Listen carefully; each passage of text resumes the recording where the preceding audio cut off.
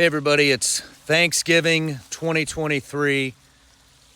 We're releasing our Thanksgiving special. We were actually going to break this up into several portions because the episode is that good, but me and the team decided to release it and give it to you all in one shebang because we know there are a lot of you out there who are spending this day alone. So we want to give you something to enjoy it with. My next guest, what a fascinating gentleman. The hacker community.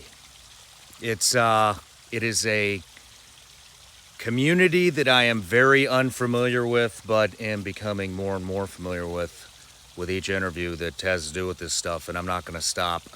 I believe, I've said it multiple times, I believe that the warfare in the world is changing. I think that conventional military is becoming obsolete in a hurry. And gentlemen like this, with the knowledge that this man possesses,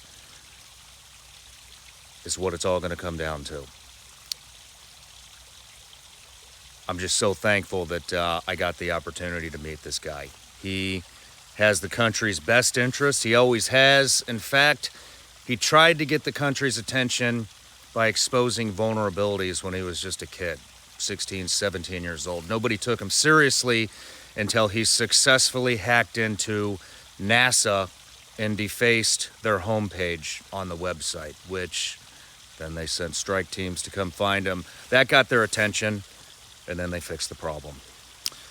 Ladies and gentlemen, I hope you have a wonderful Thanksgiving. I'm thankful for my team, my family, my country, and all of you. Please head over to Apple Podcasts and Spotify. Leave us a review. Like, comment, and subscribe to the channel. And without further ado, please welcome Mr. Bryce Case Jr., one of the premier top hackers in the entire world, to the Shawn Ryan Show. Happy Thanksgiving, everybody. Much love. One last thing, we see a lot of you taking our content, making reels, putting them on your channels. We love it. There's a link below. It's got thousands of reels, raw, uncut. Download them for free, put them on your channel, monetize them, make money. All we ask is tag the Shawn Ryan Show. Happy Thanksgiving. We love you. Enjoy the show.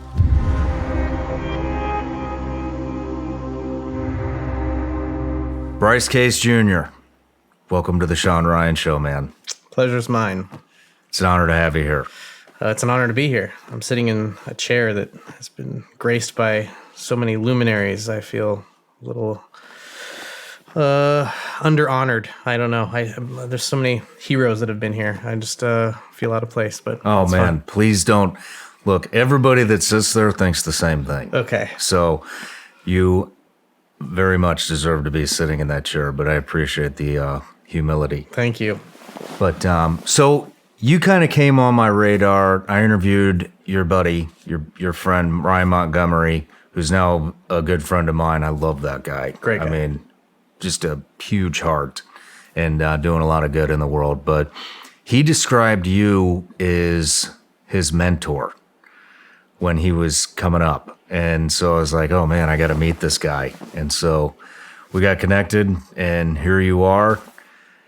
This subject, hacking in general, is just so foreign to me, and I'm super interested in it. So we got a lot to talk about. Sounds good. But man, how did you get into this? Well, when I was young, I had a computer in my house, and it wasn't entirely common. I'm 41 now, and so when I was a kid. Now kids have everything. They got tablets, phones, whatever else. But my father worked in the defense industry. He worked at Hughes Aircraft Company and then Martin Marietta and became Lockheed Martin. But he was more on the hardware side. He did a lot of stuff with rockets. Wow. He designed the guidance system for the TOW missile, which is out of the Bradley tanks, and then he moved on to the Titan and Atlas rockets, which carried spaceship up there, the satellites and stuff. But he obviously, had access to computers for at a time when it probably wasn't as common, for people to have computers in their home. And so I just fell in love with the computer from a very, very young age. Like my mom was a stay-at-home mom, and she was big into interacting with me and kind of keeping me precocious and whatnot. And so I learned how to read when I was 2, and then by 4, I was already just infatuated with how computers worked and programming them and stuff. So there used to be these books and magazines that would have basic programs that you would transcribe line by line into these computers. And so if you wanted to run games or applications or something, they would have just a printout of all of the lines of code that you would need to enter. And so it was kind of like a learning by doing type thing, like you're mimicking and you're kind of seeing how these things work and interoperate. And so started out obviously changing, the names in the game to myself or, whatever else fun stuff I wanted. If I wanted more ammunition for my spaceship, then, I knew how to change those things. So yeah, just really curious about computers from... so it all started with coding for games, trying to get the cheat codes. That's it. Right on, man. Yeah. That's where my hacking career started. It was very short-lived, but before we get too in the weeds, because I want to cover your whole life story. Okay. So I want to cover where you grew up, how you grew up, what it was like, what you were into, getting into your hacking career. I know you did some black hat stuff, and hopefully we can talk about some of that. Then you defaced some government websites, which I think is incredible, and especially the way you did it. And so I want to get into all that, but let me give you a quick intro real quick before we get into your life story. So Bryce Case Jr., also known as YTCracker, which we'll get into that. Is that a call sign? It comes from a cyberpunk novel, but it's a sort of a in-joke amongst computer professionals. It means, YTCracker obviously means something to, I think, most people, but people that are in the know, YT comes from a book called Snow Crash, which is this seminal cyberpunk novel, and there was a character called Yours Truly who went by YT in that, and she was a courier, and I had a pretty storied career in spamming. And then cracker used to be the term for a black hat. Basically, the hackers were always kind of known as the curious computer technicians instead. Like you're trying to just find out how a system works. So it's more about the curiosity thing. And then the media, like even in the 80s and 90s, started to take the hacker word and change it into this nefarious, kind of malicious connotation. And I think recently hacker has kind of become more back to where its roots. Like you'll hear about things like hackathons, which are just where they'll set up a bunch of coders in a room for 48 hours and have them just write code. And so it's kind of become a little bit less pointed than the term used to be. But cracker, in the hacker jargon file and stuff, used to be a malicious person who's cracking into systems. Oh, okay.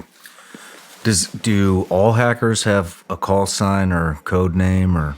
Yeah. That generally we know each other. We call them handles, but or nicks, for nickname. But that for a long period of time on the internet, before Facebook and everything, when it was cool to put your real name online, everybody existed with handles. And there's people, even to this day, I feel more comfortable calling them by their handle, than their real name. Yeah. But it's a very common trope. I think now with gaming as popular as it is, people's gamer tags is very similar, that people refer to each other as their, what they play Call of Duty under. But all that stuff kind of stemmed from the hacker community. Interesting. Yeah. I mean, this is kind of how it is at CIA. You know somebody's call sign, but you don't know their real name. Their power word. Funny. There's like a joke when a guy there's a lot of drama within that agency. Oh, I imagine. And it's funny, you'll see like a guy that hooks up with a girl in there, and they always fall in love, you know? And then it's like, come on, man. You don't even know her real name. It's basically the same conversation as you have when your buddy falls in love with somebody at the strip club. I understand. It's like, you don't even know their real name. Yeah. Come on. 3 a.m. Come on. What are you doing? Yeah. You just know the call sign. Yep. But let me finish your intro. So, the original digital gangster, cybersecurity hacker, the forefather of NERDCore, which is a hip-hop genre, first-generation anonymous hacker group, hacked into multiple international government and corporate networks. You're a published mathematician. Now you develop cyber weapons. To me, after our dinner conversation last night, I talked to Ryan Montgomery, obviously, because he's the only other hacker that I know. Good now guy. I know 2. Yeah, perfect. And but you seem to be like the Obi-Wan Kenobi of the hacking community, which you probably don't. I don't appreciate see it that. that. Yeah. But to me, It's that's the way you appear. So, but anyways, everybody starts off with a gift that comes on the show. Mm-hmm. So here it is. I know you've watched a bunch of these. And, we take mental health very, very seriously on this show. Beautiful. And so those are performance mushroom. It's a performance mushroom blend. You can dump that into your coffee. beautiful. It's Laird Superfoods, so we partnered with them because we're so into mental health and brain health, and part of mental health is keeping your brain sharp, and that will do it. Very important. And then there's some other stuff in there. Sounds like you like flavored coffee, so that's a coconut creamer Can go with it. for fall. And there's another one in there that's an instant latte. It's got all kinds of adaptogens in it. Basically, all the products there have the cleanest. They just have the cleanest ingredients known to man. Sounds good.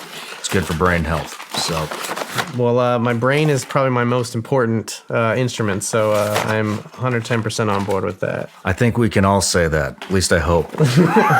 But Thank you very much. Yeah, you're welcome. But let's just dig into it. So I want to dig into your childhood, and we covered a little bit of it, how you got into hacking. But where did you grow up? I was born in California because, again, my dad worked in the defense industry. He absolutely hated California, and he was born in Colorado Springs, and my grandparents were there.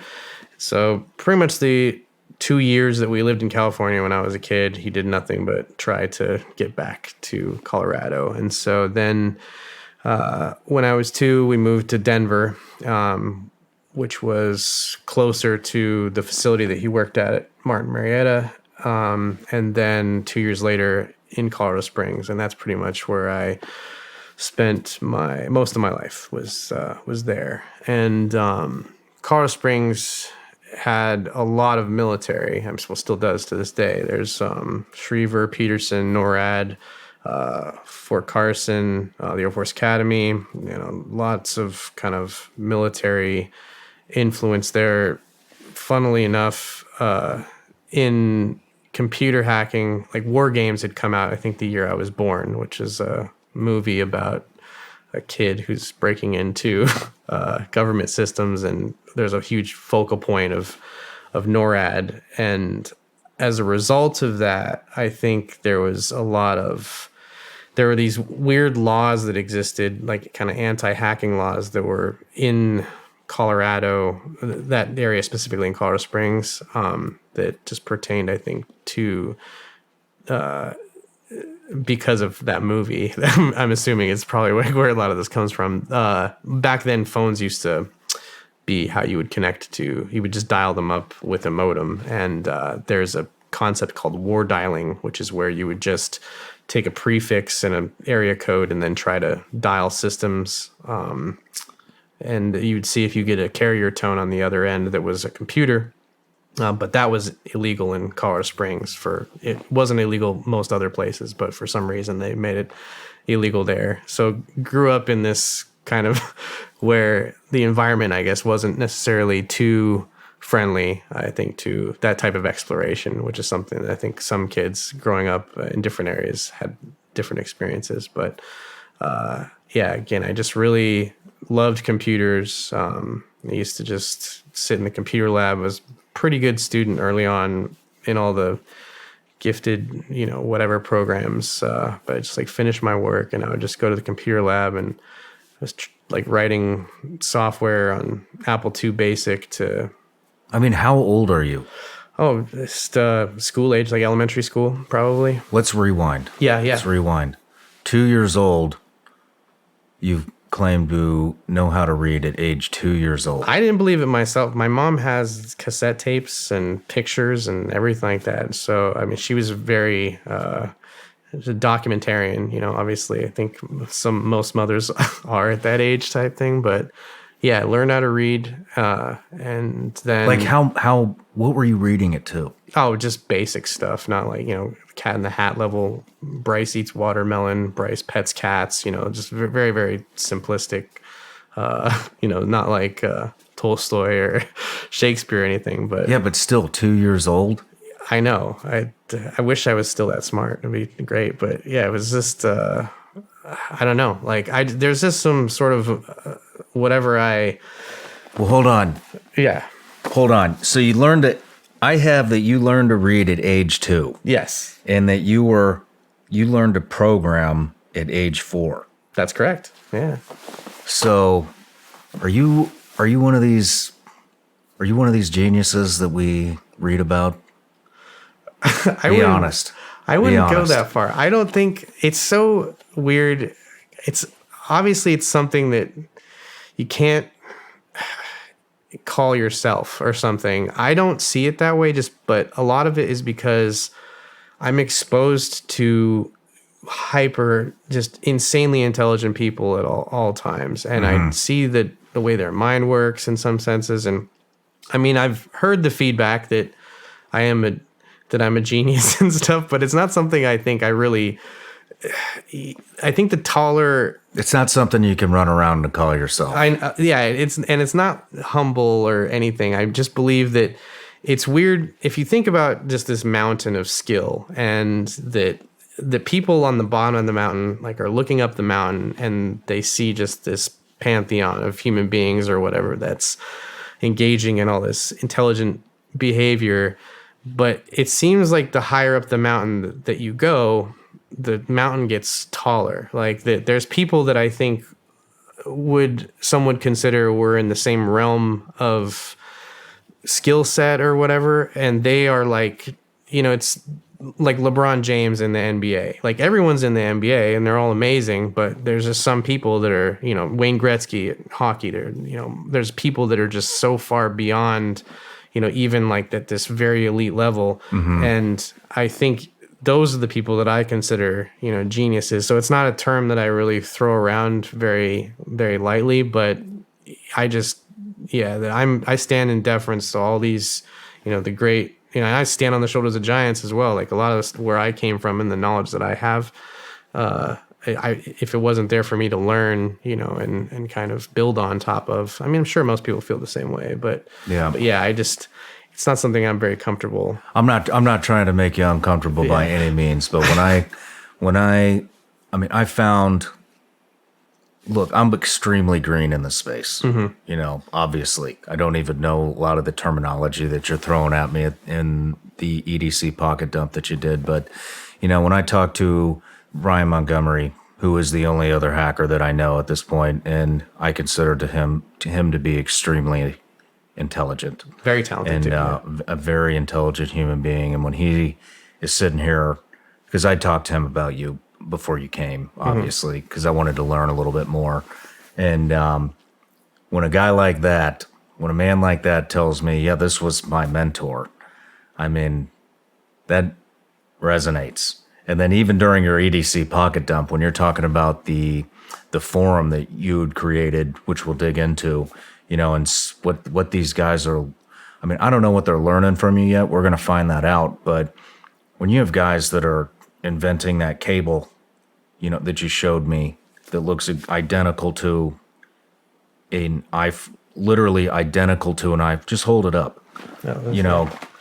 Identical to an iPhone cable, and basically enables you to manipulate and access anything that's plugged into, and the NSA is selling it for $20,000 a pop.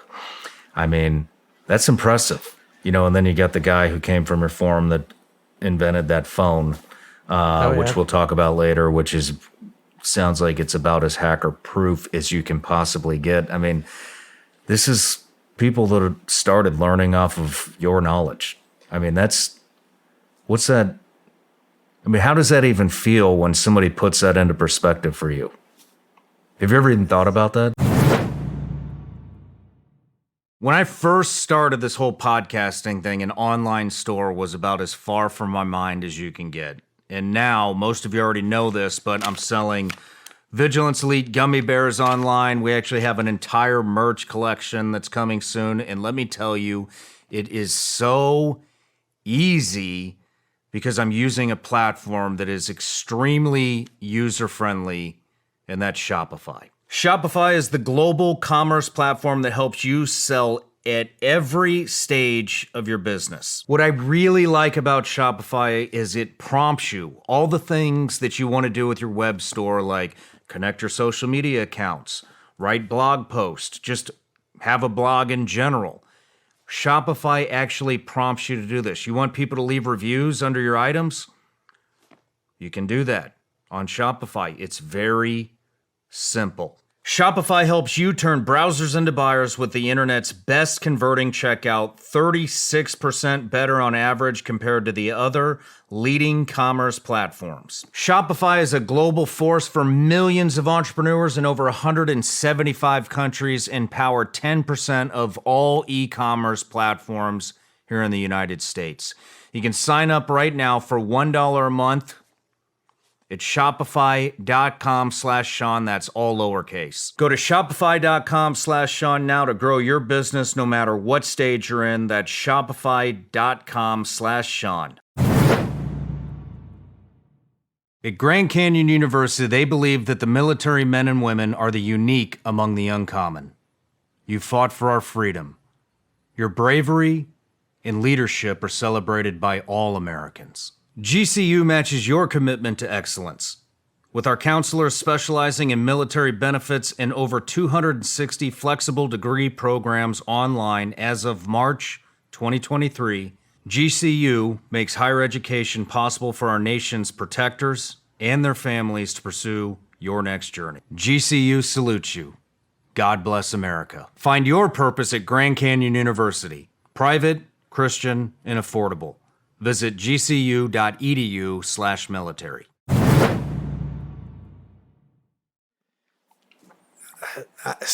Sometimes, I mean, it's something I've considered, obviously, but people, it's kind of like a mama bird in her nest sort of thing that, a lot of the times, you'll just find these chunks of coal and then you sort of fuse them into diamonds in some senses. And I think that's pretty much the duty of anyone that's good in a field or whatever, is to identify talent and then try to make it something that's better, than it is. But largely, like, the thing is the accomplishments of everybody, I think, that has come from something that I've done, they own that.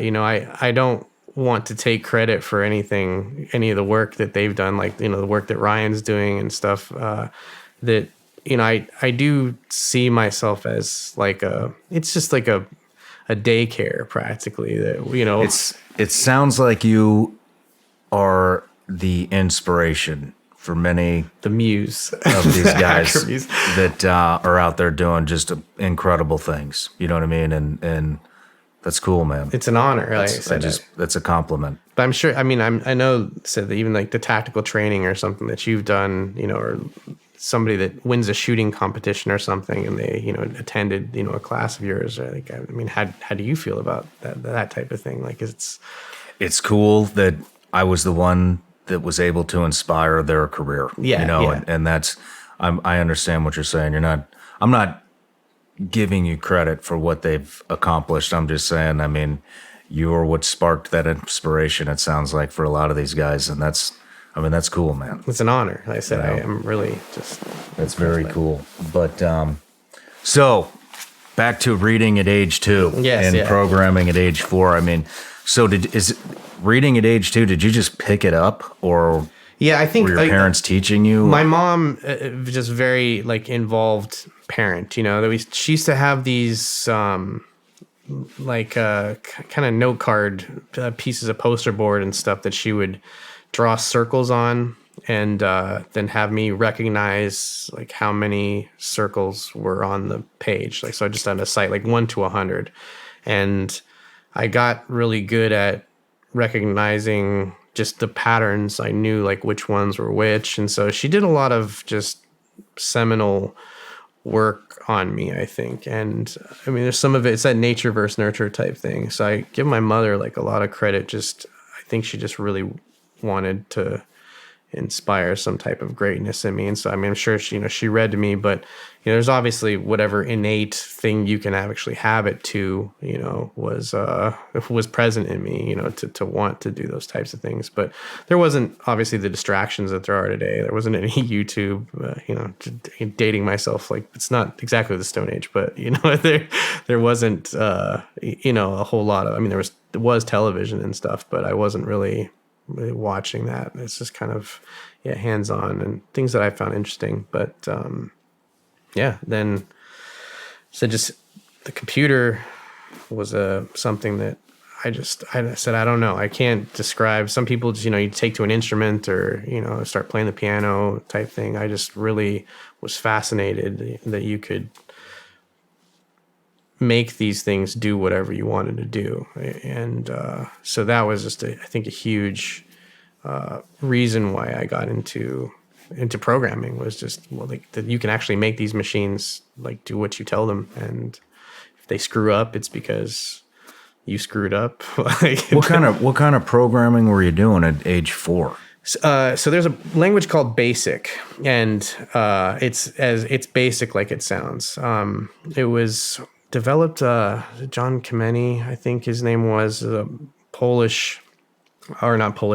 Hungarian. He'd come over, kind of like Leo Szilard and John von Neumann and a lot of the scientists, but he had developed this language that was really, it was designed to get people into kind of programming computers, and it had line numbers. There was Pascal and COBOL and Fortran and C. You may have heard those, but those are for business applications. Whereas BASIC was designed more just for people to kind of get into programming. They'd started to do these classes in schools prior to even my being born, but the home computing revolution is kind of where a lot of this stuff came from. So I had a Texas Instruments 994A, which is it was a cartridge loader. You could take a tape drive instead of a disk drive. You could use cassette tapes on it, but the operating system, what you would consider when you boot the computer up, was just a basic interpreter. So it allowed you to just enter the code into these machines just right off the bat. Apple IIs were very similar. Those were in pretty much all of the schools. But if you booted the Apple up and just let it go to a prompt, it would just be a basic interpreter. So that was kind of the lowest, just the most interactive thing you could do with the computer, right as soon as you booted it up. I had a Timex Sinclair, which is 1 kilobyte of memory. It's kind of a little hobbyist computer that my dad and I had worked on. But it also, the basic thing that you would, once you booted the computer up, it was this basic interpreter, and then you could just kind of input your code and do stuff with it. So, as I said, there was a plethora of books and computers and stuff that came out computer books that came out that had this code just transcribed in it. And so instead of passing around floppy disks or CDs or anything like that, you would just write the code line by line. And so it was a good way to learn, what the code kind of did. And that's pretty much I said entry level for a lot of people. I think that get into programming at around then. That was how they learned. Interesting. What else were you into as a kid outside of computers? Baseball cards, Magic the Gathering. I don't know, just Magic itself. Like I was just kind of a normal kid. Sucked at sports. Complete dork. Like I tried, played football, played baseball, but was absolutely horrendous at it. Computers were really just the thing that I gravitated towards mostly. In my teens, I got into cars and like doing engine swaps and that type of thing. But Yeah, it sounds like you grew up in a really in a great home. Oh, Really yeah. a family oriented. It was. I mean, I said my dad. He's from the old school. I think I showed you a picture of him. It was obviously some things in my upbringing that probably it wouldn't be too kosher today. I mean, my dad, he wasn't like a super violent person by any stretch of the imagination, but he got beat a couple times. That type of thing. My mom, too. I think she came from a military household as well, and so there was a little bit of strictness. But all in all, the intentions of my parents, I think, were always really, really, really good. My dad wasn't around a whole lot just because he was working and traveling and going to rocket launches and stuff. But I said I have my mom there, pretty much, and she was always really good about growing up. Any types of extracurricular programs I wanted to do, like. There's these competitions like Odyssey of the Mind. I don't know if you're familiar with that, but I was in Odyssey of the Mind. oh, hell yeah. All right, then. Yeah. So I took state one year. But yeah, just No way. What was your project? Did you do the balsa wood thing? There's the bridges. The ping pong ball has to come out. Yeah, I'm trying to remember the. That's cool, dude. I did that. Yeah, right on. But yeah, those were just after school type stuff. We did like there was these kind of plays that you had to do, and then you had to have certain elements in them, and you'd like kind of design machines to go with the play. There was different categories, but yeah, they had the bridge strength ones where they would try to break them, and yeah, so just any of those types of weird math engineering programs that were extracurricular. Then So you're a super creative type as well. I loved poetry and writing too. That was like a huge thing. I used to just write stories all the time and stuff. But yeah, I'd just say that I don't know, for whatever reason, I said computers have just always been this thematic thread. Luckily, they're everywhere now. So It sounds like this is interesting because it sounds like things went kind of array. Maybe as a teenager. yeah, I mean, for somebody who, Odyssey of the Mind was for creativity. It was. It was for extremely creative kids. And the other stuff that you're talking about, computer programming, learning to read it too, poetry, writing, to dropping out of high school. Sounds like maybe there was some car theft, yeah, stabbed in the neck. that's true. What happened? What happened here? Well, I think like most teenagers, I got in this rebellious. There's some things I can pinpoint because I wanted to be an astronaut. I think growing up there and everything, that was just what I wanted to be a pilot. In the Air Force, go to the Air Force Academy. So my grandfather on my mom's side was in the Air Force, and it was right up the road. So I was obviously exposed to it. And then in 6th grade, this dude Chris Ray told me that you needed 20/20 vision to be a pilot. And my vision's not that bad. At that age, it just destroyed me. I was like, oh, okay, well then I can't, I guess I'm not going to be a pilot. So that was a left turn there in some senses, or that was a right turn, but a left turn. Then in my teenage years, I was obviously, I think every teenager kind of goes through a rebellious phase. And we lived in a pretty modest, middle class household. Like there was no reason to really get into too much trouble, but I don't know if it's the rap music that I was listening to, whatever. You just had this like kind of an identity crisis, and pretty much everybody that I hung out with that from that era, wound up in dead or in jail. And I think it's Hold on. We gotta go back. okay. So you got into crime. Yeah. What age? Well, probably like 15 is when when I was arrested for the first time. Hold on. What did you get arrested for? I was spray painting buildings. So I was in the graffiti. But the thing is, there's a simultaneous, like the computer stuff, like I said, happened in parallel, like the entire time that this is going on. But kind of the crowd that I got involved in was, they said, more traditional, crime. Like, we designed, I don't know if you know those can safes that you can hold like drugs in and stuff. We'd made all these devices to help us shoplift better. So like these lined cans that had PVC pipe in them, so you could still pour liquid out of them if anybody ever came up to you and told you that, hey, like what's in the drink. But we'd X-Acto knife the top out and have like a foam covering and PVC, and then just like use it to steal jewelry and stuff from the store. I haven't thought about this stuff forever. But oh my gosh. Yeah, just again, I had no real, like, some people have to like steal to eat and feed their family, and that's, you kind of go out and do those things. But this was just all, I've always loved crime for some reason. Like, I don't know why. It's just it's something that also is just inherent in my life. I just find it's the hacking thing. You find out how systems work, find out the things that you can do to exploit them, and then kind of carry on. But so it's a challenge.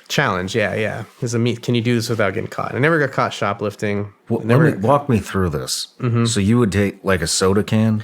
Yeah, take like a soda can, and then I just cut take the aluminum top part off, and then hot glue a PVC pipe to that section of the can, and then have a bottom on it, and so I could pour liquid in there, and then but in the can, line the can with foam so it wouldn't like clatter or anything. So I'd have but we used to like go to place, like steal jewelry, anything like little that could actually fit into a can that was like kind of high dollar item, and then that the top would fix over it. And so if anyone like ever questioned or whatever, like it looks like a can, and because you have to see me putting it in there, so it was just this kind of spycraft, whatever you can call it at that age. But it's just these devices to help us shoplift better.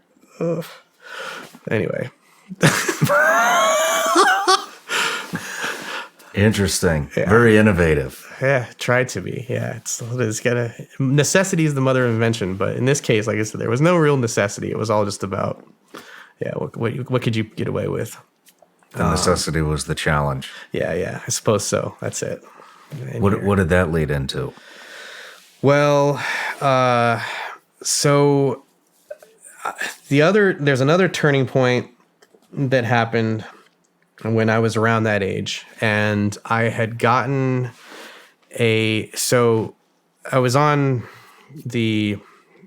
what would have been considered like the internet at that time. It wasn't like anything super crazy, but I was working with these people on internet relay chat, and there was a company called Network Associates in the Bay Area, like Santa Clara, I think, and they did antivirus software and stuff. But they had seen some of the work that I had done, and I was 16 years old, and they had offered me a job, and so I was like, so I went to my parents and I was like, can you emancipate me so I can go out to California and take this job? Because this is would have been 98, I guess, and both my parents were like, no, you're too young, too stupid, like all this stuff. Well, that's the thing, is that my parents were the type of people that could say, like, you could do anything, you could be anything you want. But then the moment those opportunities start to come up, it's like, you can't do that, you can't do that, you can't do that. And I was like, how are you going to sit there and tell like a kid, because she's like, you need to finish school. My mom was, huge on that. She didn't want to be the mom of somebody who dropped out of high school, because she knew idiots that graduated high school. And so how could you do this and stuff? But in my estimation, I'm like, well, the entire reason that people go to college and go to, graduate high school and go to college is because they're going to get a job at the end of it. So I might as well just skip all that stuff. And I would have been, in Silicon Valley, like when, kind of the .com boom was sort of percolating. And again, if it didn't work out, I could have always, come home and, stayed on my parents' couch again. But the opportunity had presented itself, and yeah, they were all just totally against it. And so that kind of just made me, well, and I don't really care anymore. I'm just going to do whatever I'm going to do. So that's like, I started getting into the the rave scene, like really, really hard. The first rave I went to was in, I think 96. I think I was like 14 or 15.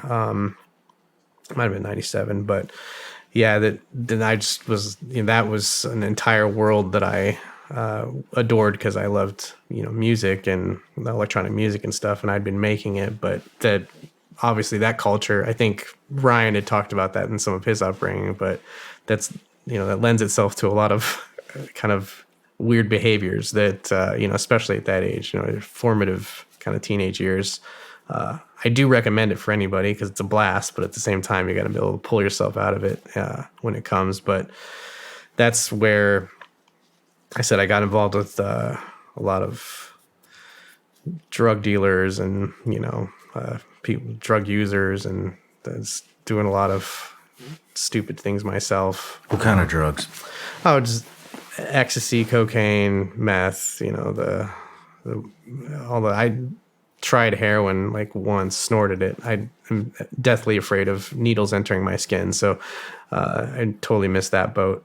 Unlike I said, Ryan, I think that was his drug du jour. But yeah, that the crowd I was involved in, I said, was the way that, none of them really had gainful employment or anything at the time. And so you're, trying to find a way to like get stuff. And I was the brains of the operation in some senses. So did like breaking and entering in businesses, and just, like what? Let's get into some specific examples. Oh God. Like there was this stereo shop that was kind of near, that was so dumb. So there was a stereo shop. It was called Sunshine Audio. I don't even think they're in business anymore. But we had rammed my homeboy's truck through, because they had an install bay, like where they would do all the like the installs of the stereos and stuff. And so we backed my homie's truck into it, and we just took out the garage door and then just ran in. It was like probably 6 or 7 of us, and we were able to jack everything that we can get our hands on and get out of there. But then, like I said, just to tell you like how dumb the crew I was hanging out with was then like about 2 weeks later, the same group of friends, a couple of them were like, let's do it again. And it was just like, me and my buddy Jason were just like, that's stupid. Like, you don't want to like lightning striking twice. They had like a board over where we had kind of wrecked into it last time. And so you guys didn't even get caught? I didn't get caught that time. Now, I didn't get caught for any of the stuff, which is like very surprising. But it's where now, like if things happen, like we used to take, the spark plugs, the porcelain off spark plugs, and shatter windows and just grab shit out of people's cars. And but I said, in retrospect, it's where the karma, any negative karma I've incurred, I try to like spend the rest of my life sort of whitewashing it as much as possible, because it wasn't an immediate need to really do any of these things. Like I said, it wasn't like I needed to feed myself or anything. This was just the thrill of the adrenaline rush, I guess, of all this stuff. But yeah, that like most of the homies wound up getting caught the second time. Like I don't know if they'd installed a better security system or, what had happened. But the cops swarmed everybody, and I said my buddy Jason and I just weren't there that time, and we were able to avoid prosecution. Man, I haven't thought about this stuff in a long, long time. That's so crazy. It's getting it back. But yeah, the car thing, before Fast and the Furious came out, there was a ton of us that were into this import tuning shit. And so, there was a few shops in the area, but they were also kind of notorious chop shops and stuff. And so you had friends that you knew that we liked these people and we would never jack their cars and, stuff like that. But the Hondas and Acuras around that was my focus. I had a 98 GSR that I had bought with spam money. I'll get into that later, but that was when I was 18. This is a little bit kind of going up, and I had an 89 CRX with a B16A front clip from Motor Swap from Japan. Car is another engineering fascination, so I loved working on them. But then, those motors were just the cream of the crop, and so other Integras, the GSRs and Type Rs and the Civics, that OBD1 series and OBD0 series was just really, really easy to steal. And so, we were stealing cars, and then How would you steal cars? We'd find them, just be cruising around. And again, if it was somebody that, we didn't know, or, didn't care about, then, just, I said the whole smash the window, get in there, call them out, the screwdriver,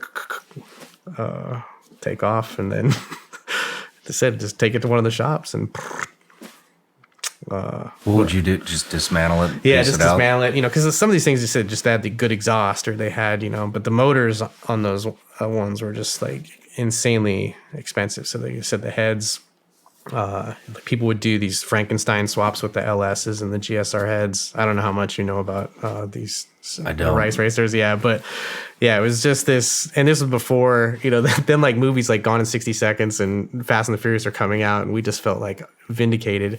This is it. It's what we've been training for. But yeah, that whole, I said a lot of those, one of them, I don't know, just all those people, again, in and out of jail. I said, there was one time I know even that they were investigating me, and they'd gone to my friend, and they were asking her about, my involvement, and she didn't snitch. She was like, he's just a computer nerd. He doesn't really do any of this stuff. And I had the pedigree, obviously, to back that up. But it was just, living this kind of weird double life, and for no reason at all. Like I said, it was just simply, I think, just a teenage angst and, whatnot.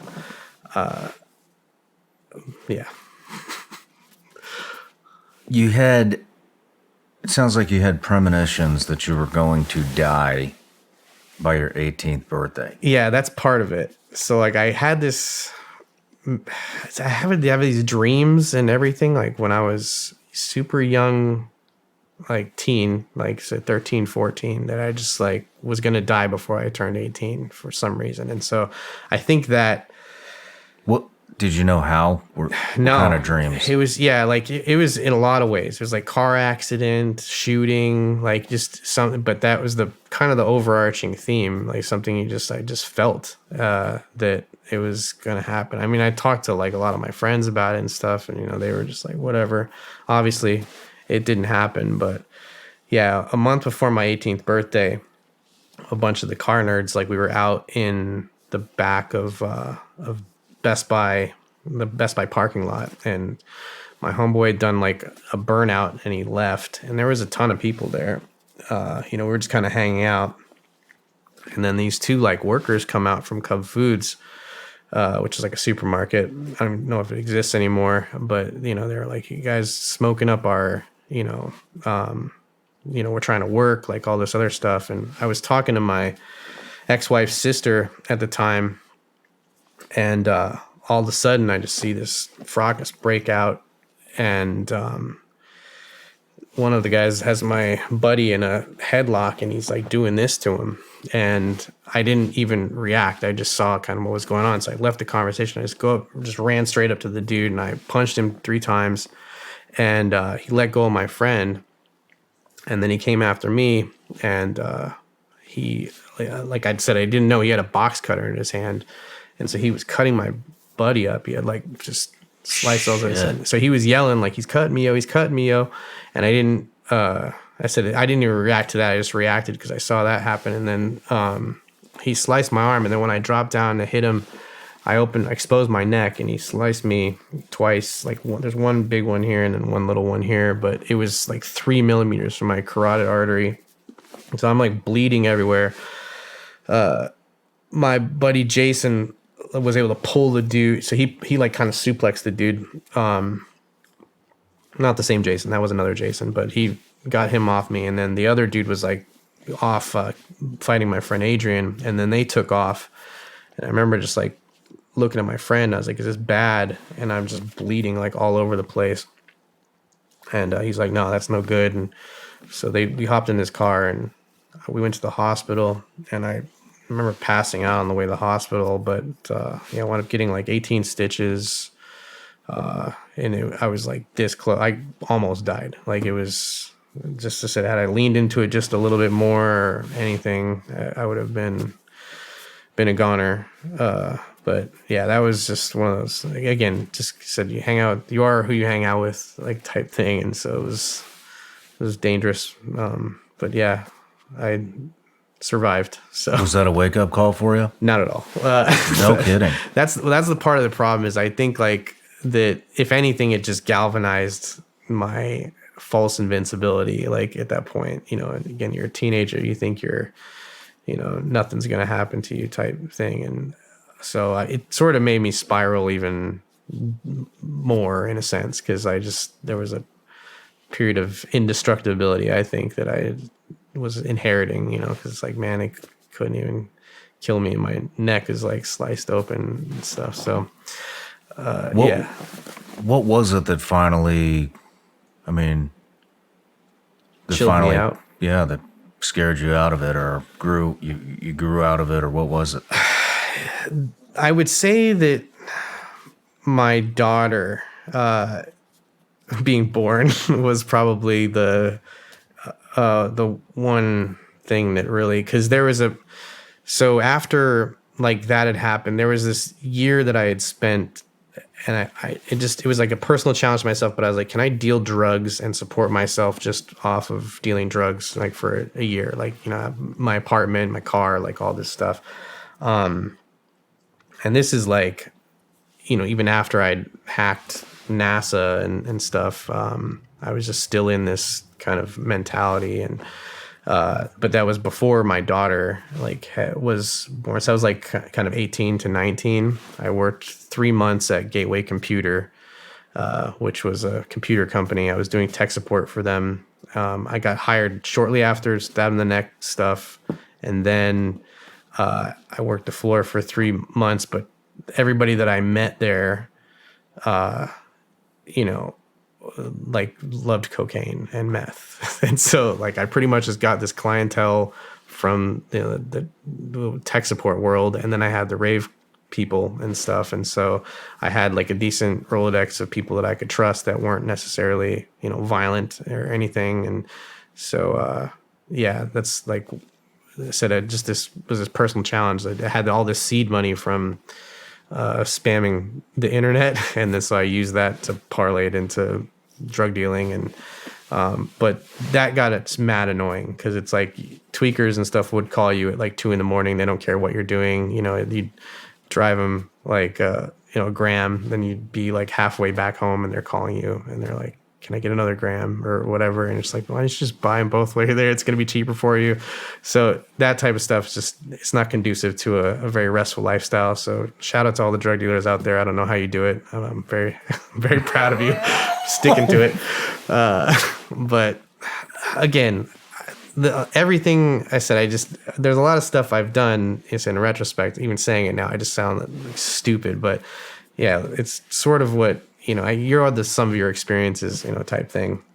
So like kind of just engaging in all this type of behavior, I think showed me like quite a bit. And I learned So a lot. the birth of your daughter, how old were you when she was born? I was 20. 20. Yeah. So wow, that's young. Yeah. So the birth of your daughter is what got you to the realization, hey, this is a dead end road.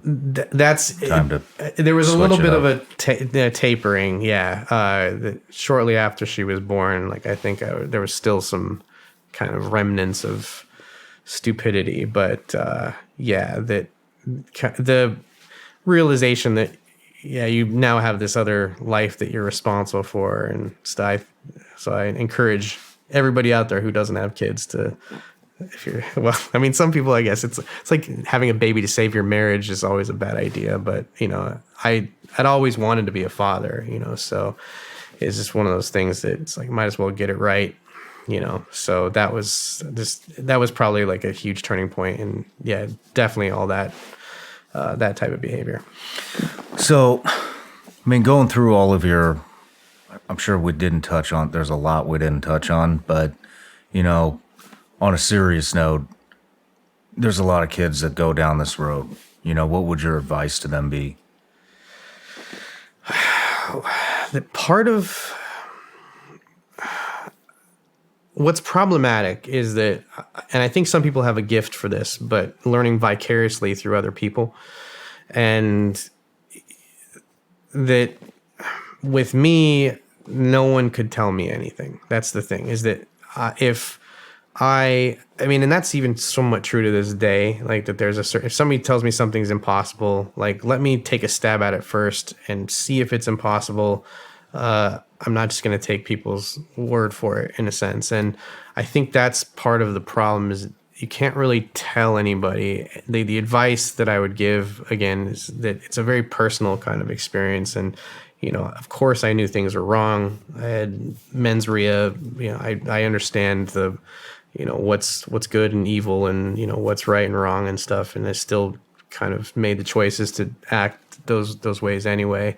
But I will say that, you can always turn it around, that I don't think it's ever too late. Like, even if you've murdered somebody and you're like, coming out the other end and, you want to make a conscious change, but people have to want to help themselves type thing. And so the biggest thing is, for the people that kind of want to get out of that lifestyle or whatever, just know that it's possible. It just takes discipline and dedication.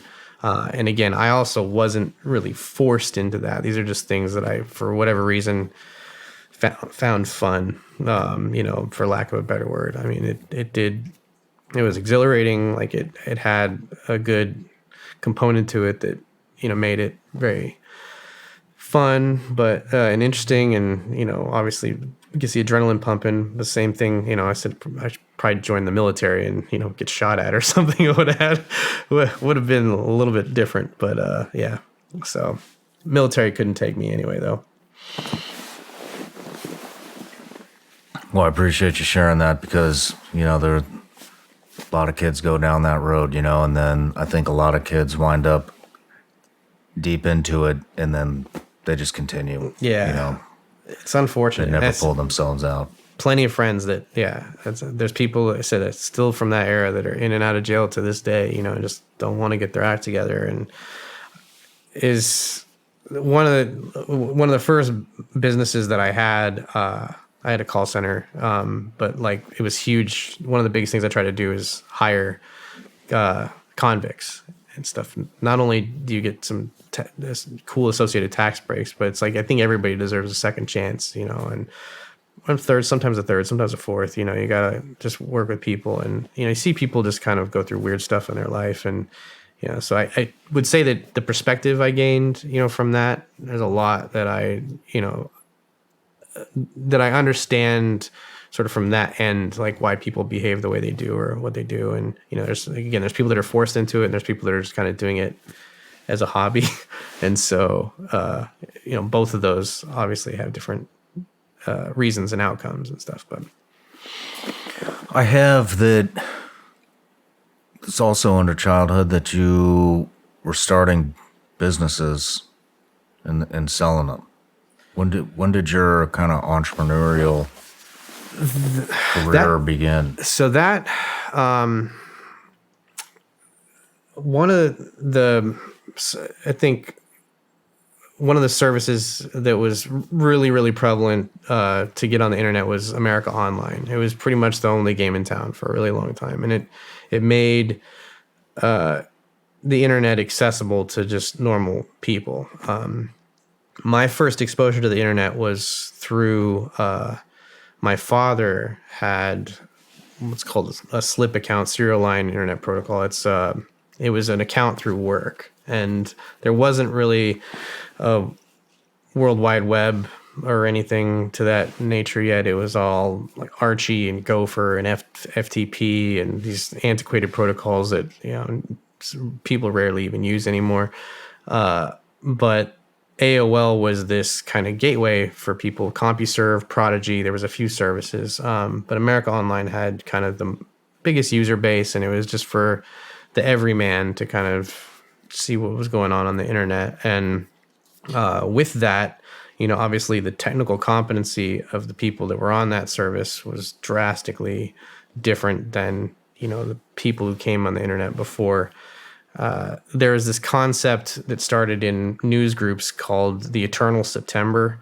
And it was something that the early internet nerds had noticed, that when kids got back into school and would use the university computers, then the posting quality would go drastically down in these news groups and stuff. And so people would just say like, "Oh, September it must be September or something," because obviously everyone's back in school. And so there's this concept. It's been placed, attributed to different places in internet history, but the Eternal September is kind of what's considered when there's a corollary to when AOL kind of came on the scene, because then you just have all these normies that are using the internet now, and they're posting on these news groups and doing this stuff. So it's the September that never ended. With America Online, they made it very, very easy to programmatically extract, because they had chat rooms and they had member directories, and so they had all these ways to basically cultivate the members of that service. And so unsolicited commercial email, like spam, became just a giant force of nature, like to be able to make money like off of these people, because you knew they had credit cards, obviously, and they are on the internet. So you could go through programmatically, like we'd write programs to go and grab the names out of the chat rooms and grab the names from the member directory and just harvest all this stuff. And then you could just email like just constantly. So whatever products that you wanted to sell. And at the time, obviously pornography and the internet kind of go hand in hand. So I was doing affiliate programs. So you'd get like a cut of the sales after you would drive traffic to these sites, when they put their credit card in or whatever, you'd get a certain amount of money per sale, or they would pay you per click, but you had to have a certain ratio of clicks to sales. You couldn't just send, garbage clicks or whatever. But that, when I was, I'm a teenager in high school, most people are having summer jobs. Like I worked at the movie theater for a little while with my friends, but even when I worked at the movie theater, it was all of us. So we're all friends. So like if we were working the ticket counter and two people came up and wanted to buy a ticket to a movie, we would sell them one, rip the ticket in half, give them each a stub, pocket the other half. We'd short count there was just scams everywhere. There's always running scams, but that I didn't have like a regular said job. That this was how I made money, was like I'd go home and I would dial up. I was on Earthlink, which is another ISP, that I stole those accounts, and then I would just use AOL accounts that we would crack, and then I would use those to send out all these spam messages, I guess, to porn sites. And so at that age, I'm doing this maybe like 1-2 hours a day, and I was making about $1,000 a week, and just as a kid. And this is like 1990s money.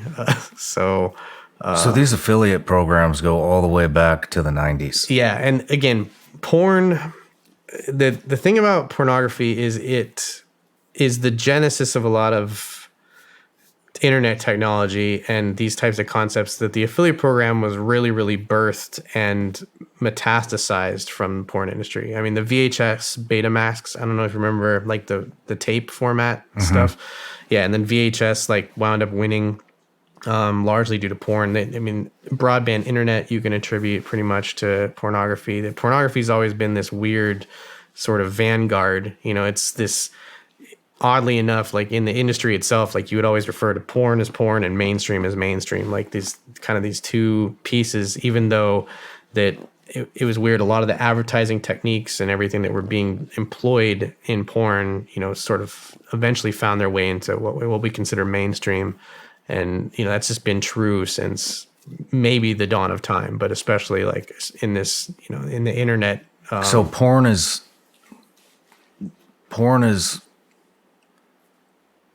it's like the pioneer to advertising and the affiliate programming. Big time. Yeah. Program A marketing. lot of the ways that the operating models that the affiliate programs used in porn, like now they're ubiquitous and you find them in a lot of the, you know, the different programs, you know, now, like any type of affiliate program you're going into, there's some sort of ancestral thread that goes back to the porn industry. But at the time, again, it was just one of the more lucrative, you know, you could sell most products and stuff, but it just seemed to be, you know, it was always the one, and you knew that they paid on time and you knew that they had the coffers to do it. And so I wasn't even really old enough to look at porn at that age, but so signed up with fake information, but you know, I'd had to be able to cash the checks and stuff. So that was it. It's just to lie about my age and started slinging that. So how, if I just, this is the snapshot I'm getting. So basically you infiltrate some of these chat rooms or whatever messaging services, extract all the email addresses out of them, create some kind of a marketing email with porn clips in them, something to capture somebody's attention. You send it out, they click on it, it does capture their attention, drives them to the site, and then there's some kind of tracking that goes from your email or like a cookie trail or something. Yes. And then you get paid off of that. So you have a so they a lot of times so there was these things called thumbnail gallery posts and movie gallery posts, TGPs and MGPs, and those were considered like the kind of the clean ways to generate traffic. There was a huge one, the hun.net. I don't even know if it's around anymore, but it was the repository, and it just had like daily lists. But the affiliate programs, the porn companies would basically post these landing pages, you know, that just had links to them, you know, on these TGPs and MGPs. So this was like more of a direct, like the way we'd set it up is the same way kind of OnlyFans and things like that are done now. They're based around single girl, you know, structures. And so, you know, we'd have like a landing page that looked like a girl like using a webcam or something like that. Our friend Lindsay was like, love her. She was like the model for a lot of our stuff, like willfully, like, you know, we could use her pictures to, I don't even know how much porn Lindsay sold back in the day, but her handle was magic. But, you know, create a page that like looks like it's just her kind of homepage. And then, you know, hey, like if you want to see me naked, you know, click here type thing. And so in the query string back then, it was done more with that, like aside from cookies, but, you know, so as part of the URL, you know, you would have like an affiliate ID that kind of get put in the code. And so then that's how it would track you. When you clicked on that link, you know, and it sent you to the page, that's how the affiliate program tracks that you're the one that sent that and who you sent it to optionally. But yeah, you're basically just pretending to be that girl emailing people like, hey, it's me, Magic, like, or Lindsay or whatever. She's gonna love that I dropped her in this, but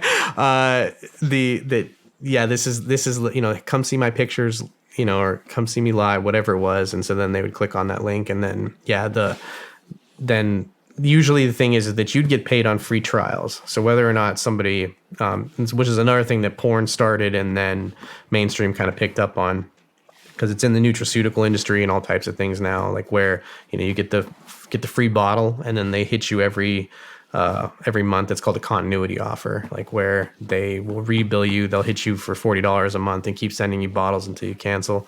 It was a similar thing with like the porn sites, is that they'll pay you as an affiliate on the free trial, but then, said in 3 days, 5 days when the trial's up, then they're hitting them for $100 or, whatever it was. Cause there's usually all these cross sales and network sales and stuff that we're working out. But yeah.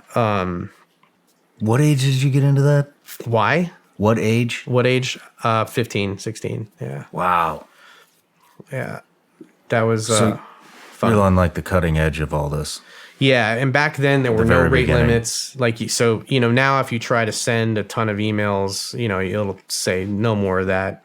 You probably see it now, especially with CAPTCHAs and stuff. Like if you try to do something too much, it'll pop a CAPTCHA up. I mean, there was nothing like that. A lot of the reason that those technologies were developed was because of, people like myself that were just having a field day on these sites, kind of doing whatever, because there was no limitation to how much, all you had to do when you pulled somebody's screen name out of these chat boxes and stuff is just add at AOL.com, and then you have their email address.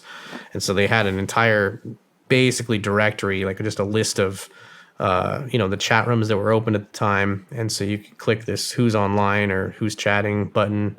All this is done with a computer program. So you subclass the windows, and then you would basically simulate the click to these buttons and then read these text boxes. And so this was all done programmatically. Visual Basic was has almost nothing to do with the BASIC I was talking about, but Visual Basic was kind of the language that a lot of kind of AOL hackers were using to create these programs. But yeah, it was the AOL just made it insanely easy to blanket carpet bomb their whole service, and iteratively they improved on it, over the years. But there was always some sort of workaround to kind of get in. Very interesting. Let's take a break, and when we get back, I was going to say let's start with the beginning of your hacker career, but I think we just did that. So We're in there a bit. We'll just pick up right here.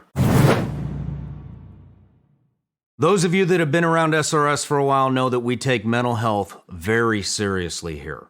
So seriously that in almost every episode, you'll find a segment where we discuss how to improve your mental health. And part of improving your mental health is keeping your mind sharp. And part of keeping your mind sharp is giving it the fuel that it needs to balance energy, focus, cognition, and just regenerating your brain. That triggered me to go on a journey to find the supplement that supports brain health with the cleanest of ingredients on the planet. And I found it. I was actually going to start my own company and do this, but I found Laird Superfoods. I've partnered with them. Now I'm a partial owner, and I really believe in these products. Here's my favorite product. Performance Mushrooms by Laird Superfoods. Brain Fuel. You can put this in your coffee, you can put it in your tea, you can drink it raw, you can mix it with their greens, you can do all kinds of stuff. Bottom line is, this is the best possible supplement with the cleanest ingredients, all sourced in the United States, that supports brain health. And here's two other products that I'm a fan of. Laird Superfoods Creamer. Guess what? Contains functional mushroom extracts. Put this in your tea or coffee.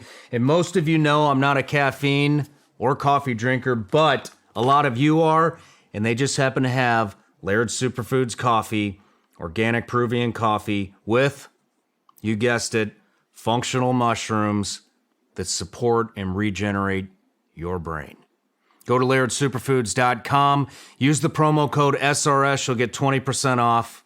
Guys, this is the real deal. These are the finest of ingredients. Check it out. LairdSuperfoods.com. Promo code SRS. 20% off.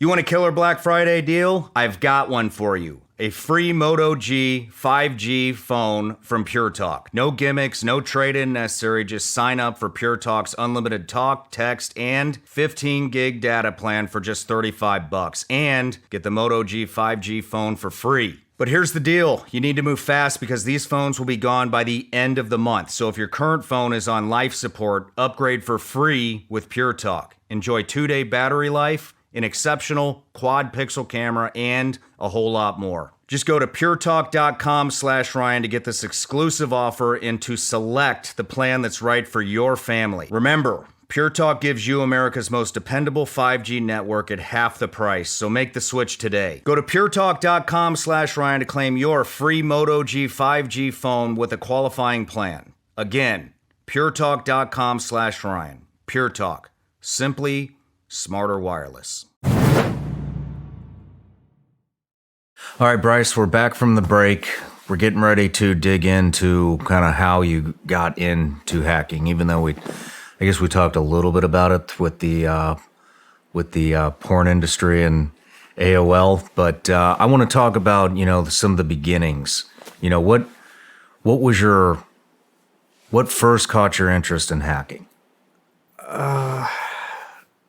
As I said, I think it was a natural progression of, insert thing, get system to do thing type mentality. But the first hack that I remember doing, so there was, before the internet, there were these things called bulletin board systems that you would call into with your computer, and then you'd access information. They had file libraries and rudimentary chat and kind of threaded stuff, similar to bulletin boards now that are on the web, but except you just basically call these systems, and there was a ton of hobbyists that ran them. Some companies ran them and stuff. So I ran a couple myself, and they're the way to kind of get files and knowledge, like the Anarchist Cookbook. I don't know if you've ever heard of that, but it was this book to taught you how to create bombs and do all this ID theft and all these different things. It was a print. I think it was in print, but then the online is kind of where it was disseminated. But I said pre-internet, these systems were linked through a thing called FidoNet for a while, where you could send electronic mail to different systems, but there were just these sort of local nodes, and so it was this cool little community, because a lot of times you'd dial into these BBSs and it would just be people that we'd have meetups at Denny's, smoke cigarettes and drink coffee all night type thing, but it was kind of the precursor to what we know as the internet. And the public library, the system ran one of these bulletin board systems, so you could see what books were checked out, and it had news and all types of things. But it was a multi-node system, meaning that it had multiple phone lines that you could dial into, and so it was a multi-user environment. A lot of times it's kind of a one-to-one thing. If you had a single node BBS, you could only one person could be on it at one time, and so you usually had a time limit that you could stay on there, and other users would try to call in, but you'd call and you'd get busy and you just know you had to call back later. But the public library had a bulletin board system that it was running, and I found was running some custom software, but I found out how to drop into an executable shell, which basically like a command prompt that would allow me to type in and do anything with the system that I wanted to. And so I had used it to set up an egg drop bot, which back then it was hard to find computers that were online all the time, because again, the whole thing when you call in the systems and stuff, then you get knocked off if somebody picked up the phone line type thing. So universities, obviously companies, they had these dedicated lines that were set up and have persistent connection to the internet. And so this was a way for me to have a machine that was online all the time. And Internet Relay Chat is kind of like where a lot of hackers and stuff hung out, computer enthusiasts, period. But it's, think AOL chat rooms, but it was way more bare bones than that and predates it. But if you would have these channels that were assigned to different interests or groups or whatever. And the thing is if the last person left the channel, then the channel would shut down. And so you want to have computers that were in there at all times that would basically hold the channel for you, like while you were gone. And so the thing that I had set up on this library computer was basically a persistent connection to allow me to have a robot online all the time that was monitoring these channels, and that was cool. But then, the AOL was kind of this breeding ground for a lot of hackers too. There was a software that had come out called WinNuke, that it took advantage of.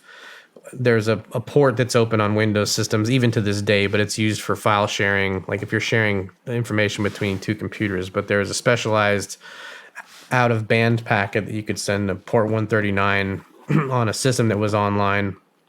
And if you send it this malformed packet, it would basically blue screen the computer, meaning that it would lock it up and you couldn't use it anymore. And so if you had someone's IP address, this is before consumer firewalls or, people usually plug their computer directly into the internet. There wasn't routers or anything. So anything that you're sending to that machine is like direct to that machine. So this WinNuke software, when it had come out, it just allowed you, if you knew somebody's IP address and they had a Windows machine, you could always knock them offline, or crash their entire computer basically. And so that had kind of come out, and some other people on the bulletin boards that I was talking to, one of the co-sysops, I said, man, this tool is really neat. Like, I can't believe it works this way. And he's like, have you ever been on AOL? And I kind of dabbled on it, but hadn't really ever taken anything seriously. He's like, you got to check this out because, on there, people are just, you can knock people offline all the time. And it's like, again, like with the computer enthusiast crowd, it's like one thing, but then to do it to just completely normal people is another. And so that's where I got into America Online and doing, so the spamming and everything kind of sort of came out of this curiosity. But you could send malformed HTML in over instant message, and it would have the same effect, like where it would knock people's computers, or there were certain reserved directories in DOS, which was the operating system that things ran at the time. There's certain protected directories that if you tried to access files on those directories, it would knock people offline. And so you could play sounds on AOL, like you could say goodbye or welcome or the IM sound, and you just do like a curly bracket S and then a directory of a sound. And then some of them were just built into AOL, but that using that formatting and then trying to access like CON or a parallel port or something would knock an entire room offline. So you could get into a chat room, 23 people are in there, and then you drop this sound file that's fake, and then it would just kick everybody off. And so these were it was just hijinks, like stupid stuff like that. But then so was it just the thrill that caught your attention? Oh yeah. I mean, it doesn't seem like there's really a point to it other than getting a thrill out of it. Yeah, it's just that, the internet's always been a source of acrimonious behavior in some senses, and flame wars, and people talking shit to each other and stuff. So the ability to just screw someone's computer up after you get into a fight with them over who was the best Power Ranger, which Ninja Turtle was your favorite or whatever, then you just knock them offline. That was the appeal, I think, of it, is that it's powerful. You're able to just kind of, just that it's your playground. Like, you own this stuff. So, people will, and again, back then, It wasn't very common. Your screen name, baby. Like some people would pick screen names that would give away their birthday. They'd be like Bryce 1982 or whatever, and so you infer a little bit of information about some people, but a lot of times it was completely anonymous as far as you were concerned, and so it kind of became more of our focus to hack the system itself.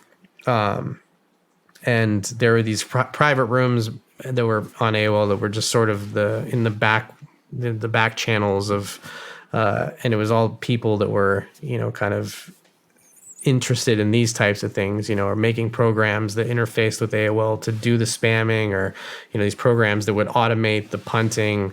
There was terms of service violation programs. I mean, these types of things work on Instagram and stuff today. Like if you have, we used to call them network tosses, but if I have a ton of Instagram accounts and then I report you and I say like, you've been harassing, me, then if there's multiple people that are saying like you're harassing us, then what they'll do is they'll just take your account offline. There's automated systems that do this type of thing. So, we used to submit reports that somebody's harassing my children, or whatever. And so you craft these custom mails, you'd send them from a bunch of different accounts, and then you'd kill people's accounts.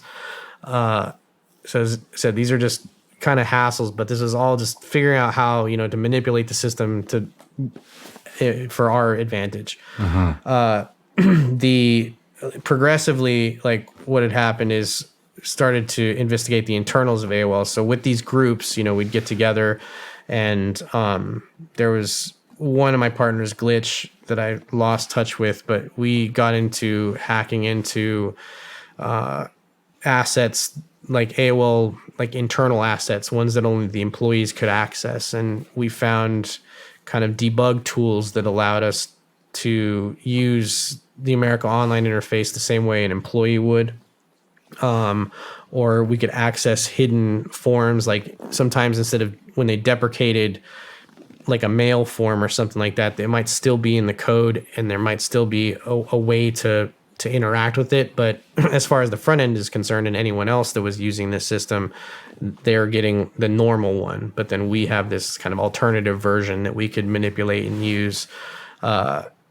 And things back then too wasn't like a lot of people had AOL keywords instead of websites. And so, if you look at any kind of video from the late 90s, early 2000s, they'll say, see us on AOL keyword NFL or whatever. So instead of NFL.com being a place where a lot of people got their stuff, because the America Online had so many people on it, like you'd go to keyword NFL and that would be where you'd get all your information on football. So progressing through that, like it was fun to take those keywords over and if you could find the accounts that were basically view ruled to edit those keywords, then you could make it so that, NFL keyword was whatever you wanted to put on it. And so we would edit keywords and deface keywords with these empowered accounts. And again, AOL just had most of the member base was just regular, everyday people type thing. So it was insanely easy just because they're non-tech to take advantage of a lot of kind of just misassumptions about, how the technology really worked, that even though they would have notices on instant messengers, AOL staff will never ask for your username or password, that you could craft like a specially, like a name that looked like it could be an employee, like staffeng92345, and then say like, hey, this is AOL tech support. We need your username and password. Again, these attacks still persist today, but this was the sort of the proving grounds for how all this stuff worked. And so we got into actually breaking into AOL employees' accounts as well as what's called overhead accounts. These are ones that AOL, if you were advertising on AOL, they basically gave you a free account. And they had certain powers because they were able to edit keywords and stuff. But after targeting employee accounts, then we were able to pivot into the internal network of America Online. And they had some compensating controls. But me and this guy Carbox and Casey developed I wrote the software for it, but it was a reverse tunnel. So I was saying there's not a lot of systems that were persistent on the internet at that time. So I had a university jump box, and what it would do is it would tunnel into AOL's internal network, and then it also had an outgoing connection that we could connect to, and then it would basically get us into the local area network of America Online. And so if I connected to that jump box, then I could log on to employee accounts without any secure ID, any type of two-factor authentication. And so from there, you were able to access Chris, which was the like customer relations information service, or I forgot exactly what it stood for, but from that panel, you could type in someone's screen name and it was like customer service. You could get your address, phone number, credit card, all the accounts, everything that had to do with those accounts. And so that it evolved into now if I'm having a flame war with someone on the internet, I can just look them up and be like, you live here. Like, this is where you live. Oh my gosh. And so you'd see people just like, because there was, your buddy list would show you when people were online, when they came online, when they didn't. Said Messenger, everything kind of stems from this, but yeah, you wouldn't see them sign on for weeks. They'd just be terrified because, again, this is information that's supposed to be secret, but, you're accessing it from this, AOL's control panel, basically.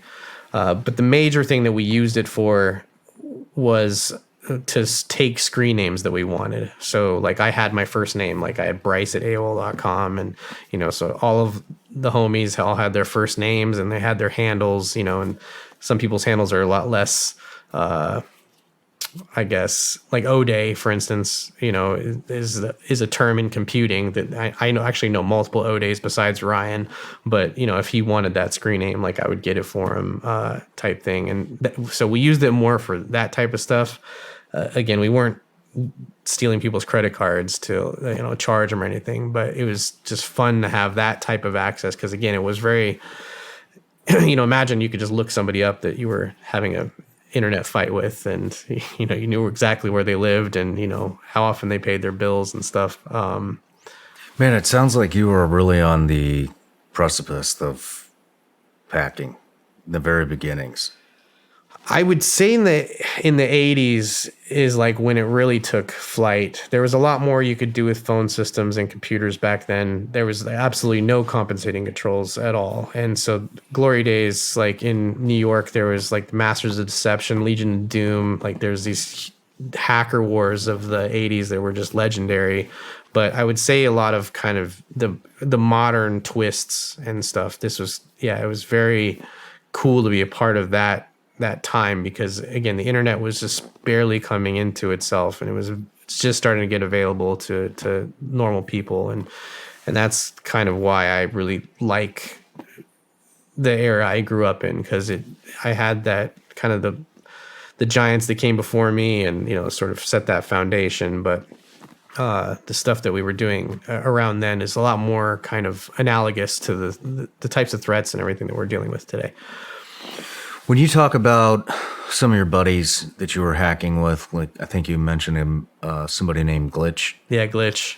I mean, do you know these people, or are these online connections? You don't know what they look like. I've never met Glitch in my life. We had talked on the phone, and we do conference calls like a lot. Like that was another big thing in the hacker scene, is we would hijack conference lines, and then everyone would just kind of call in. And so, but he had the deepest voice of anybody I've ever heard, but I don't know if he was white, black, like nothing about him, never saw a picture of him. And he was like my boy, like we were super, super tight.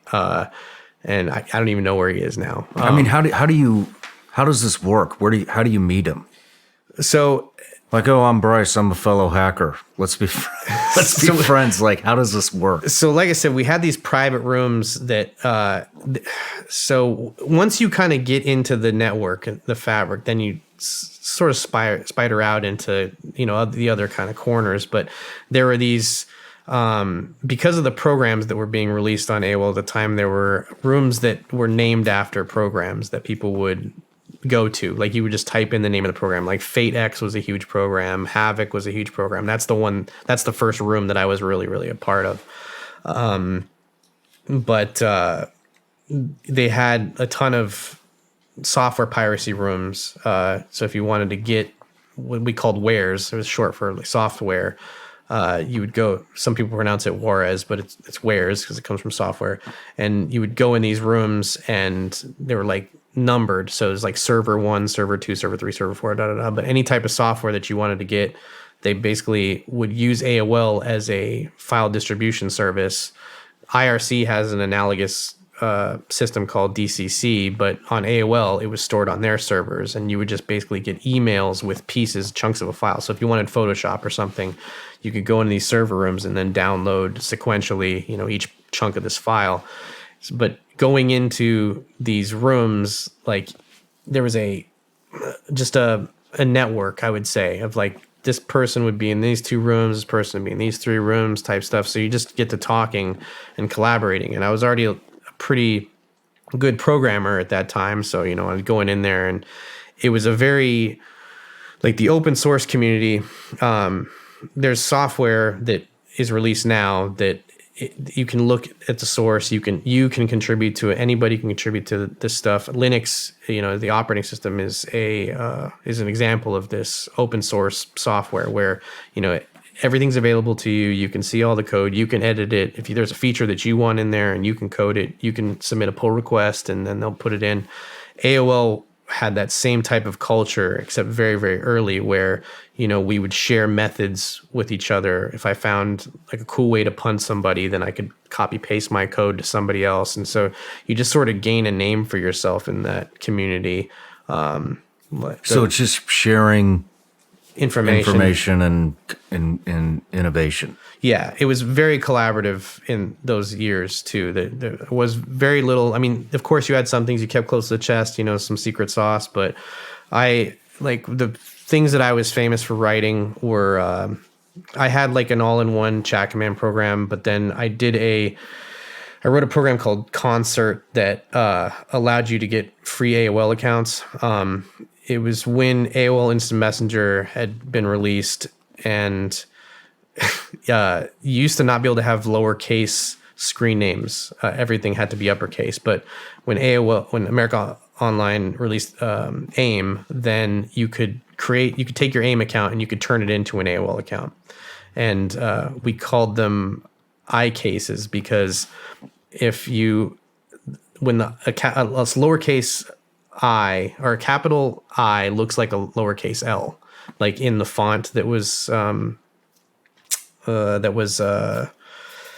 the font that AOL displayed in. And so these were kind of desired screen names to have because everyone else had these uppercase screen names and you get these lowercase screen names. But the program that I wrote, it leveraged Canadian registration to create free AOL accounts that would last for about 3 to 5 days. And so people that I never paid for AOL in my life. Like I always used stolen accounts or cracked accounts or something. And so a lot of us were like that too. And this program would just basically defraud AOL to make these free accounts that, were just burner accounts. They would last for a few days. But it was a way, it leveraged a problem in the way the Canadian registration system was set up and how it validated credit cards, that you could basically get these burner accounts that would stay alive for a few days. And then I made this series of animated movies in Visual Basic that were kind of about what was going on at AOL at the time. And the music was kind of adjacent to it too. But that's sort of how I got a name for myself. Do you have any of those videos? Which ones? Any of the ones that you created? Yeah. Can we put one in the episode? I would have to because I converted them to Flash, and now Flash is not really a thing. But yeah, I could fine. They're stick figures and stuff. It's just really dumb, but it would just be cool to put that history in here. Yeah, that's fine. Somebody has seen it. Somebody watching. Somebody has seen it. Yeah, they were micro popular. But then I said that was once AOL's hacking sort of taken seriously, then I said it was more about breaking into the actual systems that AOL ran on rather than, reverse engineering the protocols and how it talked to each other. Like we were building thin clients that could emulate America Online pretty closely without actually having to use AOL's software. So that was kind of the progression of how we weaponized the hacking stuff. But there's a ton of people on AOL that, this day it was like I said, an academy. There's a ton of people that came from that era that, moved on to my forum at DG and, are doing insane things, now, but they got their start. I think Mark Zuckerberg even talked about, like, he used to hack AOL Instant Messenger, and that's like, he wrote what was called a fader. And what it would do is it would change the text color. Like as you typed it, it would just be like a cute rainbow type thing. And I think that was one of the programs that he'd mentioned writing, but That sounds like something Zuckerberg would have that done. sounds it's a Zuckerberg thing. But well, you mentioned. I got a couple questions actually. So in these online communities, what would you call it, a forum of hackers? These were more chat rooms. Yeah, Chat rooms. Yeah, How many hackers would be in a chat room? I'd vary 10 to 15, and and people of all varying skill levels. There was maybe a couple handfuls of us that got to the kind of the upper echelon. Yeah, but then you had a lot of people that were just, again, learning. Some people didn't care to learn too much. They just really liked running the programs that we would make, and make themselves look cool and stuff. But yeah, there was a group that I looked up to insanely that were somewhat local. They're called Lithium Node, and those guys came up with some of the just most gangster things.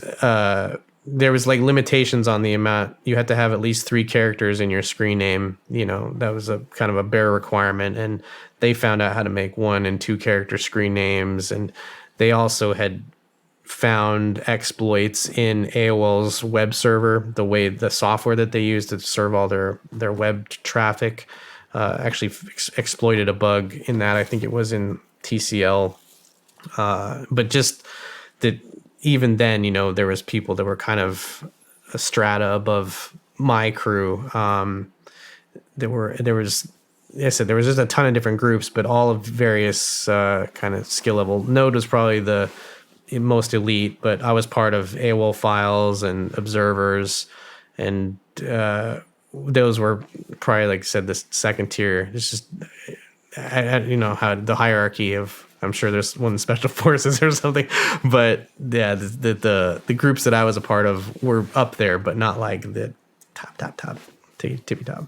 Not the tip of the spear. Yeah, maybe other people have different opinions, and they'd be like, "Oh yeah, you were at the top." But yeah, I just said I remember just at the time there'd be things that people were pulling off, and I was like, "How the hell did they do that?" So you had mentioned you don't put everything out. Some stuff you keep close to the chest. Did you have anything you were keeping close to the chest that was for your eyes only? By the end of it, probably not.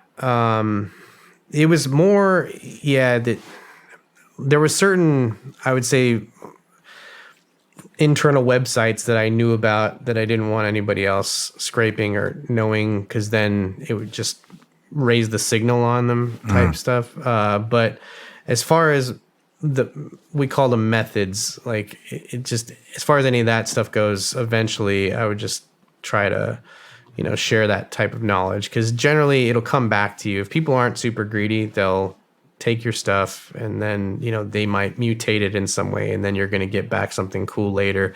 A very sharing economy. People that weren't like that just kind of consumed, you don't deal with them. But they didn't last long. They didn't last long, yeah. So it was more about the people that were really forthcoming with all the cool technology that they were developing. Give-take relationships. Exactly, huh? Yeah. Right on. Would the stuff that you were doing in AOL, would that be considered black hat hacking? 100%. Yeah, there was nothing benevolent about any of that stuff. It was all just, and the way I think about it now, and there's no way, I terminated on the order of hundreds of thousands of accounts probably. And, the member base of AOL was in I think the 8 figures, it was a mid-million, I don't know, it was 20 million, I forgot, 25 million, but significant chunk of those. I mean, I definitely spammed everybody on AOL at one point, but the hassle thing I was saying earlier about, when your credit card gets canceled, that if your AOL account got terminated because I happened to break into it or something, that's, 3 hours on the phone that somebody had to, it's not far-fetched to think some 90-year-old grandma who just wanted to see pictures of her grandkid, is sitting on the phone for 3 hours and, had a stroke because she was so frustrated with talking to customer service. Like, there may have been some ancillary deaths. I could take it to the nth degree on any of it, but yeah, there was nothing. I mean, I'm learning about the system, and it was really cool because you know things that maybe most of the internal employees don't even know, and you're kind of consuming all this. So, but very selfishly, and yeah, there was no way to characterize that as anything but black hat. Did you meet any of these, like Glitch or any of these other people? Did you meet any of them in person? Yeah. So like a couple of my best friends of all time, like we started out on AOL together, and actually, I mean, like, most of my friends that I still hang out with today,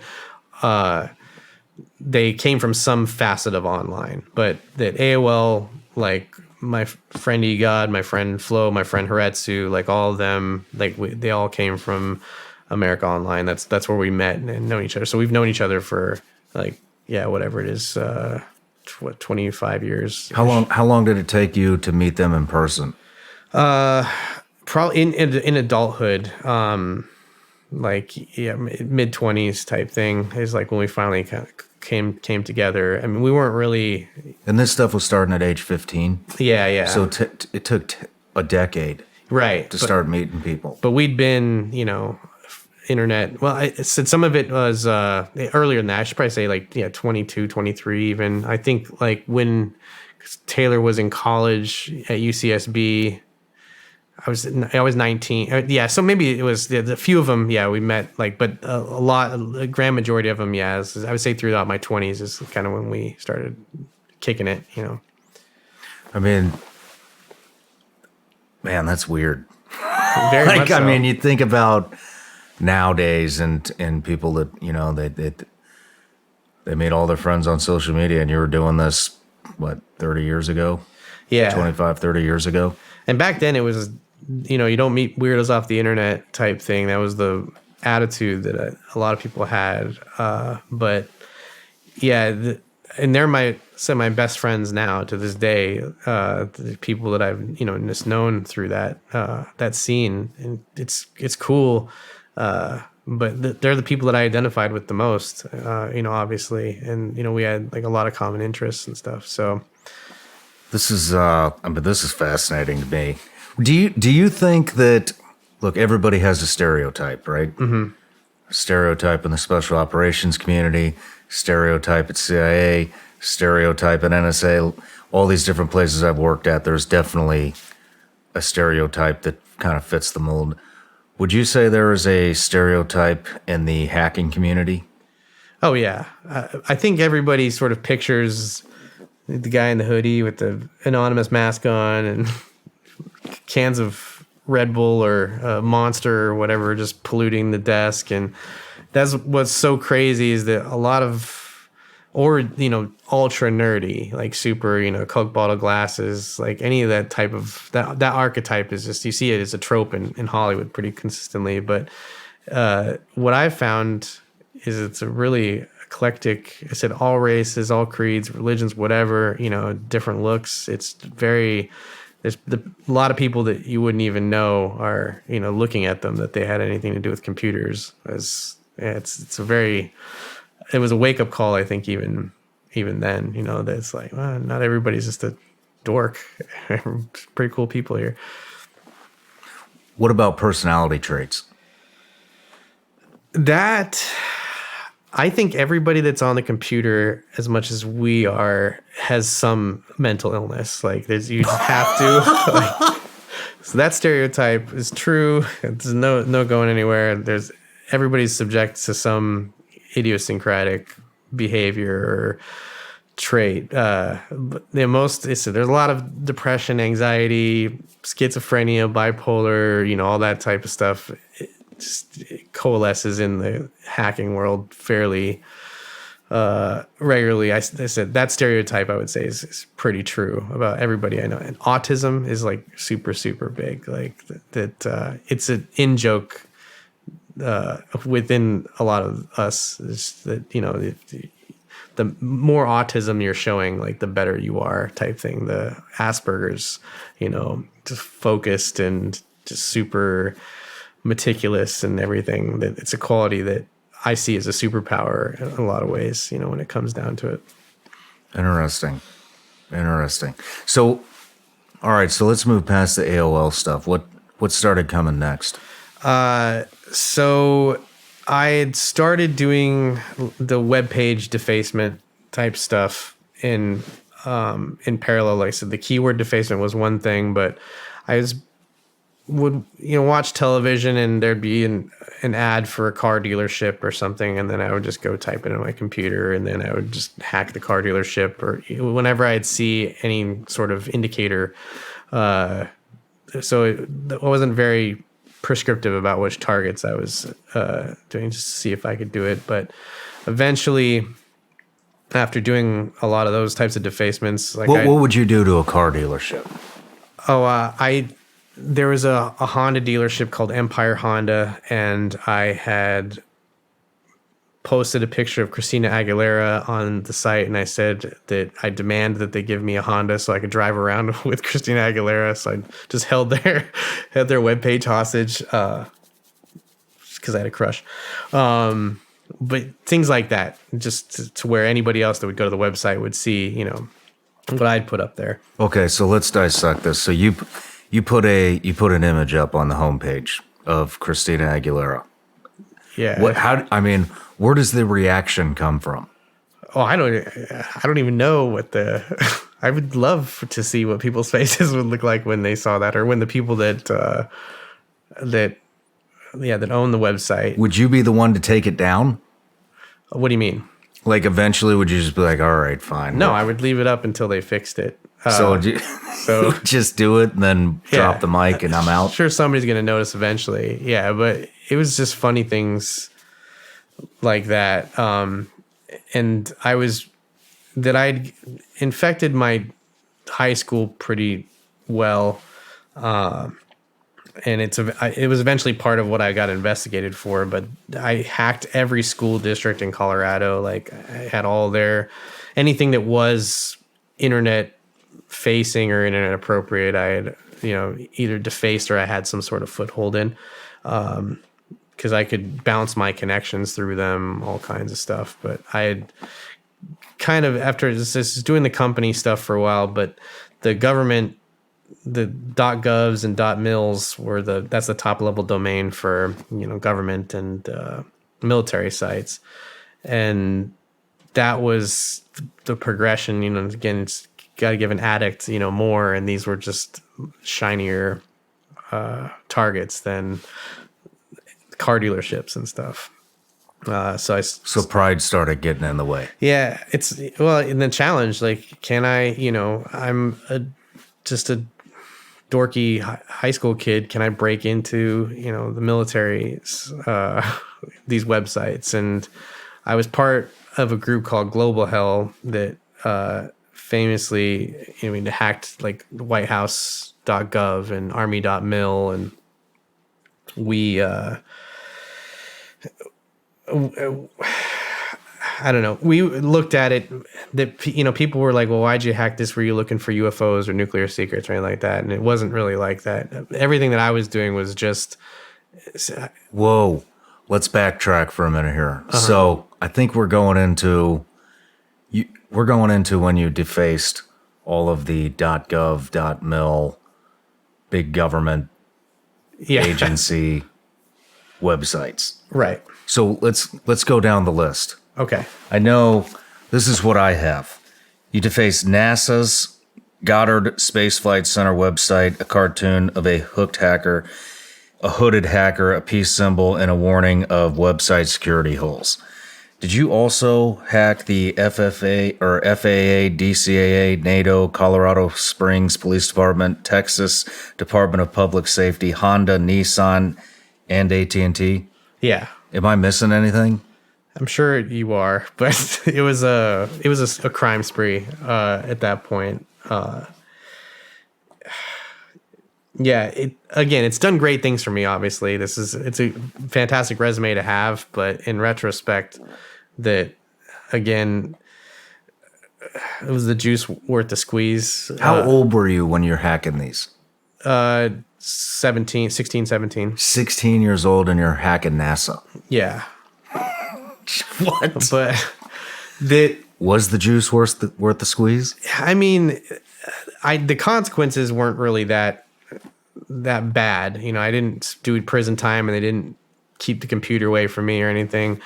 What was really telling about it was my investigation. I had 7 different agencies investigating me at the same time, and I wasn't really careful about.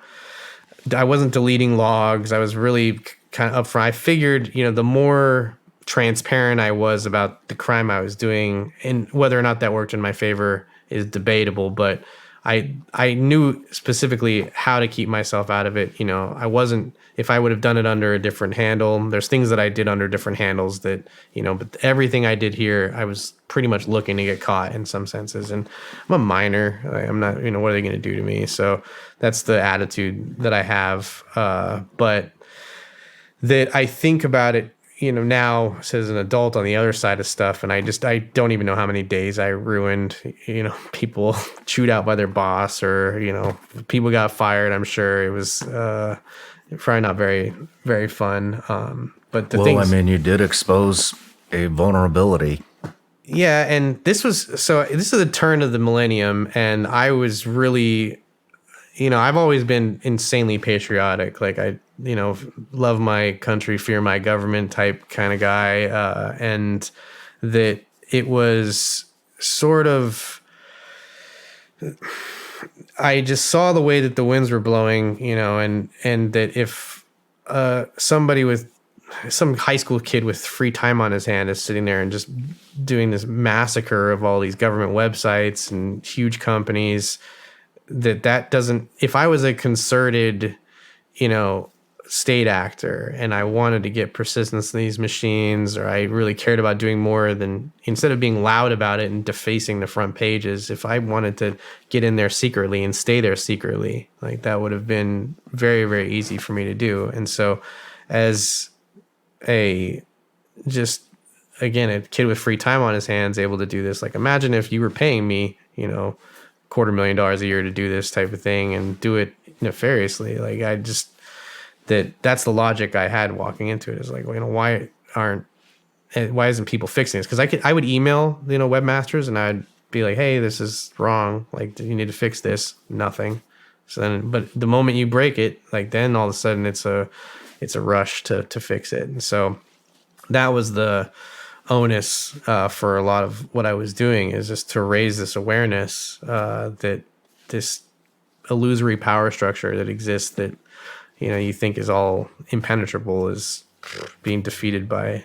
So you actually had a positive motive here. 100%. Yeah. I mean, but again, as I said, the means by which I accomplish these goals probably considered criminal or black hat. But yeah, that it's said, I'm on record, and I've quoted that since, you know, then. It's just, it was more just like, it was absurd to me that, you know, you have companies with all this money or governments with all these resources, like, weren't paying attention to this type of stuff. And I mean, now it's even more of a death sentence than it was. There's just so much that's hinging on technology that.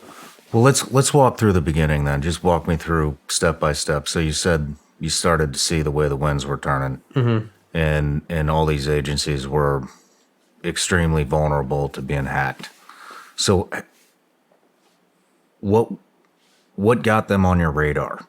Just at the very beginning, you were just up in the ante seeing if you could do it. Then you realized, oh, this is atrocious. Yeah, that hacking a local car dealership, and holding the ransom for Christina Aguilera or something is one thing. But then, yeah, being able to do these types of things to government websites was totally, different. But you realize it's the same, like, in a sense that the amount of protection that car dealership has is almost the same amount of protection that this has.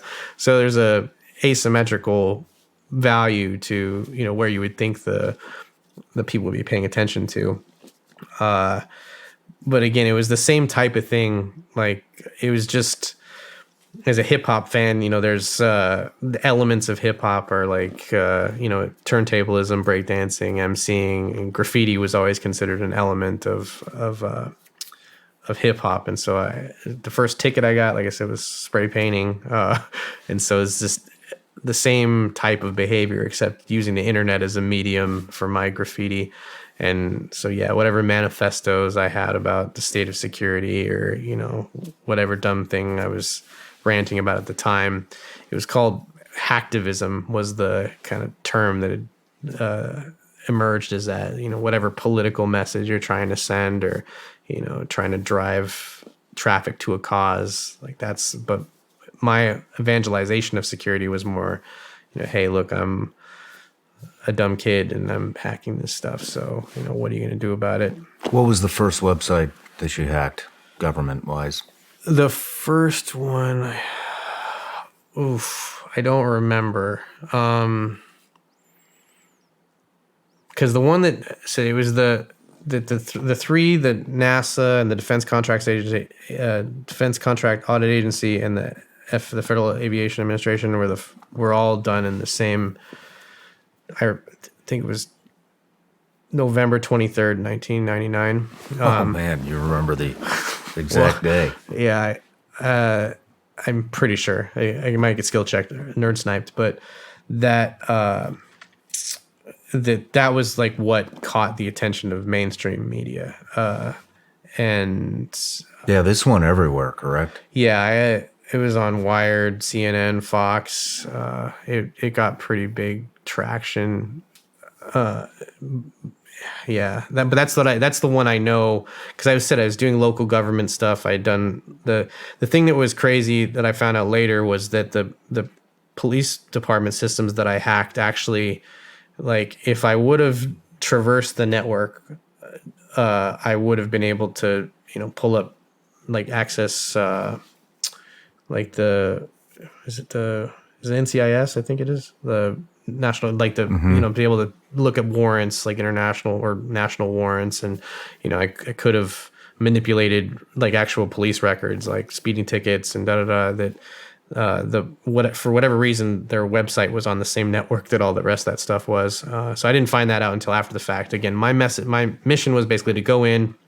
Sometimes I would install some kind of persistence, that way I could get back in. But for the most part, it was just, I would deface the website, and then it would have instructions on how to fix it and how to remediate what was going on.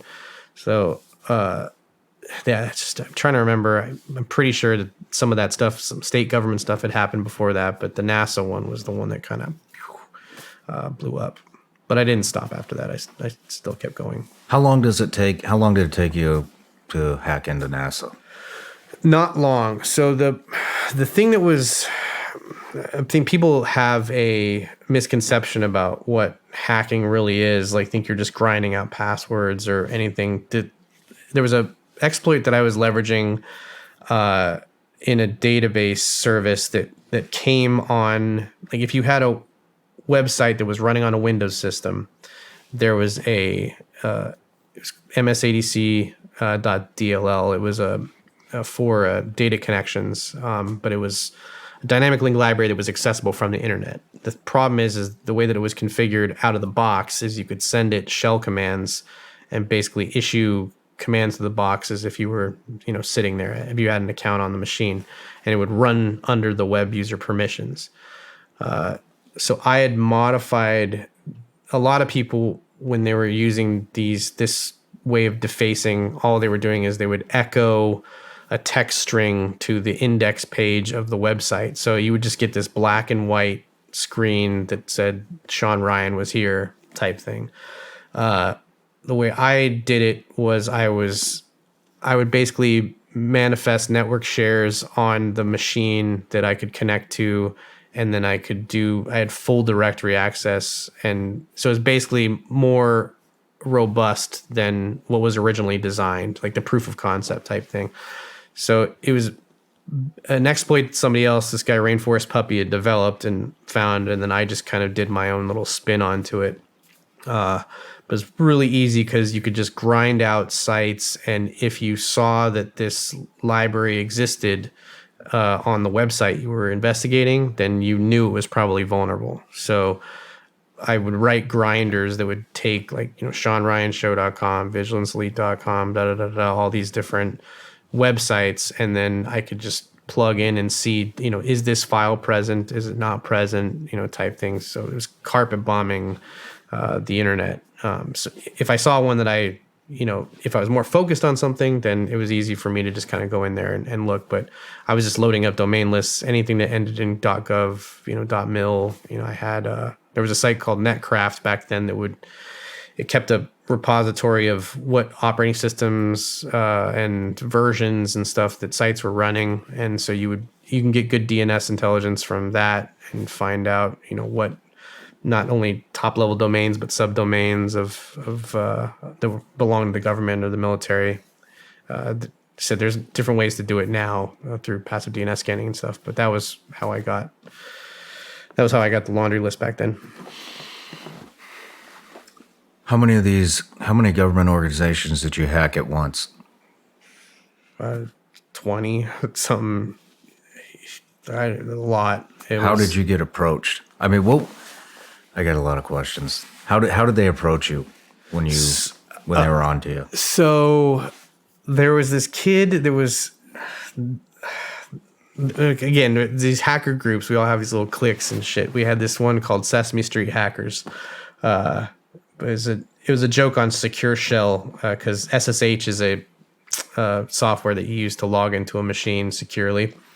But we had the same initialism, but it was Sesame Street Hackers. And there was this kid, his name was Darkness, and he was 15, so a little younger than I was. And he broke into a satellite, and he, instead of deleting the logs, he accidentally deleted everything on the machine, like completely screwed up. And the administrator of that machine was named Black Dog, and he came into our IRC chat, and he was like, "You're all, like, all of you are, they're after you. Like, you don't understand." He even put this site back up, and he had like edited the stuff that we edited. So he redefaced our defacement. But he said, they know all about you. And he knew way too much for it to be a troll. Cause sometimes, obviously we'd be messing with each other. And, but this guy was 100% for real. Logs on from you could see the IP address that he'd logged in from, and it was a NASA Gov one. And he just knew way too much information about what was going on. And so he was like, you should probably contact them before they contact you. And so I was like, all right, I'll call. So he gave me the number of NASA has an investigative arm called OIG, the Office of the Inspector General. I think a lot of government agencies have a similar thing, but it's like the law enforcement arm of NASA. And so I called Sheila Brock, I think was her name.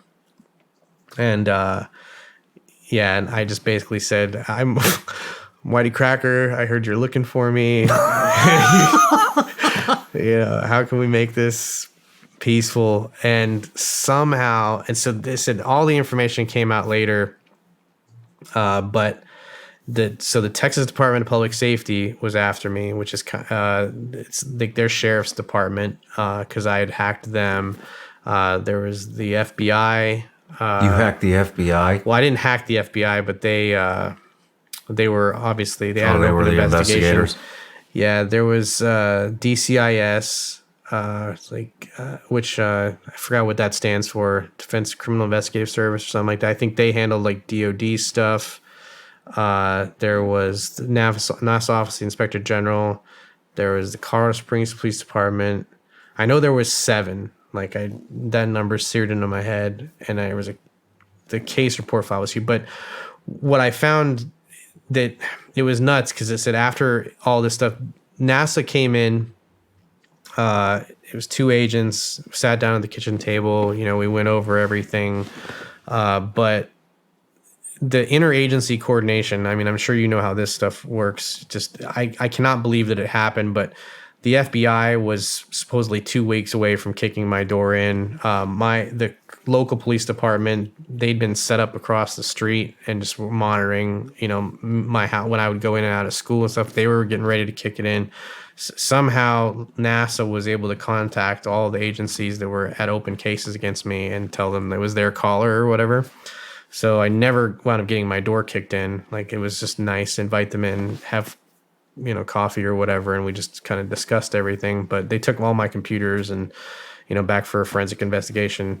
A lot of that stuff that emerged during the case, and the case report was just huge. But yeah, all the different agencies that were investigating me, like, each had, you know, a little kind of section in this file, which was insane to me. It's like how much manpower had been wasted on little me. But yeah, Did you see the news? Did you see the news break with all the website defacing before you had these meetings? Well, I was interviewing with the press, and so that's what I mean. They'd contacted me through. There was a site that mirrored all of the hacks that people were doing. It was attrition. They're attrition.org. They still have the mirror.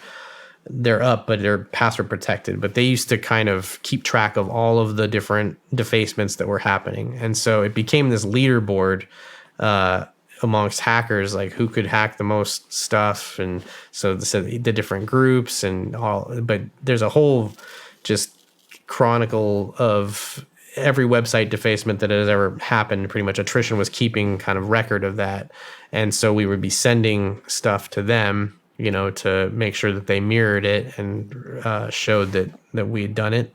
And so a lot of times media would contact them and say, like, how can we get in touch with this hacker or that hacker or whatever? And again, if you're looking for that fame and that recognition, then it was, you know, a no-brainer. And a lot of us around that time, so that were kind of pointing out the insecurities in government, all shared that same ethos. And so talking to the press was just another way of getting the word out of what we were doing. So did you talk to the press before or after? I talked to the press before I got busted, yeah. Wouldn't that be cat out of the bag right there? Well, like I said, I didn't really care that I'm 17. I was like, Yeah. what's the worst going to happen to me type stuff. And I wasn't thinking about the consequences in that way. And I'd written an article for Hacker News too about that. You know, it's like the best time to do things, obviously, is like when there's no real repercussions. And this was before 9/11, so there wasn't a whole lot of, and it was apparent what I was doing. Like I said, I was very open about the way I was getting in, how I was getting in, what I was doing. There wasn't much, you know, clandestine, you know, secret behavior going on. I was really upfront about the how and the why, which I believe saved me in a lot of ways. But yeah, I mean, I didn't do any jail time. I was on probation for a really long time, and I had to pay a shitload of restitution. But other than that, there wasn't much fallout, you know, in the sense that it didn't affect my professional career at all. Or what is that conversation like when NASA walks into a 17-year-old's home and is asking you why you hacked their website and defaced it? They had just a wealth of evidence, and they had chat logs. They're monitoring our chats, and they had a list of people that they were asking me if I knew, and even if I did know them, I said I didn't know them. I was real cagey. Again, anything that I did, I was taking responsibility for and ready to go down for. But they said conversation was super cordial, and they just said they left with all of my hard drives and equipment and stuff, and off for analysis and imaging or whatever they did to it. But they had most of the evidence obviously there, you know, and my confession. But I said the most impressive thing was that somehow were able to coordinate with all the rest of the agencies and so I didn't get my door kicked in 7 times and then be like, oh, the computer's already gone. Like, so, NASA's already got them. So that was nice. Did they fix the problem? Oh yeah, hell yeah. Did they need your assistance to fix any of the problems? No, and that's something people ask me all the time is like, why didn't the government offer you a job? And the answer that I actually got was an odd one, but it made sense at the time, and it was just that, you know, justifying, you know, the catch me if you can type philosophy. You know, can you justify to taxpayers that we now have a criminal kind of overseeing the security of our systems? And so, you know, how do you go from being, you know, this prolific hacker and then all of a sudden, you know, change of heart, and now you're like working for them type thing. So that was the justification that they used, that they never did. There's some stuff that I had done for the FBI later, like, because I have a strict code of no snitching. Like, I'll never like go down on my boys. I mean, even to this day, like, it's something that never sits right with me. And, you know, but like technical type of consultations, you know, like how does this attack work or something like that. Those are the types of things that I was wound up offering to agencies as part of my community service that I had to work off.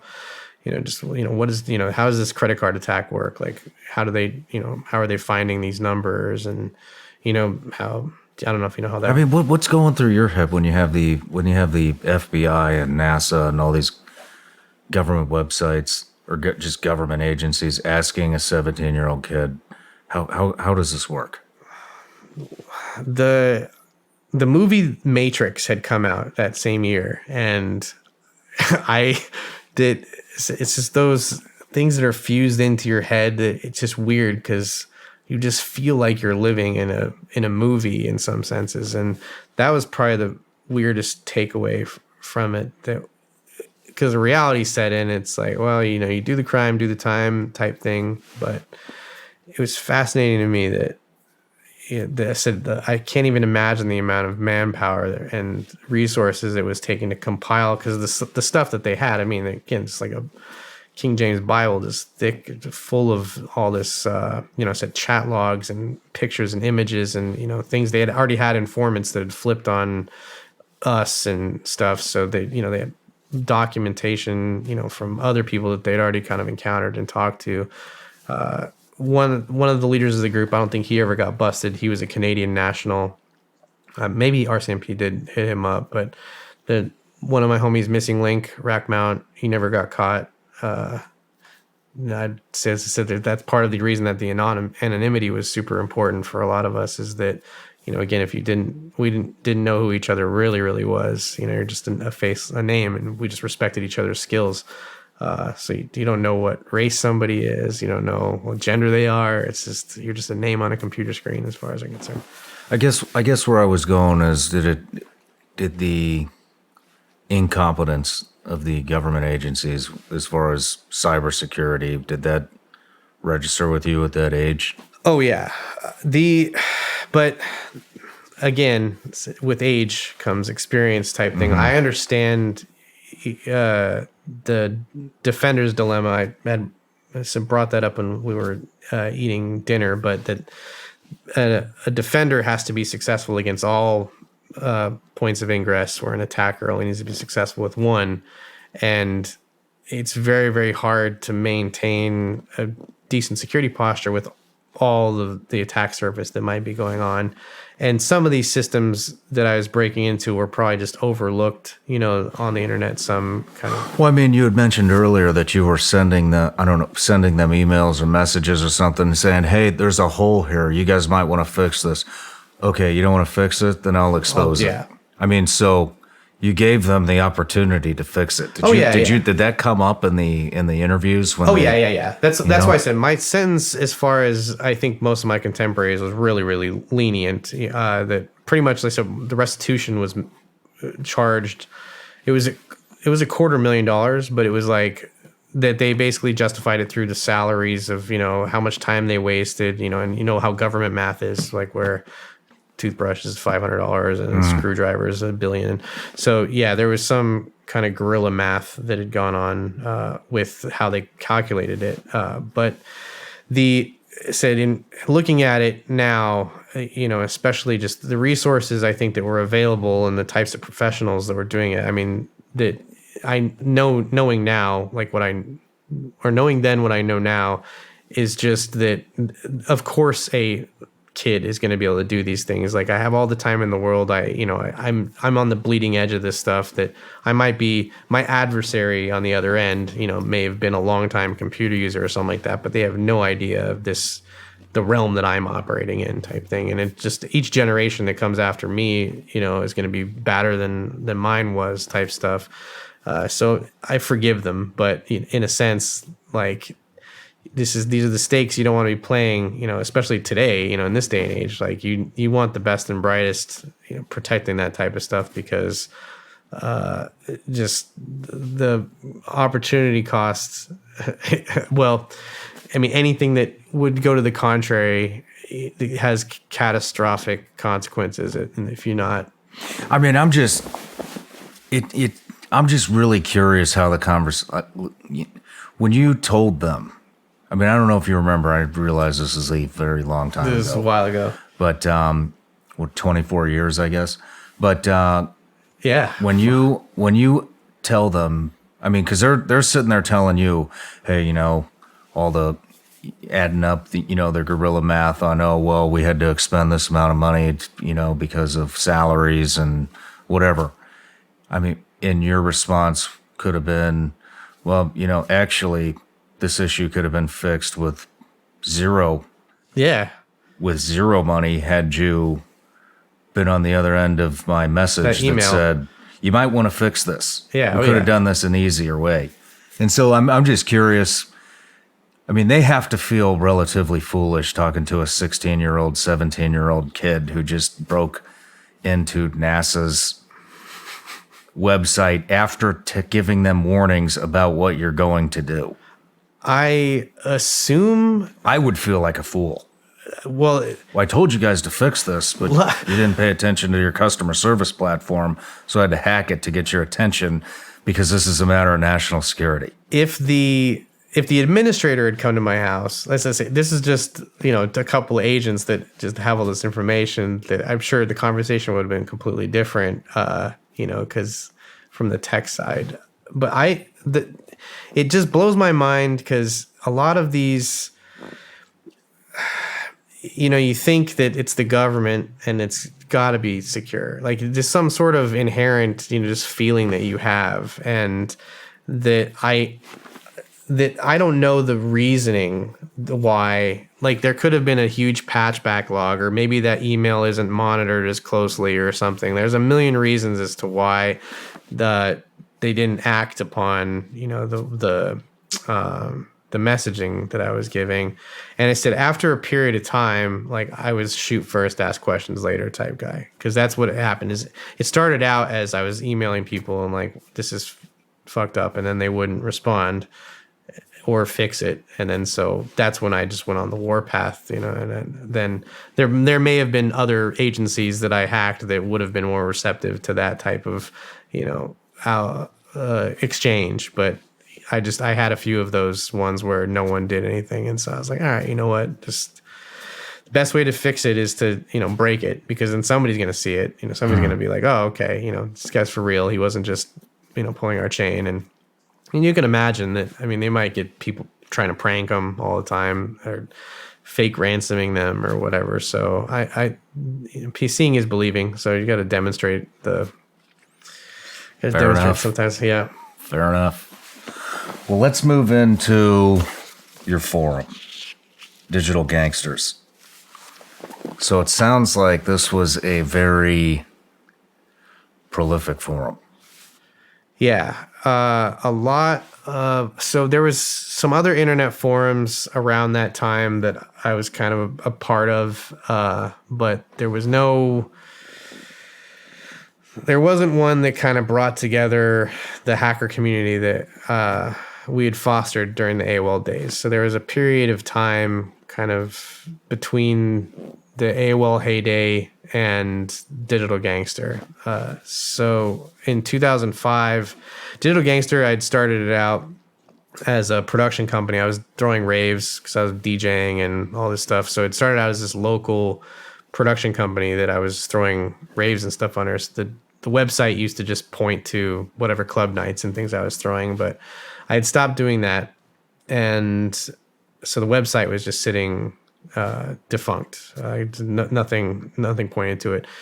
And there was a couple other forums. There was this one called General Mayhem that was kind of big, and it was just it started out as a computer gaming kind of forum, and then there was one called GFY, stood for Go F Yourself, and it was an adult oriented for adult webmasters and stuff for the internet.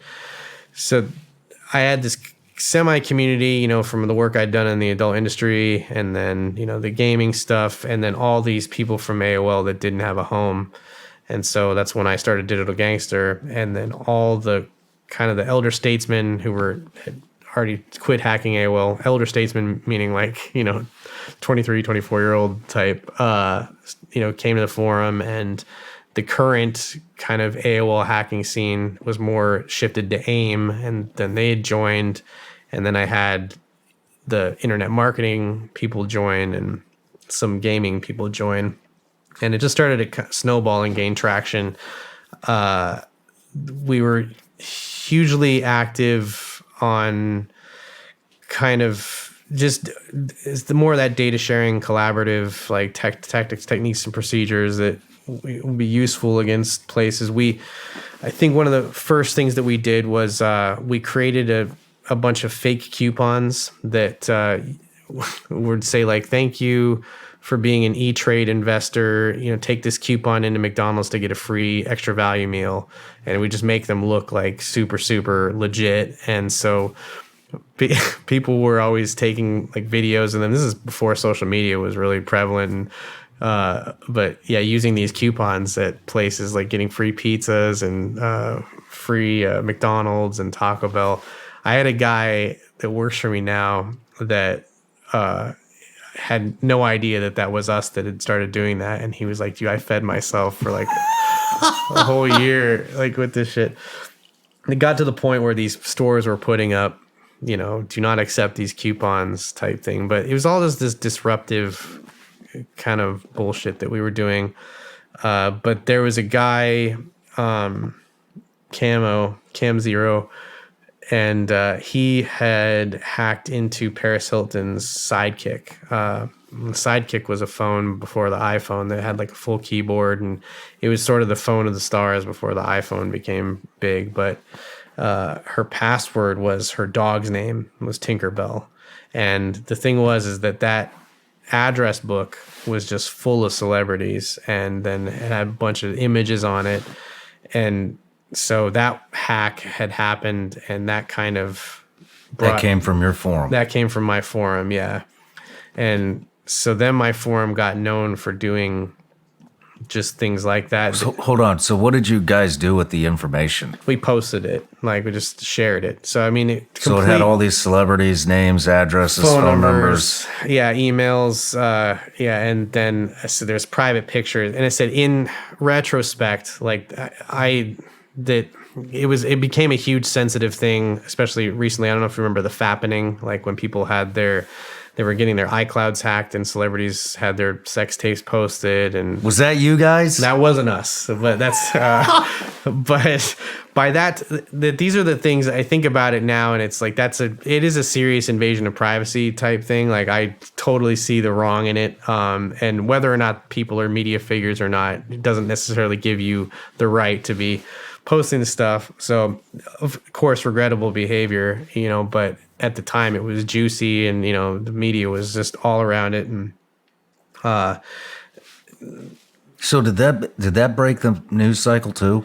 Oh yeah, that totally did. And tangentially, like that's the thing that's funny is that on the porn side of things, like one of my buddies is the dude who brokered, because remember her sex tape is like kind of what launched that. I mean, theoretically by butterfly effect, it launched Kim Kardashian's career in some senses, but there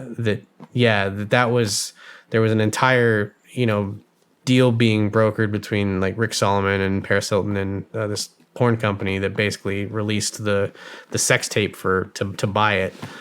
So all of this press, I think, was in a way it was good, but at the same time, the methodology is, as you know, for what we had done with it, I don't, it's not something I would condone, now, or whatever. But that's kind of what our board was doing for a while is, MySpace was really huge. And so we'd hacked Tom's MySpace, who was the founder. He was everyone's friend. And we'd hacked his website, and we directed a bunch of people to Digital Gangster. We hacked Tila Tequila's MySpace, and she was like the starlet. This is all ancient internet history stuff. How much of this stuff hit the news cycle? Quite a bit of it, yeah. We're going to put it all up here. And that's if we where can find it. That's where it really started to snowball, because then members would come in that were fresh blood that had heard about this hack that had happened. So everybody wants to be a part of this. Exactly, yeah. And so you had these, but the thing that was funny is that people would come in, and then just like any a club, there'd be just insane amounts of hazing that would happen, because you'd get all these newcomers, and then it would be everyone who was sort of veterans on the board. It would be their job to kind of weed out and find, who's a poser, who's just here, who's trolling, like whatever, and would just run these people through psychological torture practically. And then anyone who wound up staying, made the grade, and then they would be the person that would make fun of the next batch of people that would come in. So it's this revolving door of just idiots. But what's cool is then people would come and they'd be like, how did you do this? Like, what was the method? And they'd really be curious. And then we would, actively mentor these people and teach them, exactly what we were doing and how it worked. And so some people would stick with it and some people wouldn't. But that was what was most awesome, is that you basically had this pipeline of fresh talent at all times, and people were just really curious about, what was really going on. Is the Digital Gangster forum still in existence? It is not anymore. I took it offline a while ago. There's remnants of it. There's a lot of stuff that was posted there. I mean, I still have backups of it, but that successfully taking off the internet, like Ryan even, I'm sure, has a lot of embarrassing things on there that shouldn't see the light of day. So like what? Who knows? Like, help me out here. What would be on a hacker forum that you wouldn't want to see the light of day? That's humiliating. Maybe not humiliating, but just we're very like self-snitching on, very public about the types of things that we were doing and engaging in, just the behavior. And so self-incriminating. Yeah, okay. Very much so. And there's some people may not want that out. Like I said, I don't care personally, but the other thing is too, is that all the private messages that were sent, between people and stuff in the forum, I'm sure I have a copy of. There's ones that we got when we got hacked a few times. There's dumps that exist of all this stuff too. So it's not like it's completely out of the record. But yeah, I just felt like it when I sunsetted it. It wasn't big, but in its prime, what is the most amount of users you had on there? Oh, millions. It was millions. Yeah, it was millions insane. Of hackers. Well, just the user base was probably like in the 100,000s, but the page views were just astronomical, because we had really good page ranking on Google and stuff. So people would type in anything and they'd wind up finding their way to the site. But yeah, I mean, like at any given moment, yeah, it was. There might be a million people active on the site. It was insane. The big one that actually happened was when Miley Cyrus's email got hacked, and she was still like a teenager, but there wasn't any like naked pictures or anything like that, but they were just like silly, because she was still Disney kind of person. There was one hacker on my forum who had released those pictures, and that made it onto like Nancy Grace. And it was just funny because you ever notice in the news that if there's a story that you happen to know, like kind of what really happened, that none of it matches, the narrative matches, but you read another article about something you have no idea about, and you're like, oh, okay. Like it's this weird cognitive dissonance. And there's so much stuff that got published about us that was completely false, but it's like what's in the news. And then, again, if you don't apply that same heuristic analysis to like other articles that you read about in the in the news. So it trains your brain to think like that, like where there's a disconnect between like what's reported and what's like really, really happening. So I tend to look at news through a different lens that way. But yeah, with respect to like the Miley Cyrus one was probably what got us the most traffic and traction.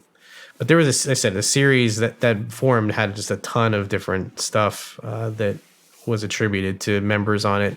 Barack Obama's Twitter got hacked, and What? yeah, and my homie. That came from Digital Gangsters too? Yeah, so This is incredible. You can look it up, but the it's stupid as they.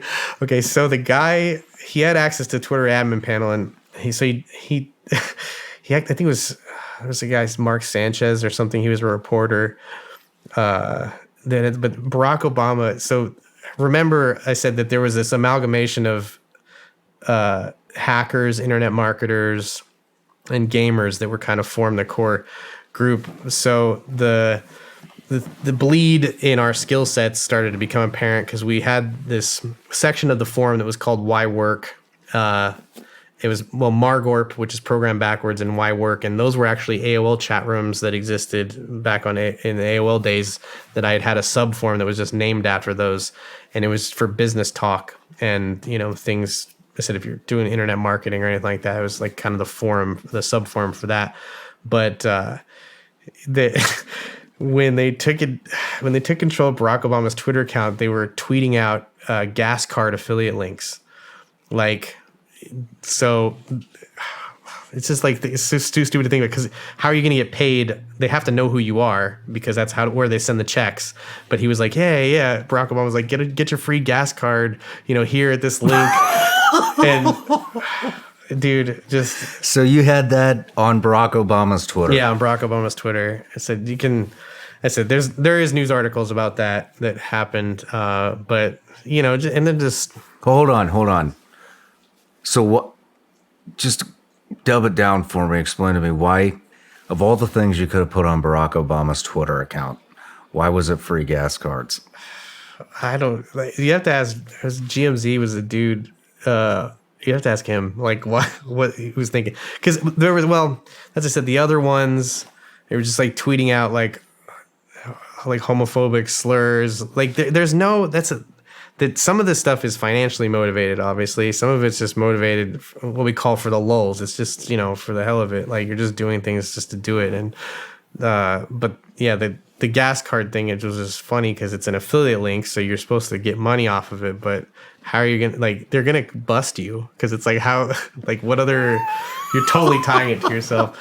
This is not, just moments, not everybody's like completely, brilliant in these arts, but so a lot of times it was just, everything was just kind of done for fun. Like, there wasn't a monetary gain for a lot of those things. They just get us. And Nancy Grace and that crowd thought that we were a guerrilla paparazzi site, that we were just, that was what we specialized in, is just outing celebrities. But that was only really like a small subset of the types of things that we were really doing. What are some other things you were doing in there? Well, as I said, that we had just this factory of like mentors, mentees type stuff.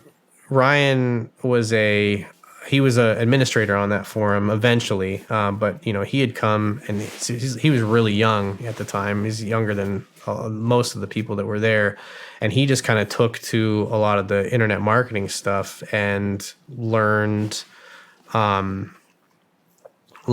that game worked, and said he applied it to, his rehab centers and everything. Like, it's just the school there is that, we just had ways of making money on the internet, and, how do you take advantage of like the systems that existed and, maximize the amount of profit that you can get from.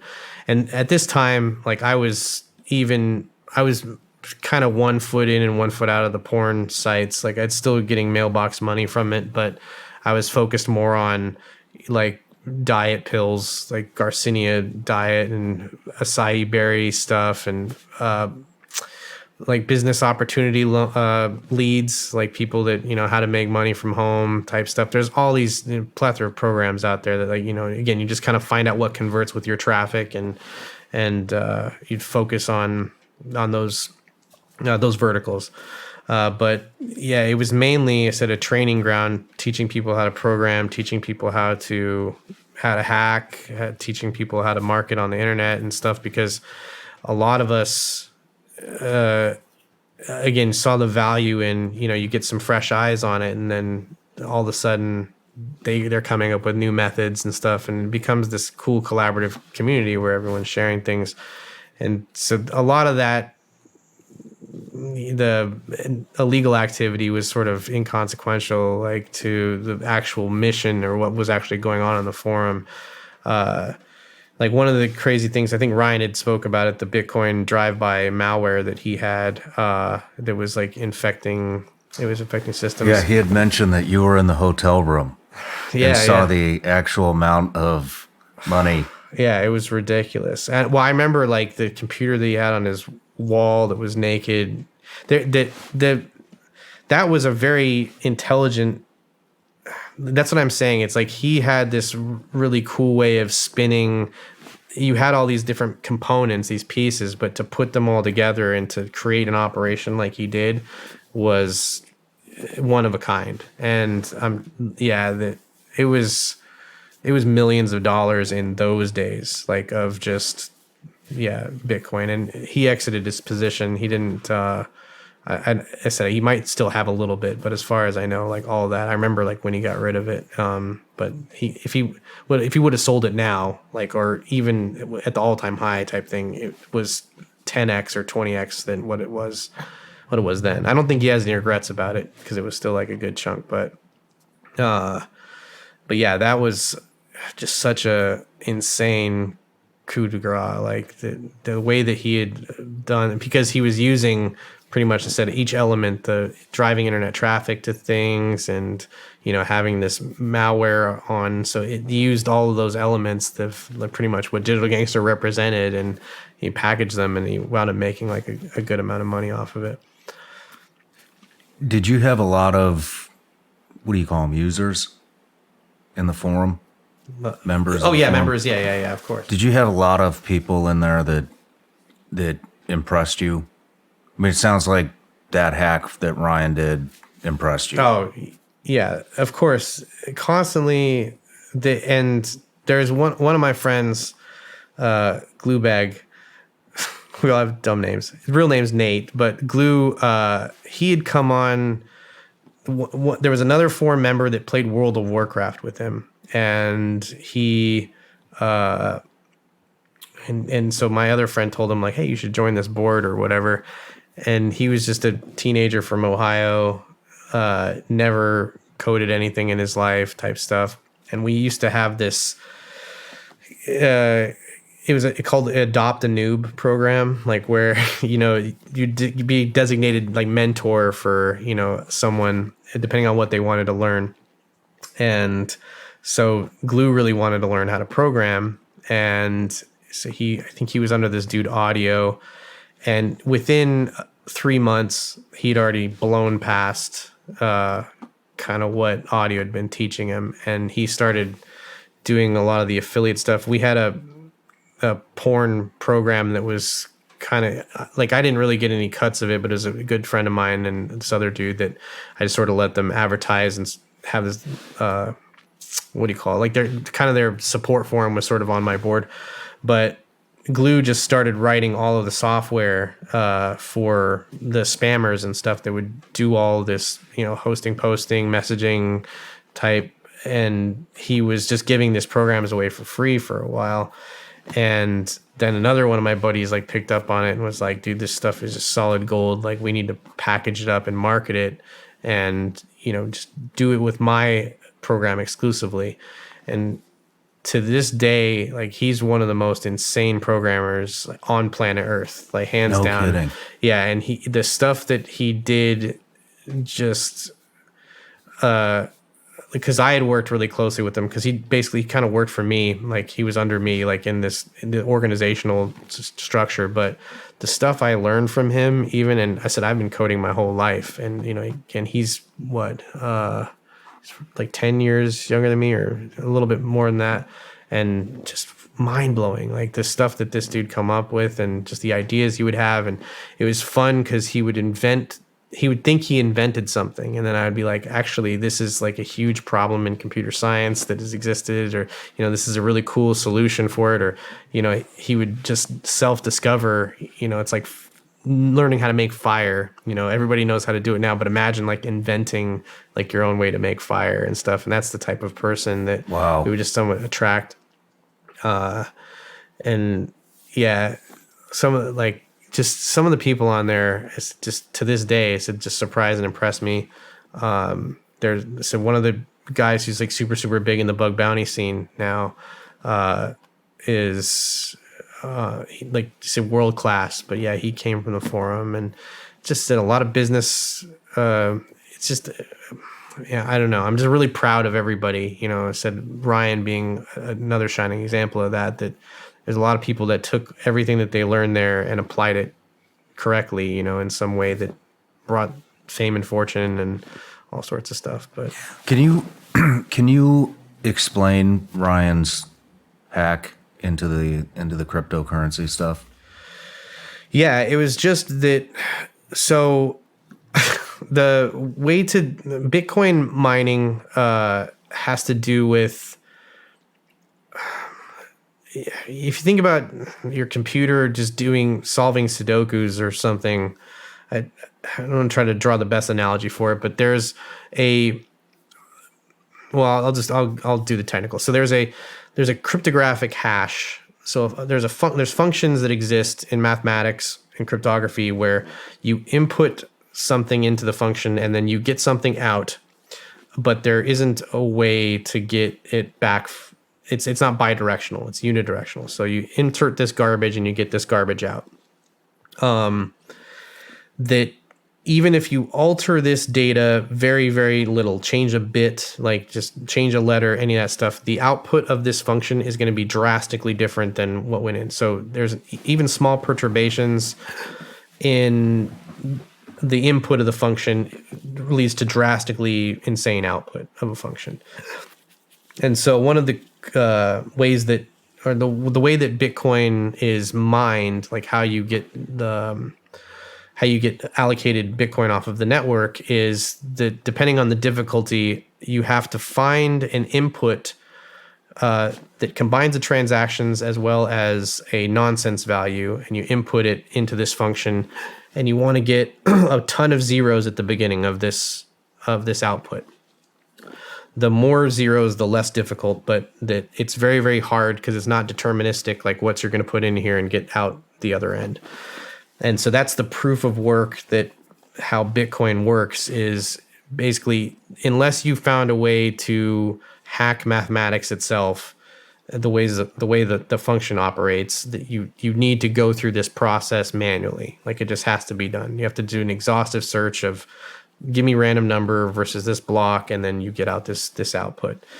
And so there's these pools that exist that for mining Bitcoin, where it's a shared group work of a bunch of people. So we could each be mining Bitcoin, and so we're both solving Sudokus. Our computers are doing like a percentage of the work that everybody else is doing. But let's say you and I are in a group of 100 people, and we've all contributed a certain amount of computing time towards this effort. But instead of the guy that mined it actually getting all of that money, it goes to the pool, and then we all share it as piece of, kind of a portion to the amount of work that we did. So even though you weren't successful in finding that, you would still put in, X amount of computer hours or whatever. So you should get, your piece of the pie as it fits with the entire pool. What Ryan was doing was basically the kind of the penny jar type analogy thing, where it's like one for you, one for me, where he was mining that they would be mining Bitcoin for themselves, but then they would also be doing work for his pool. So on his, he's taking a slice of all the work that's being done. So instead of all the computing resources being devoted to your mining operation and what you're doing, there's a slice of it that's kind of cut out and carved out for him. But he had a botnet basically of distributed computers that are all doing this slice. So while everyone else is doing something individually, like he's got a little piece of everyone's action. And it's with that piece of action that when scaled and it goes along, but you could basically just visit this site. And that was the thing, is that before Java used to just run in your browser, like without any types of prompts or anything. And so it was called a drive-by, like where, again, if you just visited this site, so I could put this plugin on like one of my porn landers, or I could have a flash game running or whatever, where you're just playing Tetris, but I have it running in the little corner. You can't even see it. And it's basically just cooking your processor, making you mine Bitcoin. So but Interesting. That's the, that's how that operation kind of worked. And this was How many computers did this go out to? Hundreds of thousands at least. But the way he could see, that's the thing, is it's where that line is drawn, that with the same technology, he could have done different stuff with, like he could have taken over people's computers and downloaded all their banking information, like that the access that this virus Trojan horse would institute would be the same as any other type of malware, but that's to say he chose to use it to mine cryptocurrency instead of keylog you, and steal all your passwords and stuff. So that is like the lesser of multiple evils, I guess. Is in his case, it is burning some, non-trivial amount of power mining coins for him. But yeah, the way that he had done it, it was the nicest way that you could probably, get hacked. It was a very gentlemanly hack, if you will. Nice. Do you have something that you did that was a major payout for you? Similar to that? Yeah, but, well, not similar to that, but in the same, a lot of what I was able to take advantage of with the marriage of hacking knowledge and then also the marketing stuff is being able to find exploits in like site account creation and things like that. I had this, there was a race condition in Google that I was taking advantage of for a long time because Google has one of the best anti-spam filters on the planet. It's called BotGuard. Mike Hurd, I think, is who developed it, but the amount of work and research that these things have, like BotGuard is like one of the toughest, I would say. Technically it runs its own microcode inside a JavaScript virtual machine, but it's a way to detect if people are making automated accounts or just making stupid actions. And if you think about the intelligence network that Google has in usage of its site, it's very easy to identify patterns that exist that human beings are doing versus ones that bots are doing. And so them and Facebook obviously has a huge like network of being able to detect anomalous behavior, like, what are human beings doing when they're on Facebook as opposed to an automated program.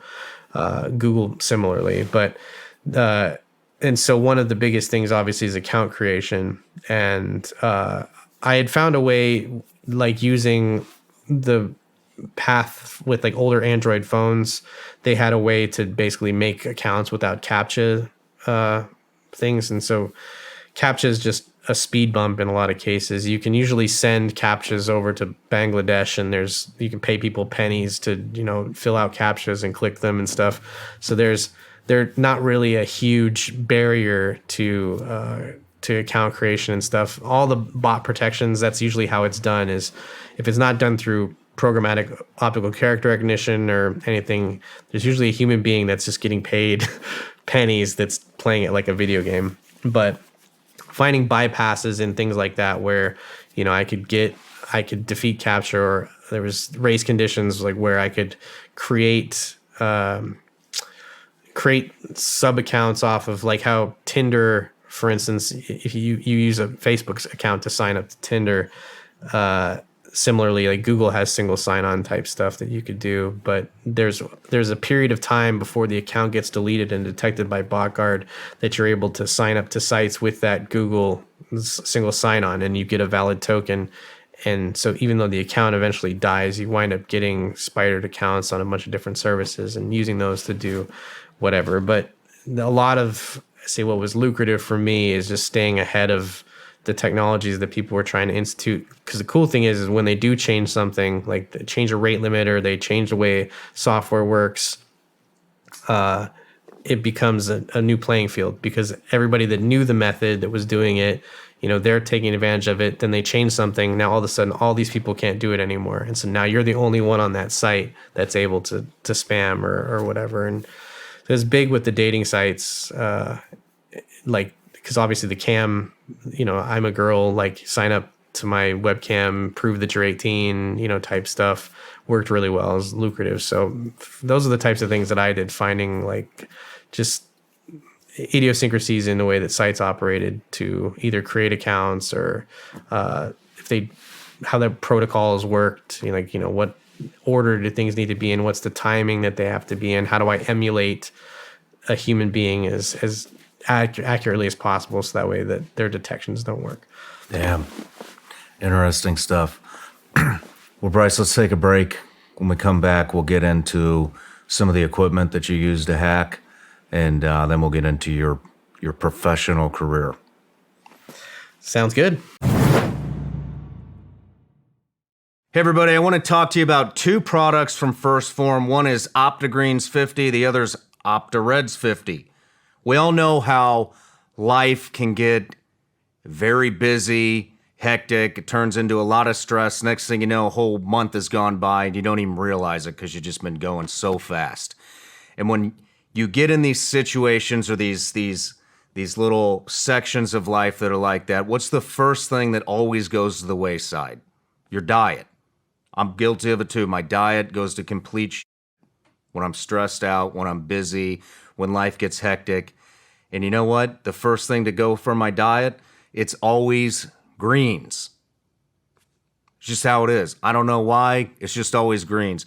And so I started trying this new product from First Form, OptiGreens 50. These are great. They are processed with low temperature. That way they don't affect the ingredients. There's no synthetic colors, flavors, sweeteners, or preservatives. It's 100% non-GMO and gluten-free. Here's the cool thing. They come in these little travel packets now, right? So you can keep these in the truck, keep them at work, keep them at home. Open one up, dump it into a bottle of water, and there's your daily vegetables, greens, whatever you want to call it, intake, right? Then on top of that, they also have OptiReds 50, which is your daily reds intake. These are also amazing. They actually taste pretty good too. So if you're looking to get your diet back on track, or at least supplement vegetables and reds and greens when you're busy and you don't have time to cook the way you'd like to, I suggest you try First Form. Check out OptiGreens and OptiReds 50 from First Form. It can help fill those gaps and give support to your hectic life. Visit firstform.com/SRS to get yours today. That's firstform.com/SRS to get yours today. And get free shipping on orders over $75. That's OptiGreens and Reds 50 from First Form.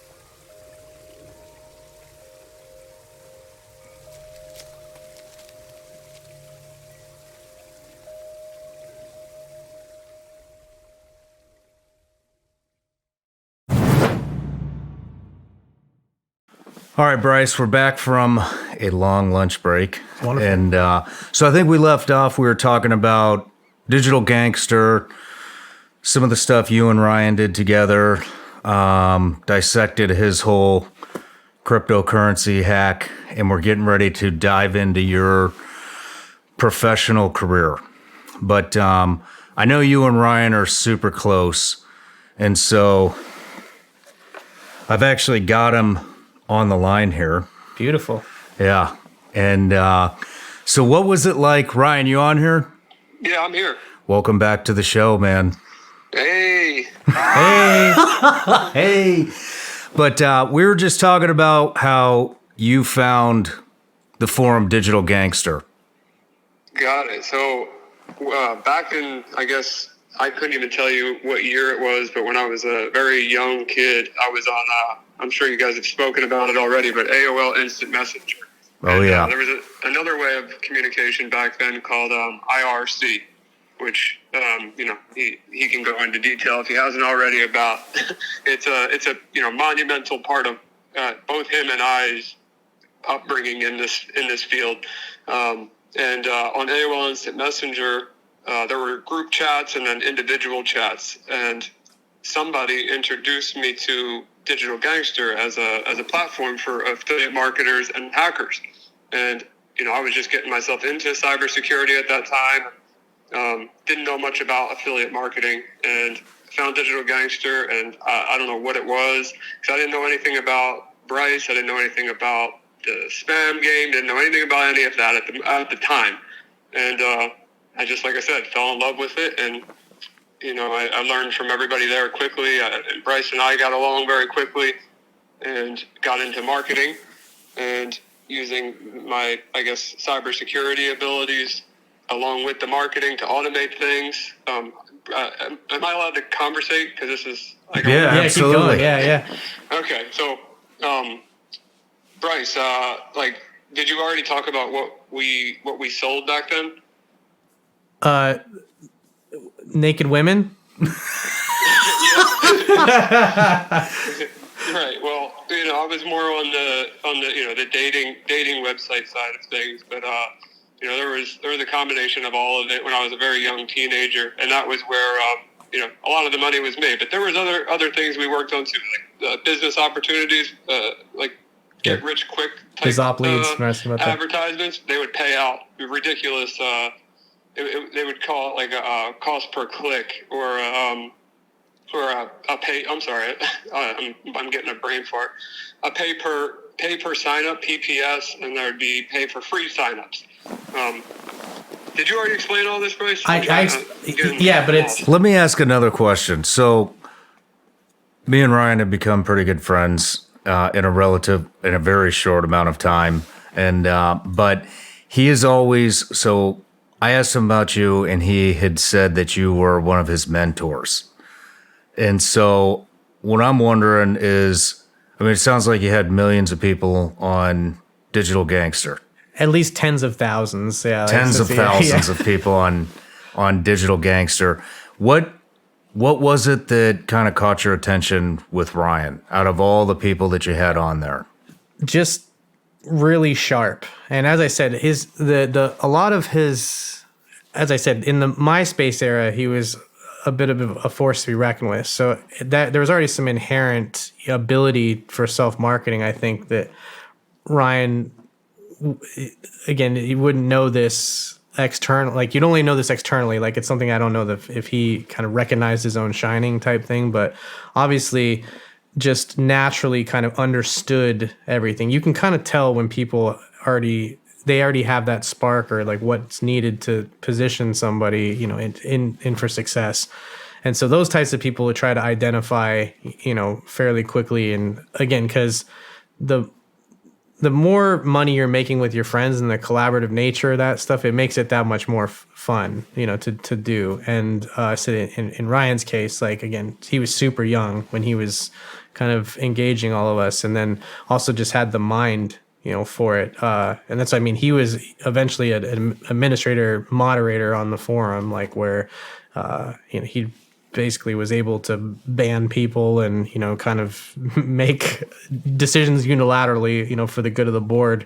But yeah, he just had started out as like a user, but you can just tell by people's posts and how they interact and stuff if they happen to have like what it takes, so it's a great proving ground. Some people are just shit posters and that's all they do type thing. But yeah, Ryan definitely took like a huge interest in the holistic picture of like how to make money online, is like a big thing. And as I was saying, investigating methods and trying to figure out ways to outsmart like these dating companies or, any type of place where you could possibly get your message out. That there's a hacking component to that where you have to figure out how to defeat things like rate limiting and IP restrictions and just whatever protections are in place. And the less amount of people that can target a platform successfully, the more money you're going to make, because it's basically no one else has the secret sauce to break into that market. Interesting.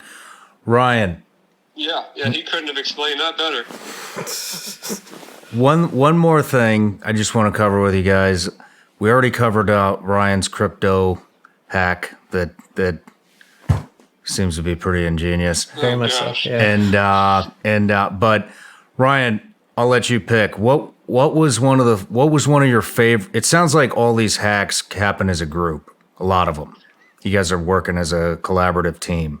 So what was your favorite? What was like the first big, exciting hack that you were a part of with Digital Gangsters, Ryan?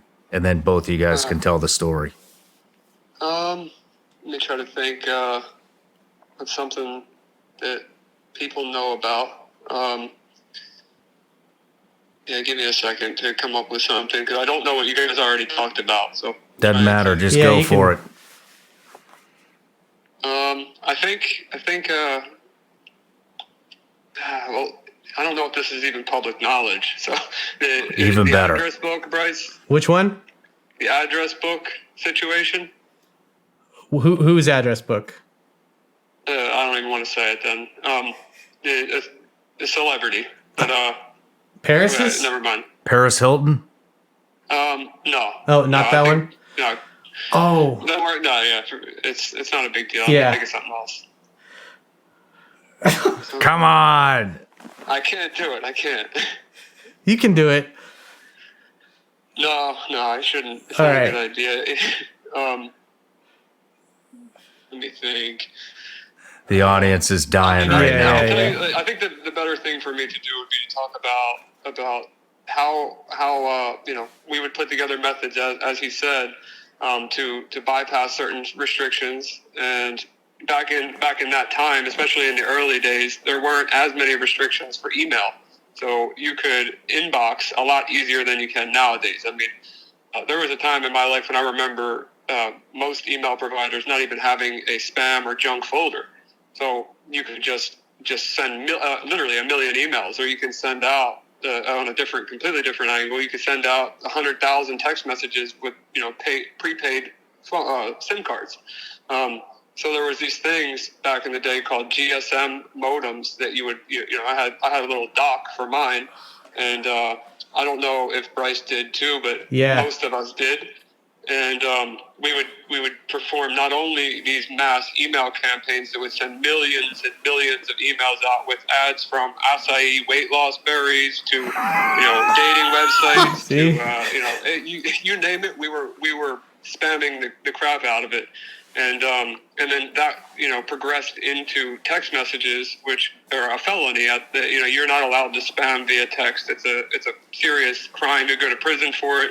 And I think there's a specific court. There was at that time. There was a specific court in Virginia you'd have to go to for. They used to call it spam court back in our time. Yeah. And if you got caught for doing something like that, luckily I didn't, and we never ended up on the list. I didn't, yeah. What'd you say? I said I didn't either. Yeah, the tallest blade of grass is the first to get cut by the lawnmower type thing. So it's just you gotta do just enough. What was it? It was the Roscoe, right? Yeah, Roxo, yeah. Roxo. So luckily we didn't end up on there, and there was like a spammer most wanted list. So I guess that was probably my favorite part, because not only was it fun to send out a ridiculous amount of text messages and millions of emails, but not only the process was fun, but making the money. Seeing something digital that you did that is an automated process where you put in your message, you put in your recipients, you press a button, and then you just sit back and refresh your screen, and you just see money. Accumulating, and you just wait. Like, let's say that program has a net 15 payout. In 15 days, you're getting paid out. Some of them had a net 1 payout, so you get paid out in 1 day. Next day. So even if they don't agree with the methods that you're spamming, like maybe it's against their policies to incentivize somebody to sign up for a product, or it's against their policies to do text message spamming. If they have a net 1 payout, you already got paid out, and sometimes that number is pretty large. So I would say, outside of the hacking side of things, we still were hacking, and we still were a collaborative effort. But that I really liked that was my main motivator. There was making money in this field. So hacking was a passion for me, but so was marketing, and so was making money. So I would say, if you had to ask, out of all of the attacks that we've done, some that I won't even bring up. I don't even know what Bryce has told you. I hope it's nothing horrible, but it's that's it. Yeah, definitely spamming and the money that came from it. How about the first swatting experience? Oh gosh, this is crazy. Do you remember this, Bryce? When I did become administrator, you gave me administrator to the site, and there was this guy, which I won't say his name because he doesn't deserve the attention. Yeah, he doesn't deserve the attention. Yeah, this guy sucks, and it's not just because of me. This guy is just overall bad human being. Yeah, bad human. And one of his friends as well is a horrible human being, and if they're watching this, they'll know exactly who they are. They'll be watching. They will be. Oh, I hope they are. But so back then, he makes me administrator, and that gives me pretty much, if not the same abilities that he had. So I could do anything. I could put a picture of me on the front page of the website. I have the same permissions that he did, and when that happened, people got upset. Because the same way people get jealous nowadays of things and become keyboard warriors. That was the same back in the day, but just maybe a little bit more of a jungle back then. And one of those guys, like I said, name redacted, decided it was a good idea to use what's called an IP relay service, which is a service that is for people that have a disability. And you can type into a prompt, and you say what you want the person on the other end of the phone to hear. So let's say I wanted to call you, Shawn, and I use an IP relay service. I'd say, "Hey, how you doing, Shawn?" And then I would hit enter, and then a man or woman would be on the phone and repeat what I typed to you through this IP relay service. So this guy used an IP relay service to call the local police station of where I lived. And he said that there was bombs strapped to my windows, that there was people tied up in chairs, that I already killed some of my family members, that if anyone came in, they were going to get shot, all kinds of this horrible stuff. But he was claiming to be me.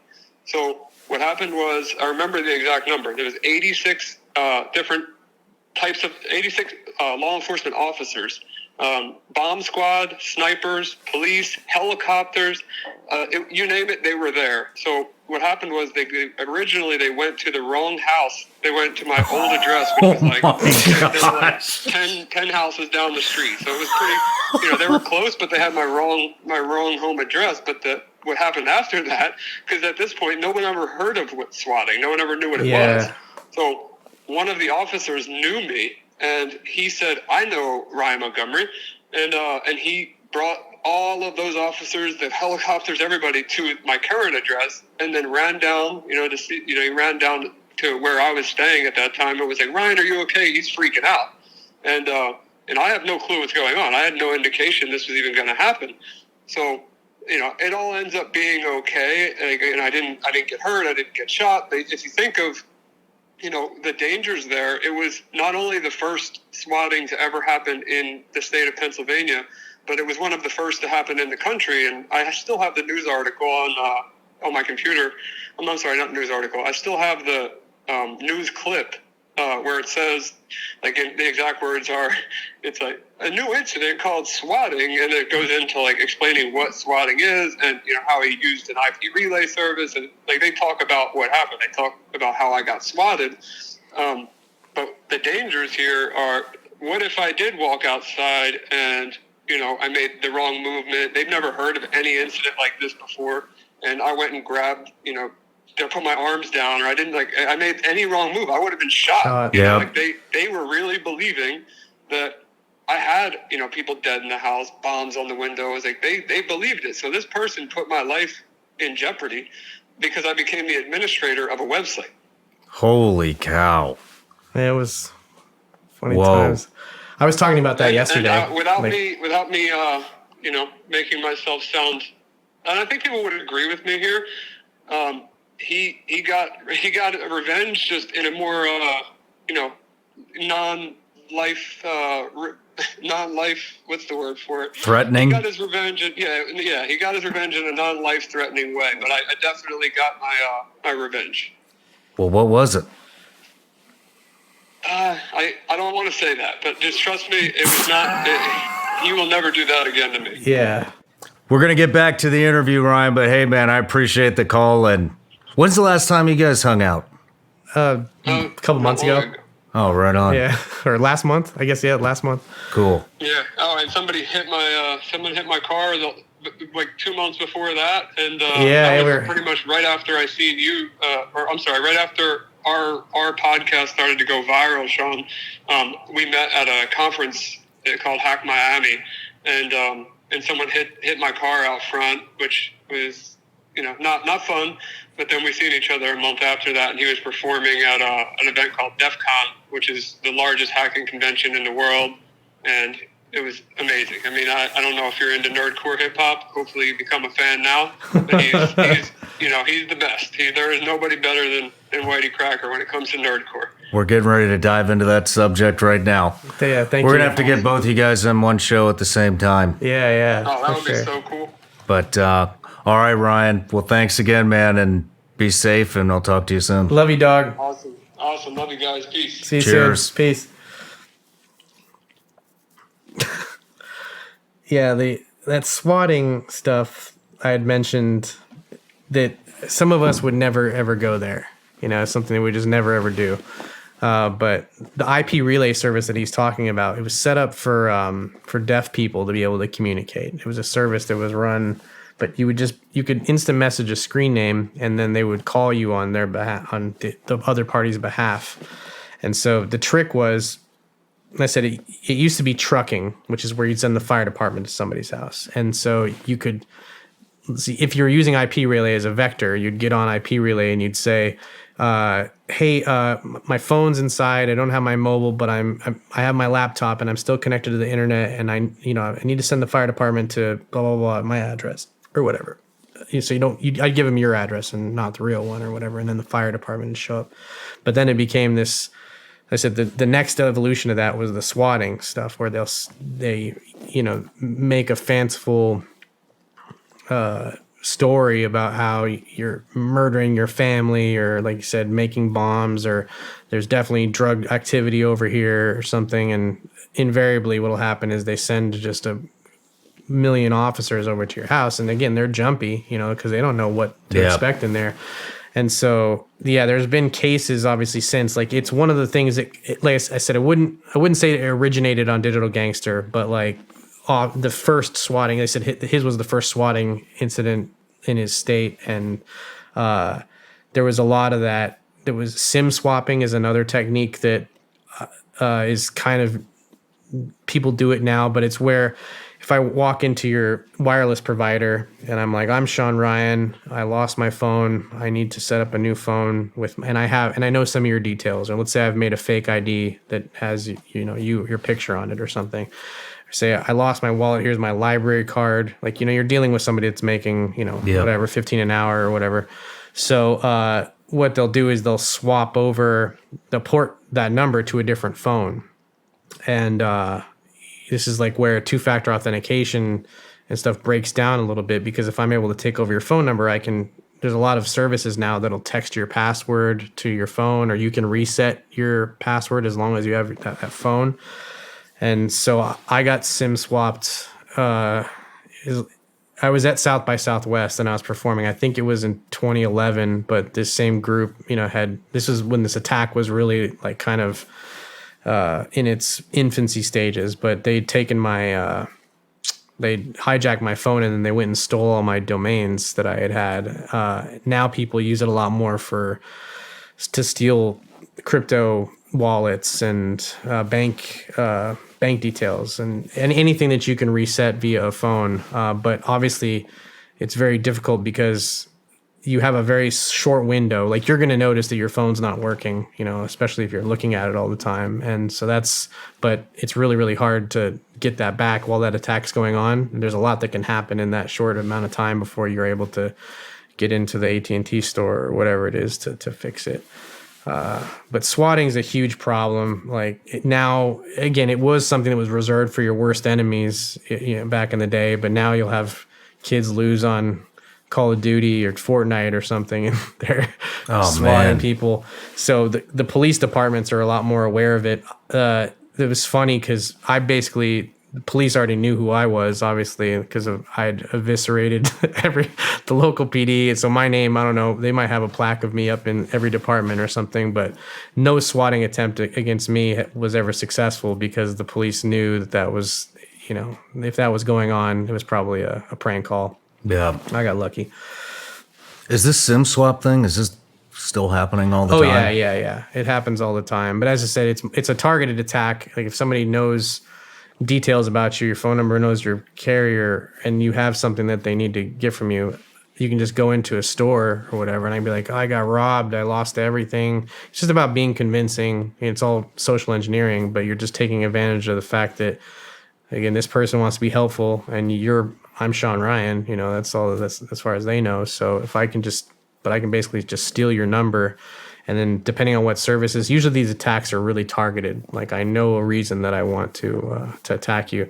On my phone, it's notated like just a bunch. Like there's nothing that would really stop an employee from doing anything. Like as far as a compensating control that's in the system itself. But I just know that in my notes, my cell carrier, it's like, do not, I have to bring in 2 forms of ID at a store in order for anybody to do anything with my account. It's just notated like crazy.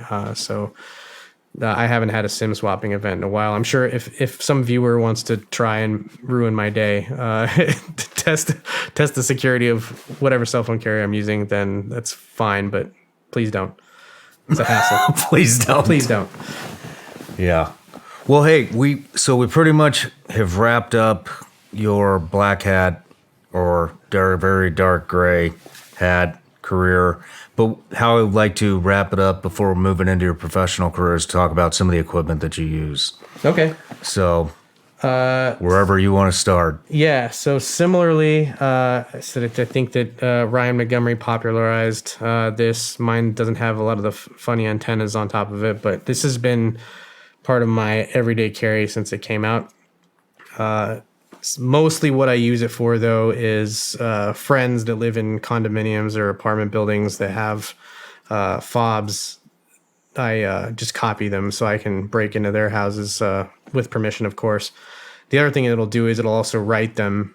So usually apartment complexes and condo associations will charge like $30 to $100 just to have extras. But I can just make extras for my friends and just subvert the whole process. So it's a good thing. This is a Proxmark 3. It's a more of a grown-up version of the Flipper, but it deals with near-field communication, RFID devices or chips. It has Bluetooth power. I think is it on here? Yeah. So this one, I have the battery attachment that goes onto it, but you can use this to copy hotel keys. It'll read passports. You can use it to pretty much anything. I said the same fobs, apartment fobs that the Flipper can access, but this is more So I have a grown-up version of the flipper. It just has a lot more functionality and extensibility than the flipper does. It's not as versatile. What can that do that the flipper cannot do? So I don't think, like for instance, the passport documents and stuff, I don't think that the flipper can do that. There may be a plugin or something that's or some sort of firmware modification, but as far as I know, it doesn't support that. But this, I said, pretty much any type of wireless like access mechanism, the Proxmark, for a long time, this was the gold standard for all the NFC type. So copying, writing, dumping, it all came from, this was like the device that most of us hackers used in order to do those types of attacks. But it said it lacks the IR capability and stuff that the flipper has. I also have this is a hack RF. I don't know if Ryan had the Portapack add-on onto it, but this is just a software-defined radio. I think I have some amount of power. I forgot which firmware I'm running on this one too, but this interface, like this, the HackRF itself, this is kind of an add-on that bolts into it, and it has another case. But when you buy the Portapack, then you kind of use this case and this interface. But it does everything from, I said, it can send and receive ADSB, which is the airplanes, like when they go by, they have a beacon that they send, obviously, to tell air traffic control where they are, where they're positioned. But with a strong enough antenna, you can broadcast those types of signals as well. This is a telescopic antenna, but I don't think here within the studio we're going to have enough juice to do anything interesting with it.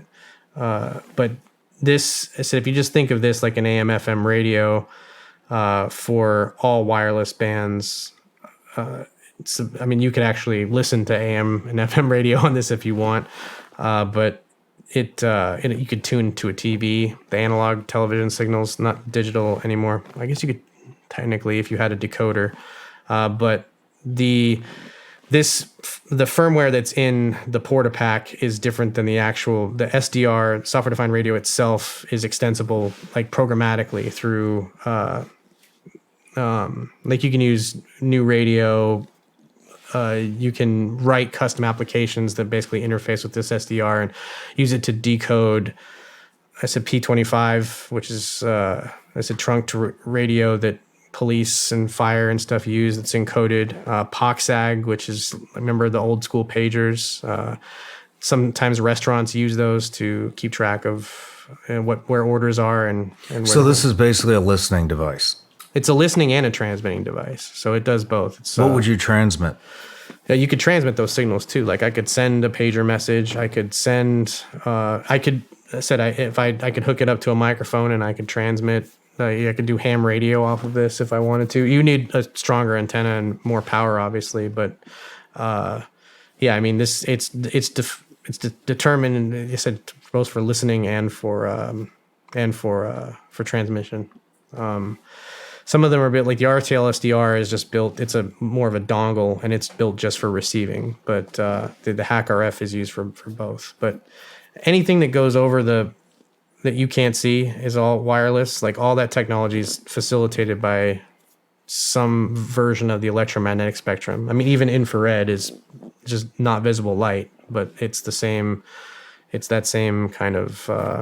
And this picks all of that up. Yeah, it's got a very wide spectrum of frequencies that I can basically tune to. This one down here is, I forgot what. This is a spectrum analyzer, but and this is just a battery operated one. But you can see it's just got like I don't know where the camera would be, but you could tune that to. Like I said, same thing. Tune it to a radio frequency. You can see where the peaks would be. But that device is just all in one to just monitor frequencies. So, I mean, for somebody like me that has no idea what the hell you're actually talking about, what would you be monitoring with this and why? Well, let's say you had a wireless protocol that is existing like an off public band, like this, the FCC, like in our case, which is our governing body of Federal Communications Commission or whatever. They have certain bands of frequencies that they've allocated for public use. So like the 900 megahertz band, like 2.4 gigahertz, 5 gigahertz. These are the things that wireless technologies exist on. But let's say there was a command and control channel that was happening in some low bandwidth frequency, let's say like 800 megahertz range or something, and I wanted to attune to that and pull out like the data, like what was going over it, analyze what type of data that was. I could basically tune to it the same way you tune a radio, and dump basically the whatever the signals that are going over that frequency. So if you're doing a site survey or whatever, and you're looking at why, like, is a frequency busy or not? Is there lots of traffic? Because we're in those bands that I was talking about earlier that are public use, those are shared by all manners of devices. Like Bluetooth works over 2.4 gigahertz, but so does wireless, like Wi-Fi. Wi-Fi has, in the States, like there's a centering on the channel 1, channel 6, channel 11, and the bands kind of overlap, but you could just, the band width, which is the width of the band, kind of dumb that down. And so you're in 20 megahertz or 40 megahertz hops, and you can actually see like, okay, how much traffic is, how much signal, what's the signal to noise ratio like on, this band in and of itself. So you can pull just signals out of there. I said, it's just like tuning your radio is the best way I can explain it. I'll shut that off.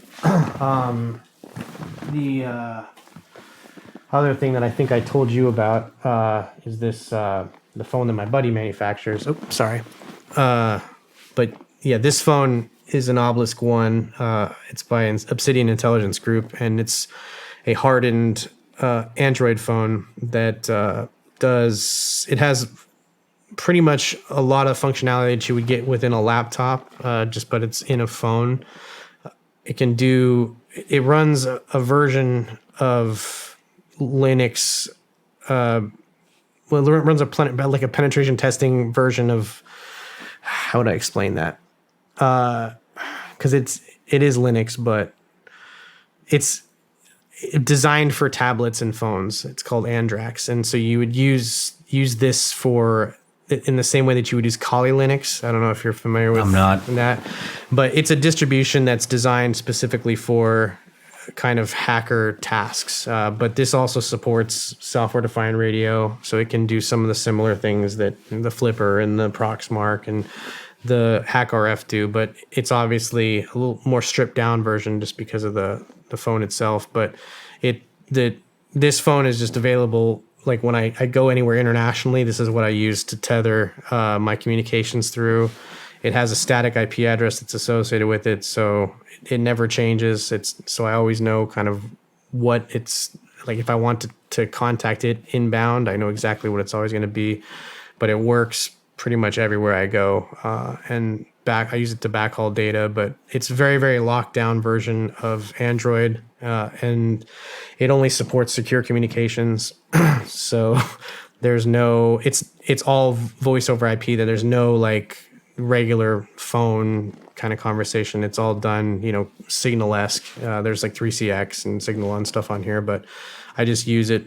I said when I'm overseas and I want to make sure that I have a secure internet connection or backhaul, this is my weapon of choice. What does the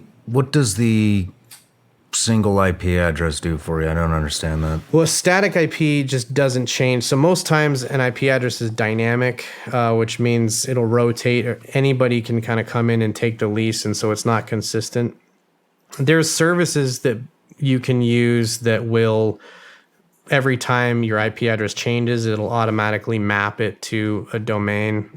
You'll find these no IP services, Netgear routers even have a version of this that they offer their customers, to where you can get a subdomain on, like, or you can set up a domain yourself that just knows to point to that. So you can always type in home.ShawnRyanShow.com and you'd always get your home computer or whatever.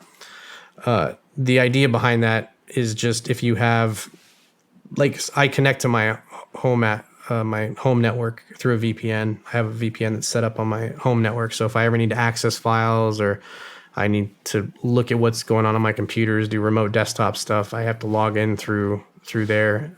But most of the ISPs, like cable providers, you're going to have a dynamic IP address that's subject to change.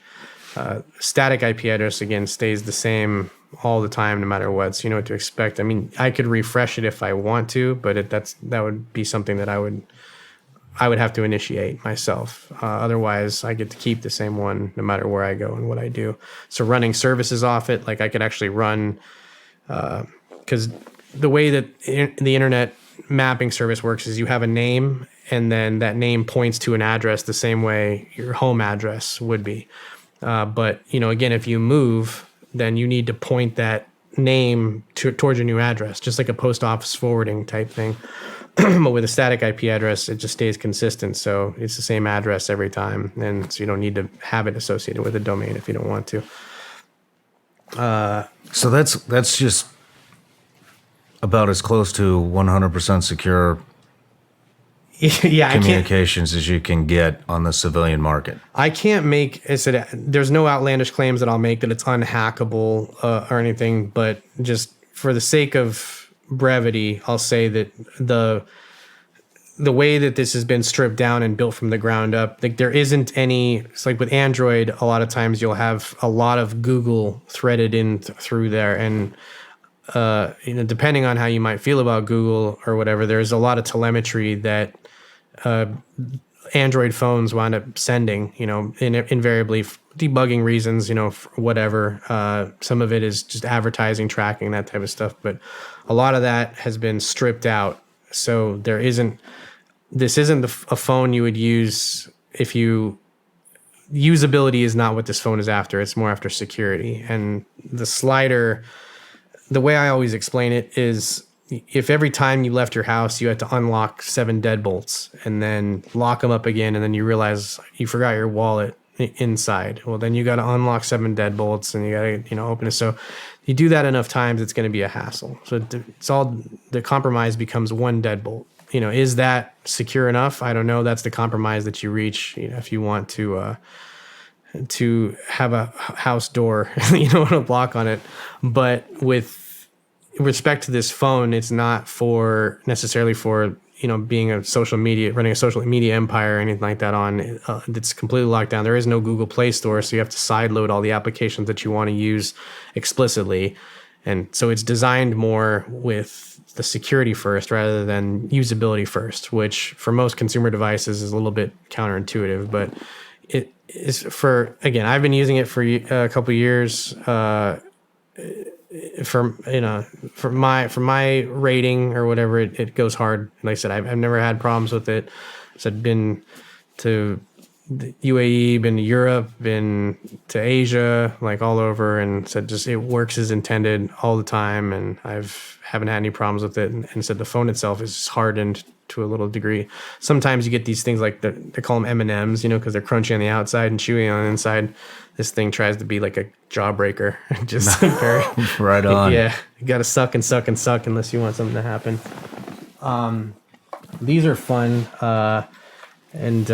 so this is a OMG cable, and it's designed by my friend Mike Grover, but he was also a member of Digital Gangster, and he had started out in the IT world and sort of came on through to computer security and introduced to it through Digital Gangster, and he's become an insane hardware hacker.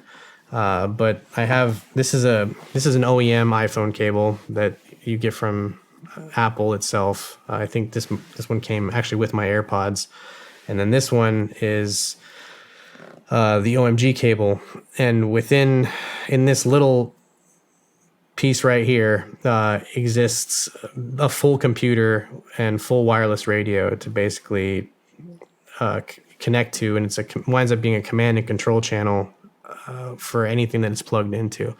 So any phone, any computer. This more works against the computer that it's plugged into.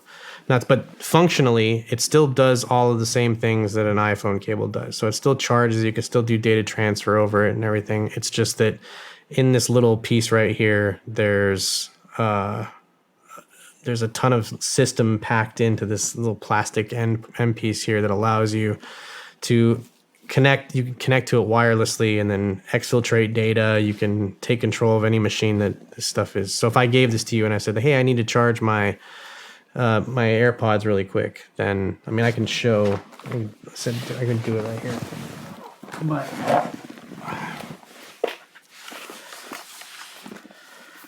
this is where it's very important to be careful with, because looks can be deceiving. This was the NSA has I don't know how I should show these to the camera. If this is just point the screen towards me. The NSA was developing utilities like this. This is one of the data sheets that was in a leak, but they were charging $20,000 for these cables, and so now you can just get them as a consumer for $20 or for less than $200. But the implant, is obviously this is the old USB-A/B connector, and within that you basically have this command and control channel that you're able to access wirelessly, even though it's plugged into a unassuming system. With Apple keyboards, they charge the same way that the phones do. So if this cable is actually in between a keyboard and a computer, then it will do all the key logging for you. It'll take any key that's been pressed into the keyboard and exfiltrate it over this channel. How much range does that have? How close would you have to be? It obviously depends about the topology of the room and stuff as well. But I could probably be within wireless range. So as much as you would think, maybe like 50 to 100 feet type stuff with clear line of sight. Through a Faraday cage or something, obviously there's nothing. There's certain, but yeah, that's obviously one of the problems is So basically in the same house. Same house would work, yeah, for sure. But again, it functions perfectly as a charger does. So, charging my AirPods there, you can see the orange circle. I cooked a couple payloads up. I don't know if this is going to be visible. You can screen record it too and send it. Oh, I could do that too, yeah. Oh, wait. Let me connect to. So I just have it named. I have the cable SSID broadcasting as hotel Wi-Fi, so it looks inconspicuous. You wouldn't know that it's anything evil.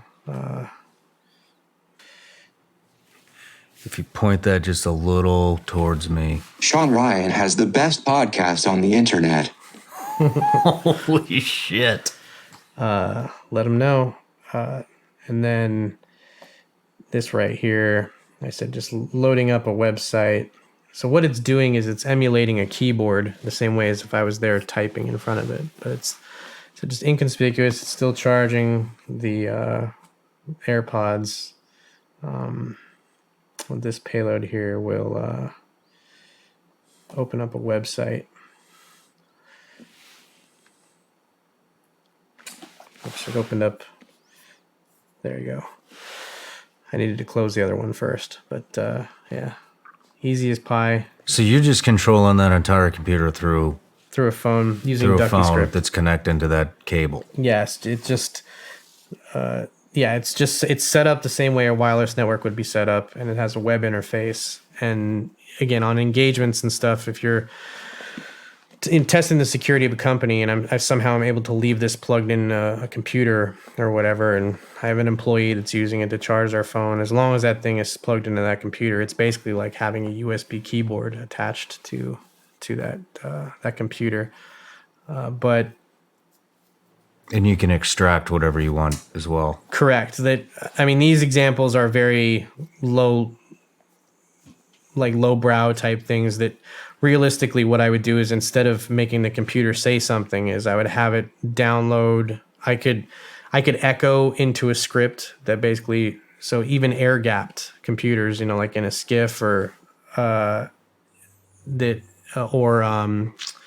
if they're not connected to a network in any way, I can still manipulate them until they get on a network. There's a payload in the Elite series that I don't have in here, but it can actually do data exfiltration.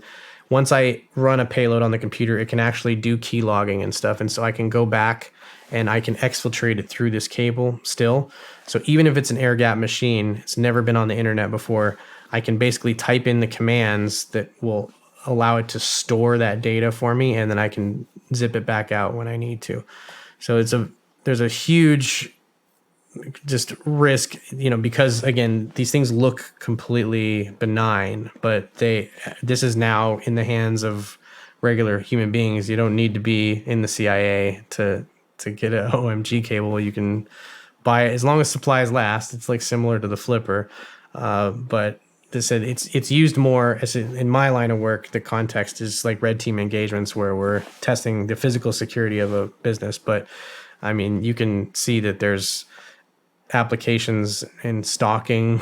If you were an enterprising young lad who was trying to figure something out, it basically has all that utility, but I don't recommend using it for those types of activities.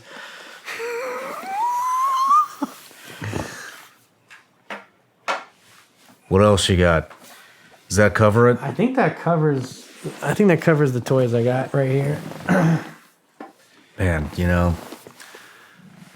I keep saying this. You guys are dangerous.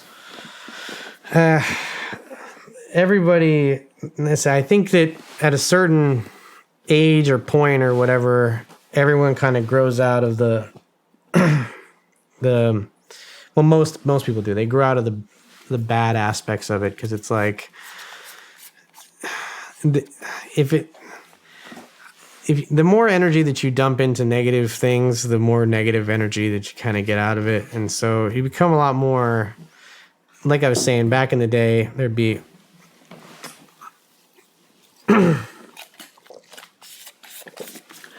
when there'd be fighting on America Online, like we're talking about, and then turn around and post their home address and stuff, that I can't even think of any situation. You would have to go after my daughter or something like that for me to have that type of angst. I've seen everything and done everything by this point, but a lot of that that's what's dangerous with a lot of hackers, is when you have that type of power at your fingertips to be able to do things that really are movie worthy and stuff. And it's the same in your line of work, that the moment that you can reasonably do these things, it's like just the threat of force is just as important as not acting on it. Like the great power comes great responsibility type thing. Mm-hmm.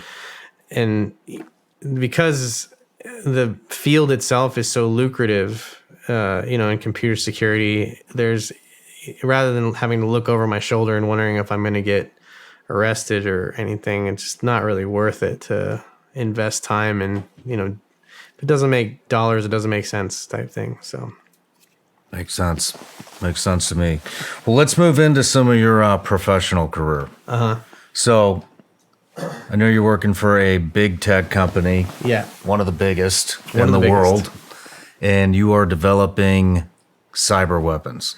That is a very sexy way of putting it. But the short answer is yes, but not what you would think, I guess. The purpose of these cyber weapons is actually a prophylactic. Like, we're trying to develop cyber weapons or weaponize these exploits and vulnerabilities before somebody who's actually bad gets a chance to do it. But I work mainly in embedded security, device security. So Internet of Things is kind of goes to your cameras, your home IP cameras, your thermostats. Smart homes are, everything is smart nowadays. You have toasters that can, washing machines, all that stuff. There's a underpinning. They all share a lot of similar components. And so if you find a bug in one thing, there's a chance that you're going to find a bug in a lot of different things, just how the implementation is. So we do vulnerability research based on like what we find interesting. Selfishly, like look at products that our own company kind of is using, but keep our ear to the streets on anything else that might be emergent. But the objective is to try to protect customers from anybody weaponizing this before we do, type thing. And so we have our focus is mainly on what's called 0-day vulnerabilities, which is every day that a vulnerability is known, then it becomes like a 1-day, 2-day, 3-day, and end day. But 0-day vulnerabilities aren't published, and no one knows about them. They're completely secret. So it's like discovering a new element or whatever when you find one of these things, because you could be the only person in the world that knows that vulnerability exists. And so we've found some pretty serious vulnerabilities in software that is used widely throughout the IoT ecosystem, and we've developed patches for them. So not only do we figure out the weapon, but we figure out how to fix against the weapon as well, and that's a huge part. Have you ever seen? So I get what you're saying. You basically develop the weapon that somebody could utilize against whatever system, and then you develop the whatever you want to call it, the cure. antidote. Yeah, right. And have you ever developed a cyber weapon and then seen somebody else develop the same cyber weapon, but you already have the antidote for it? Hasn't happened yet, like in this case. As I said, the research and development it takes to emerge some of these is there's a lot of time and effort that goes into it. And my team is all geniuses, and there's some Venn diagram overlap in people's skill sets and understandings, but largely it's a superhero. It's like the Avengers type stuff that they surprise and impress me constantly. But the goal, like I said, the part of the opportunity that we have to work in so closely with a lot of these products is we have maybe some of the stuff is open source. So as I said, anybody can look at it and pick it apart and go for it. But how it operates with the rest of the pieces of the system is somewhat important.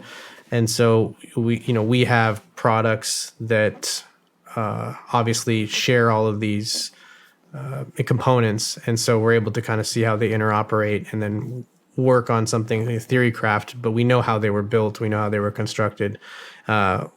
So there's not much of a need to reverse engineer some pieces of this, which shortcuts time, considerably. But to date, like there isn't anything that we have found that we have noticed was exploited in the wild prior to us discovering it. That's not to say that it doesn't happen. It's we don't have any telemetry on it.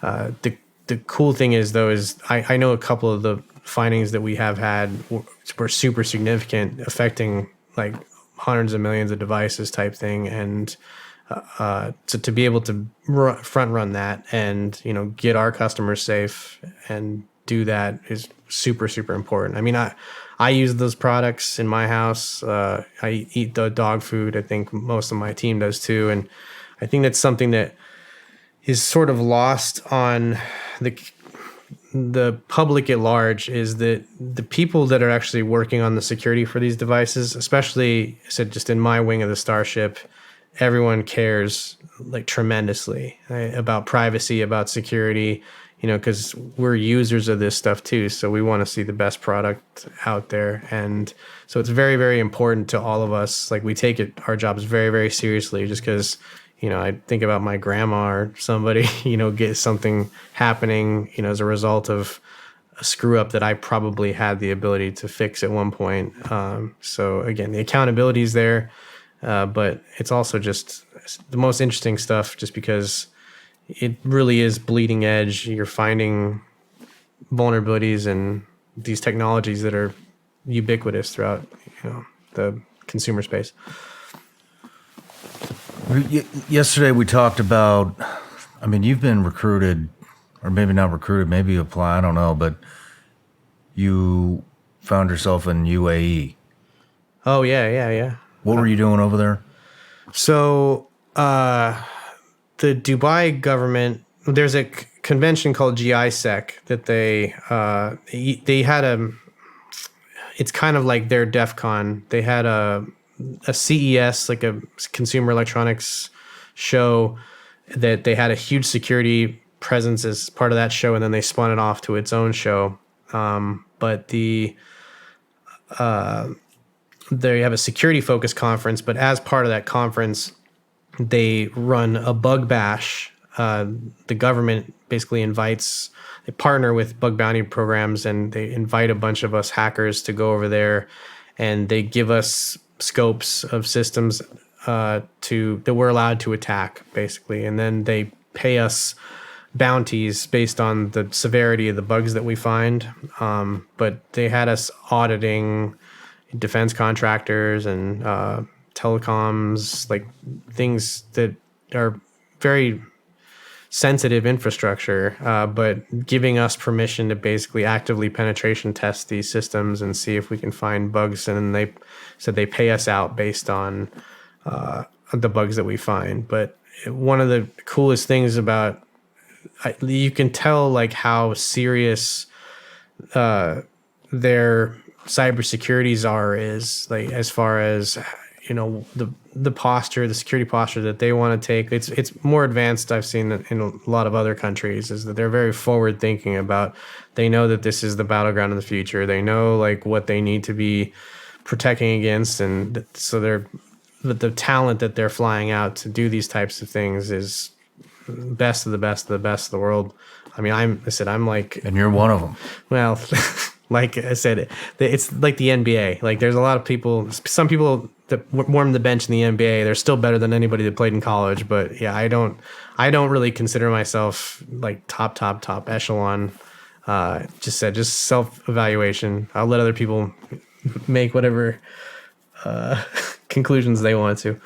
But yeah, it's a lot of companies now, do these types of things, and governments. UAE's those is just, it's very advanced. I would say just the fanfare behind it and how much they are really pushing for security over there. How many other countries have you been involved in with the Red Cell operations? 4 or 5, I guess. Ever here in the U.S.? Oh yeah. Here in the U.S. too. How do we compare to UAE? In what way? In forward thinking. So it's getting there. I'll say that there used to be a very, I don't know how to like, cautious attitude, I think, towards this type of work. But it was a few years ago, I did a bug bash that was sponsored by the U.S. Air Force, and then they had a ton of their assets in scope. And I would say the tide is changing, a lot more. I think the U.S. government's starting to kind of get the idea of how this stuff works. I don't know where they got the inspiration from exactly, but the same types of groups of people, are also doing, again, it's just mercenary work practically. So you're doing it for obviously if they're on OFAC or some terrorist list, then we're not going to work for them. But it's a very so mercenary is the best way to put it. Is it's just you're just a hacker for hire. Well, let me put it this way: how would you grade, just as an overall grade, Like the U.S. cybersecurity space? Are we a D? A C? not to disparage, but C plus. It's there's a huge problem that the United States has, and we invented the internet. That's why we have .com and we have .net, and everyone other country has like .co.uk or whatever. We're telephone country number one. Like you don't have to enter any weird numbers. We're number one on US and Canada. Like when you're dialing our phone numbers, so there's a huge sort of concentration of technology that the United States has always been very, very tech forward. In recent years, like I think South Korea per capita has the best internet in the world, and that's largely due to their gaming infrastructure. They've taken esports seriously for a really, really long time, but there's a lot more that you can attack in the United States, if that makes sense. That there's the systems and the way they're constructed and how they're constructed, and there's a website for every division or something that the attack surface is just very, very large, and there's a lot more just exposure, than like again the UAE as an example, has a very small subset of problems compared to what the United States would have infrastructure wise. Gotcha. And I will say, like, that's something that, like, there are things that authoritarian governments, which, I mean, the UAE would be classified as one, are going to do exceedingly better just because of the bureaucracy is not as there. So that's the trade-off. So the trade-off that you have for democracy versus like autocracy is you're going to, some things need to be decided in committee here, and there's just things get lost in the red tape. But generally, if something's a problem in an authoritarian government, like they're going to address it very hard on. But that's that Churchill saying about democracy is the worst form of government except all the others. I think he said that's how I feel a lot about this, that we're victims of our own success in some ways, like and just empires and how they tend to crumble after a little while. Mm. Yeah, I think we might be seeing a little of that happening right now. But you also did a lot of security in the adult industry, correct? Oh yeah. There was a lot of crossover. I was the head of security for Grindr for a while, and that was it's a gay dating site, but there's a lot of weird problems that. So Grindr, like, one of the things about it is it was designed so that way if you walked into a bar, a straight bar traditionally, then it would tell you that there is another gay man in proximity to you within a certain radius. So the utility of the program all exists in a proximity sense. And that, as you can imagine, that comes with certain safety risks as well, because if I was targeting, homosexuals, I could just do it via that application. I can say like, within 20 feet, there's a person here. So there's a huge trade-off in usability, because we developed these geo boxes. You basically like the old school maps, how they had like a squares, and you'd be like, Franklin is at 3-5 or whatever, or A5. That the same type of, there's an algorithm to box the world out in the same way, and you can change the resolution up to, you can go down it's called a geohash, but you can go down to inches, centimeters, micro to macro. Yeah. And so, but we found usability wise that whenever we would make this bounding box a little bit too big, the customers would complain about the usability. Like, I can't even use this app because it's not doing what I told it to.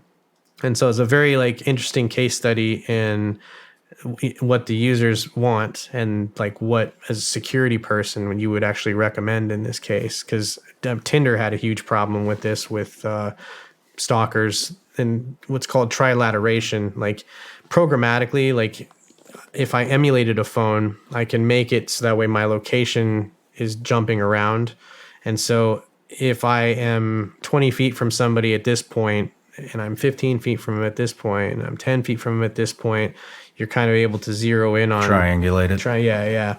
I think trilateration is the term, the nomenclature for that methodology. But there was a lot of countries that Grindr operated in where those features were completely disabled because it's just illegal to be gay. There was the death penalty, just for whoever, just for being gay. It's like it's insane. And so in those countries, we had nonprofit organizations that were boots on the ground that were going and kind of promoting different safety, like, don't show your face, meet in public places, just a lot of meat space type protections. But you had government agencies trying to entrap users of Grindr by emulating other gay people on the site, and they were talking, so they would converse with you and then they'd meet you and then they'd arrest you type stuff. And so it became this huge human safety issue that was really intense, like, because their lives are at stake. And I'm traditional libertarian guy, do what you want, I don't care, like, have fun, just don't like, just if it doesn't bother me, you're not infringing on me, then I don't give a shit what people do with their lives. And so just with that ethos, kind of carrying that into that sphere, it was just nuts. The real world stakes, I think, the lives were, in danger. And so something that we worked really, really hard to prevent. But then it was bought out by a Chinese company, and they released pretty much most of the staff that cared at one point. And what was nuts, I think I was only kept around for compliance reasons in some senses, but all of that data technically belonged to the company that bought them, who, most agencies or organizations within China are state owned. And so who knows, I don't know to what extent, but I mean, they did buy the data, but I mean, there's a chance that they were looking for senators' dick pics and whatever else they could find in there and data mining it, which is a high possibility, but there was nothing I could really do about it, as far as, from my position. But I wound up, they wound up eventually getting rid of me. And then the U.S. government stepped in and actually forced them to sell to a U.S. company because of the national security risk. It was very strange. Isn't it a little late? It was a little We'd late. like to buy all that data back. Yeah. Okay. Cat's out of the bag. Yeah. So maybe the data's a few years old, but it was one of the weirdest experiences. What? Are we being serious here? We're being serious here. They sold the data, and then the U.S. government bought the data back, thinking that they didn't make a copy. No, the U.S. government basically forced the company was called Kunlun. They forced them to sell back to an American-based company. So it was a forced sale, and I forget, there was some act that they had. We can edit this part out.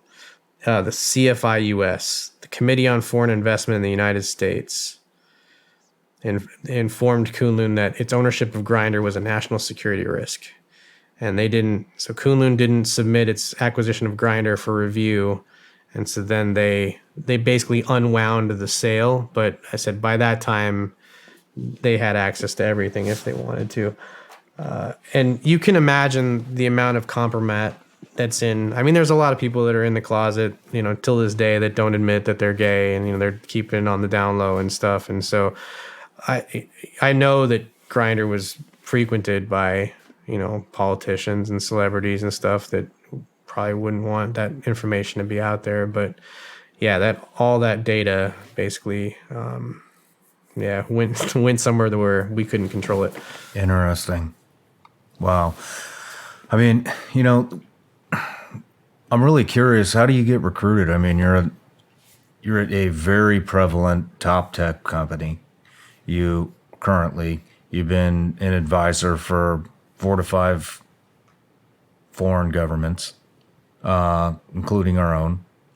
You have worked for, the adult industry, Grinder app. I mean, these are like pretty high profile, extensive jobs. I mean, how are you getting recruited? Do you apply to them? How does this work? I'm pretty much all inbound. I mean, you're a high school dropout Yeah. No degree. who's been arrested for defacing NASA. Yeah. I mean, and these people are going, we want you to perform red cell operations on our company, on our government, on our applications,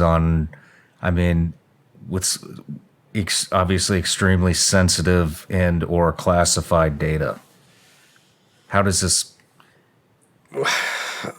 You're asking a black hat hacker to do penetration testing and red cell operations on governments, on super high profile tech companies, and well, as I said, I think that the maturity level has a lot to do with it. That, there's a lot of things I did. Well, I mean, I wouldn't say that even in my mid-20s or whatever, I probably wasn't, washing my hands completely clean. And there was always some thread of whatever, but that my own moral code and stuff, like I've always been, people can always rely on me, and I've always been, very matter of fact, and I never stabbed anybody in the back. Like I have a very good reputation, and that whole, like I have a tattoo of a green hat on my wrist that me and my buddy got in China. This means something completely different, but what remember we were talking about white hat, black hat hacker, that we've always been green hats. Like we just do it for the money. I don't care who you are. You can be, Osama bin Laden. I don't care. You got the money's right. But in realistic terms, like we all have these codes of honor, that we just don't violate. And, so for that perspective, the challenge is what's fun, but it's like same thing as Oppenheimer, developing this weapon that, again, causes mass destruction. It's been something that's huge in the, obviously it wasn't just him, but, it's in the zeitgeist. So I guess I'll mention it. But yeah, that, on the one hand, like here, you're using this weapon to end, suffering in a war, but at what cost? You're like irradiating, 2 cities as a result of it. And so there's always kind of these trade-offs in a sense, but I've always been really, really trustworthy, I think, is like one of the things that... I mean, I'm not calling you a bad person, No, by any means, but if I had your background and I was applying to CIA, I'm not getting in. No way. They're not going to give me the clearance. They're not going to give me the access. Like, they're just not going to do it, And so what I'm asking, I mean, you're at that level. Yeah, but this is the problem, and I think this is like why. There was an article I read a few years ago about how the FBI was maybe thinking about allowing people that smoked weed, if they were hackers, to join. And that what's crazy is you're going to find a lot more people like me that are willing. I mean, again, I'm insanely patriotic. I've been around the world. I love this country. Like there's still, for all of its faults, like I still haven't been anywhere else that I love more than this place. So, if I was ever called, to cyber battle, or whatever, like I know what team I'm associating with, but would they even take me? That's a great question. And I think that that's a misconception that some people in power probably have, is, oh, that person can't be trusted, or, they they, because of their past, they're not going to be good. But it's very short-sighted, because if anything, the people that are behaving in that way or know that way, or they're thinking adversarially, like, at all times, and so your mind just works differently. And I mean, obviously, if I'm outsmarting government employees as a teenager, and then still doing it now, like, say something about the system. Yeah, I mean, it's I mean, so are they recruiting you, or are you applying? Oh, I've been recruited for, like I said, I did my own entrepreneur thing for a really long time, and then said the grinder thing kind of brought me out of semi-retirement, and it was just so much fun. And then the company I work for now, it's amazing, because the tech I work with is just bleeding edge. The budgets are insane, and there's nothing I could do in the entrepreneurial space that would even compare to, like, what the things I can do and have access to and leverage for with the company I work for now. So it's did they recruit you? They did, because they were having some issues with account takeovers and stuff, and that's something that I happen to know pretty well. And how did they find you? Do you ask? Well, I mean, I'm pretty well known in the computer security space. I see that. So, but I mean, it's just, I don't know,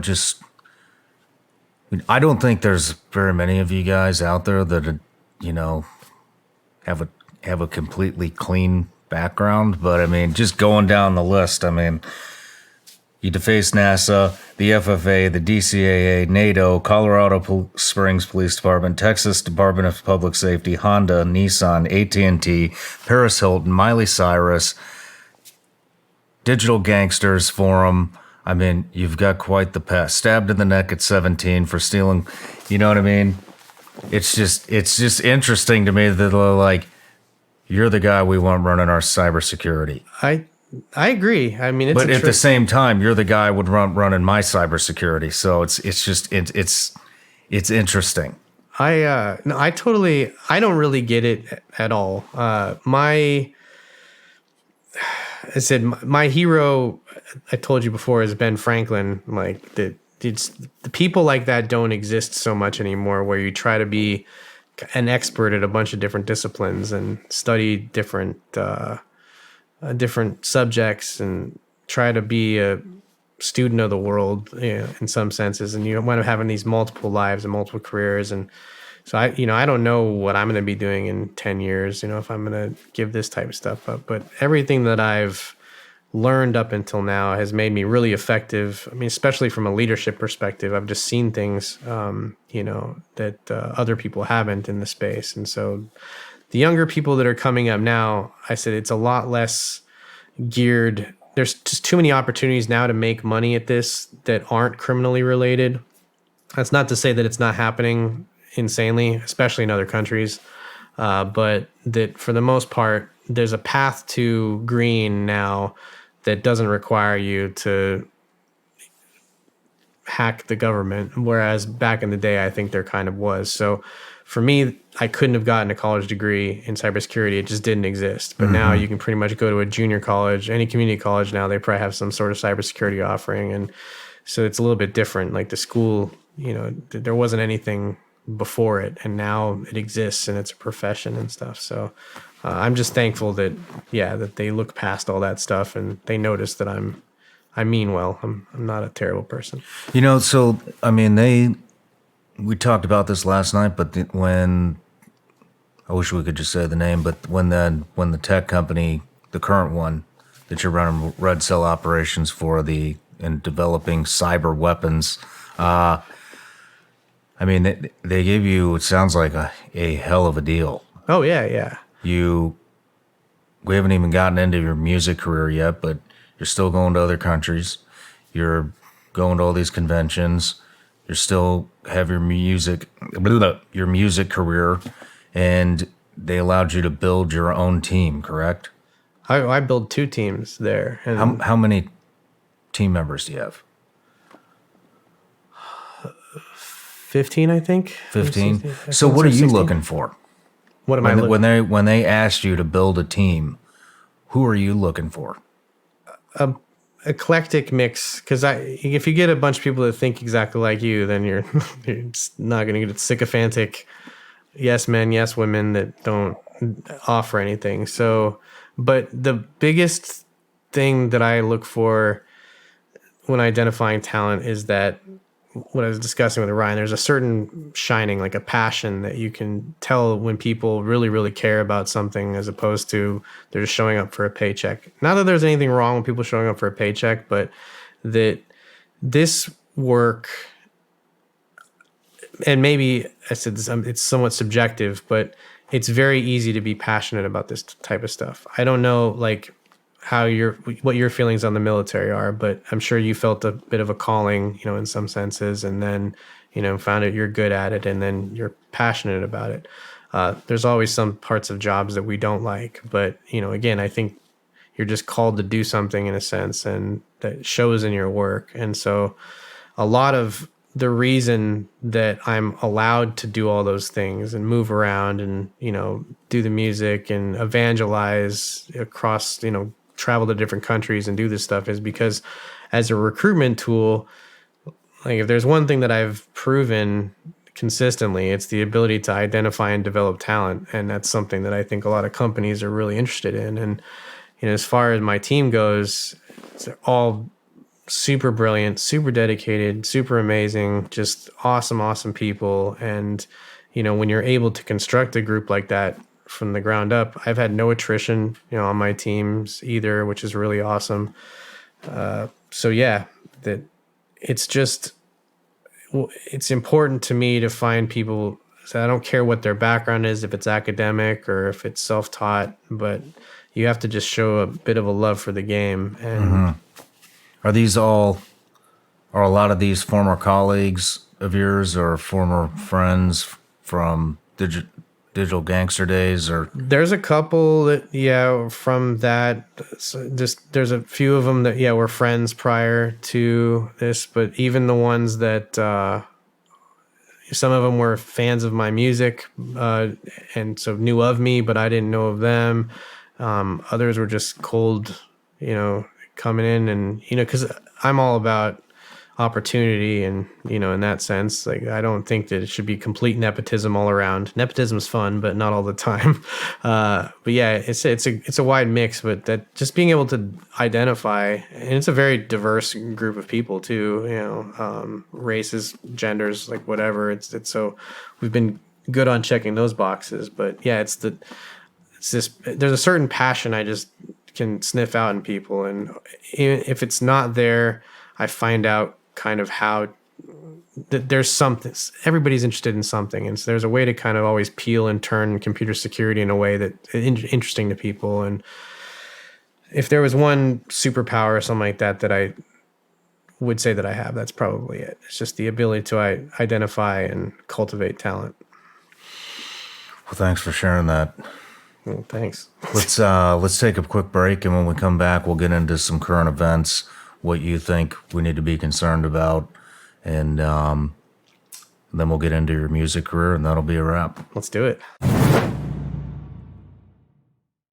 Ladies and gentlemen, it has been a minute since I've done a Bubs Naturals commercial, but it has not been a minute since I've taken the best shit of my entire life. Actually, just knocked one out this morning. It was amazing. And I'm going to give you the secret. You ready? Here's the secret. You want the secret for the best shit of your entire life that you could do, I don't know, every day, maybe multiple times a day? Here's the secret. Bubs Naturals Collagen Peptide says it's good for joints, hair, skin, and nails. I'm surprised they don't put on there it'll give you the best shit of your entire life, but hey, I get it, right? And you mix that with the Halo Creamer, that's MCT oil. Put these two together, you're gonna have a explosive hell of a day. These things are both Whole30 approved, NSF certified, and USDA approved. So there's that. On top of that, hold on, wait, there's more. if that doesn't get you going, which I guarantee you it will, you've got Bub's new coffee. So this is the first ever coffee bean Whole30 approved, if you can believe that. And we all know coffee can, speed things up a little bit in the morning. But hold on, wait. There's more. Apple cider vinegar gummies. Guys, I'm going to be honest. I don't know exactly what these things do for you. But here it says, promotes energy, immune support, promotes healthy digestion, and supports healthy metabolism. I can tell you one thing. Good luck just eating one of these things, because at the end of the night, I will crush an entire bottle of these.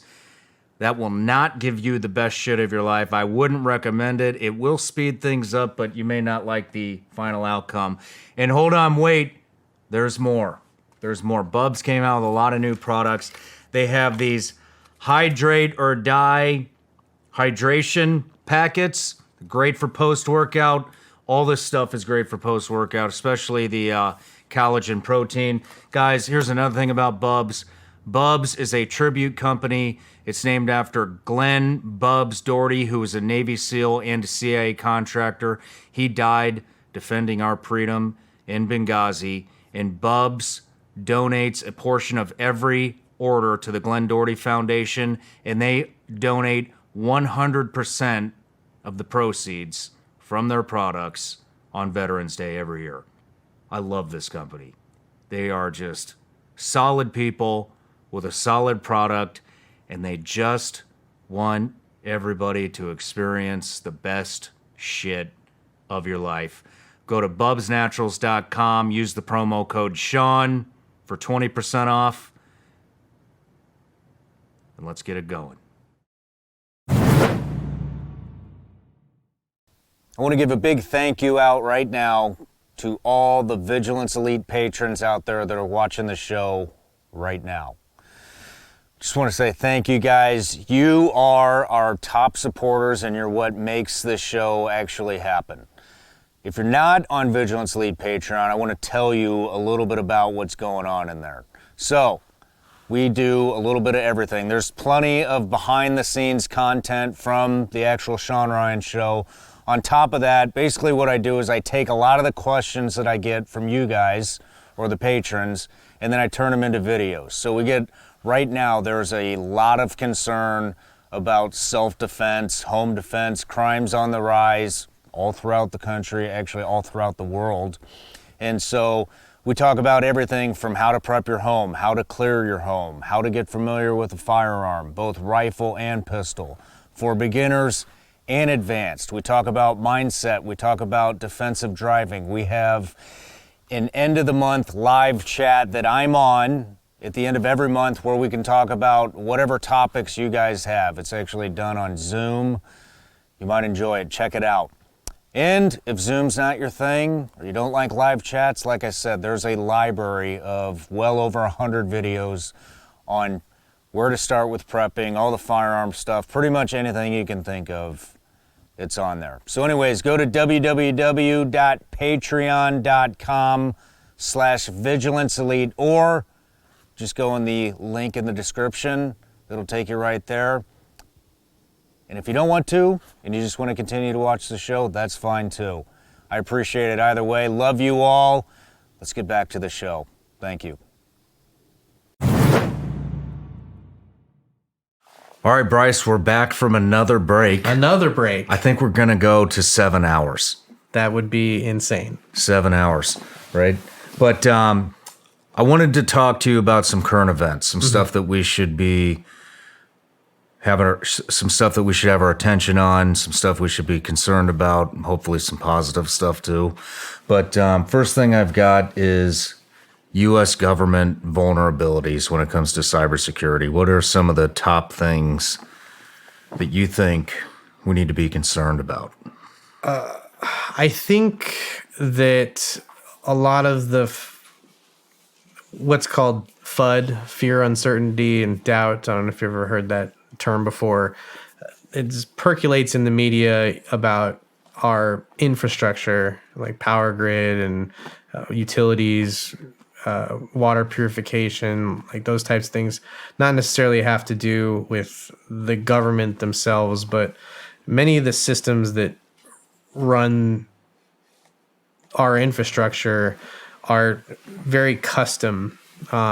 There's a gentleman that works for me now that he formerly worked for this company, and their entire mission statement was securing all of this kind of these types of systems, the SCADA systems, and it's insane just the amount of the horror stories, you know, that you hear. That, again, everyone's trying their best, but it's just there's so much. The attack surface is just so large, and then some of these systems that are employed to do this.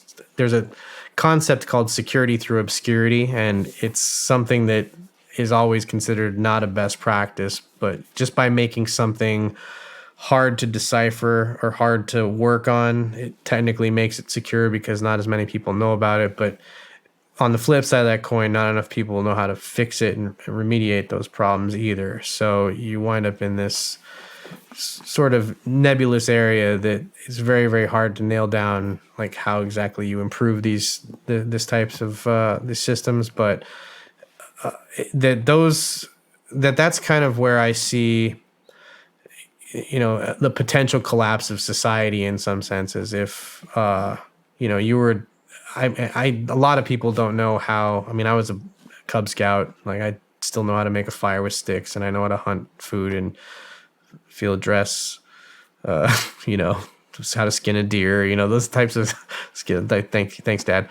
But a lot of times, you know, I think that a lot of people would just not know what to do with themselves if, you know, there was a power outage that lasted. It's very funny you mention this because I had an entire interview on the subject on the power grid. And that, I mean, I'd always heard, you know, I mean, from my previous career as a SEAL and CIA, you know, it's contingencies. What if this happens? What if this happens? What if this happens? I didn't realize how vulnerable the U.S. power grid actually is. Oh, it's nuts.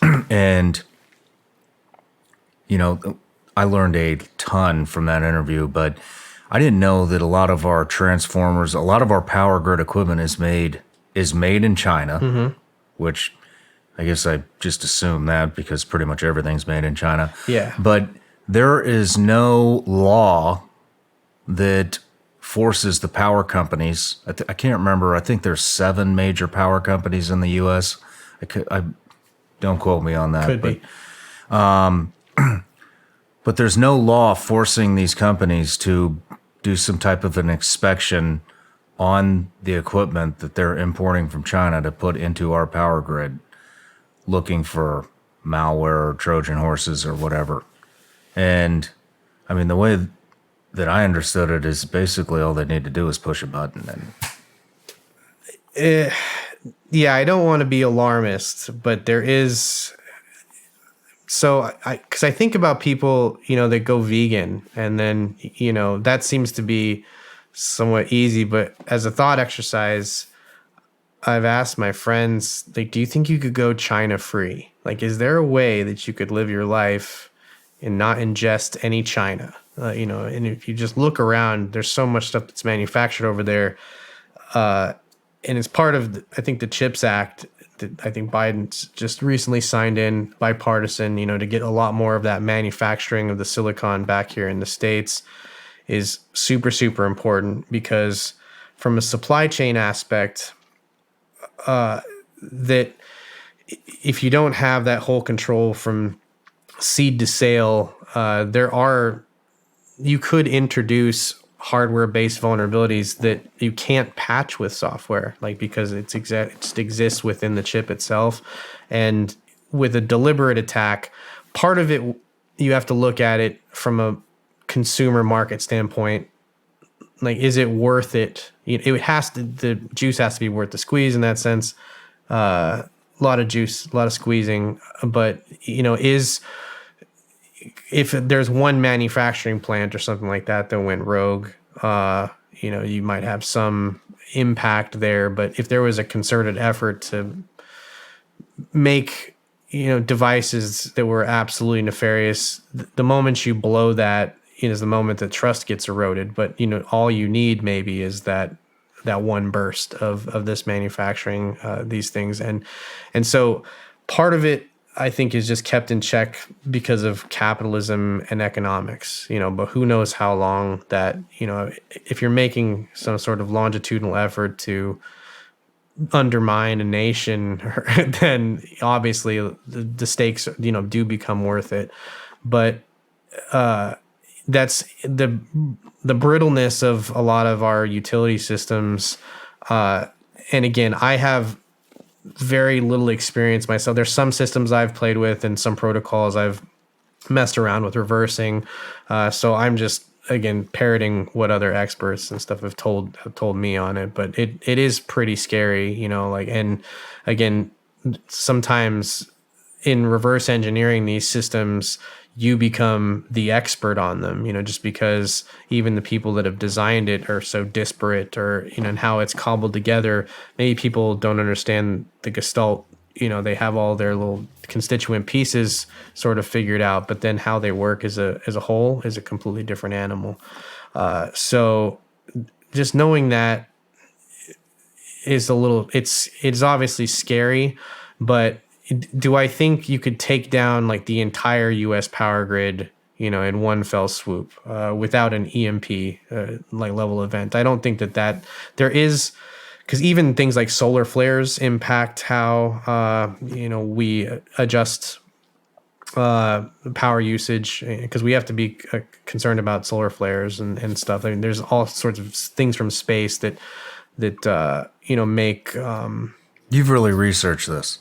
Oh yeah. Like, I mean, but I wouldn't consider myself a field expert. I have no doctorate in this, and I've never hacked a power grid myself, but I just know the pieces of the puzzle, in a sense of like how these control systems work and operate. And, some of them are, a hell of a lot more than most people. So would hope so. On a scale of 1 to 10, how concerned are you of the vulnerability of our power grid from being hacked? Probably 7, 8. I mean, it's up there.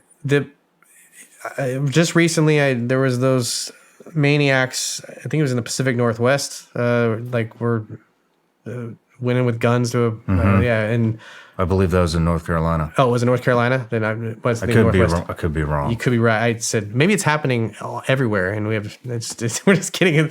So, but yeah, that I know that like there have been even just attacks. They don't know.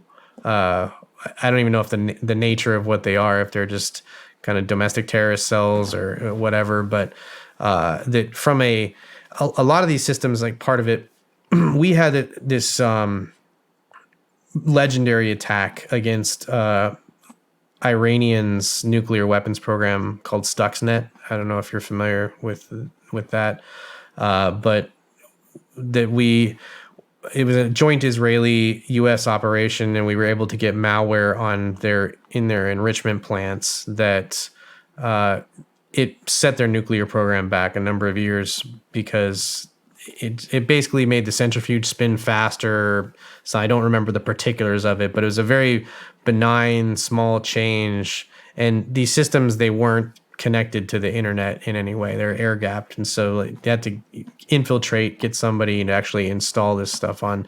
But in order to build something like that, you need to kind of be able to emulate that environment or build a replica. So the way that attack could be orchestrated, like it's not something that a teenager could probably do in their basement, because they just wouldn't have access to the parts of that system in order to figure out how to break it.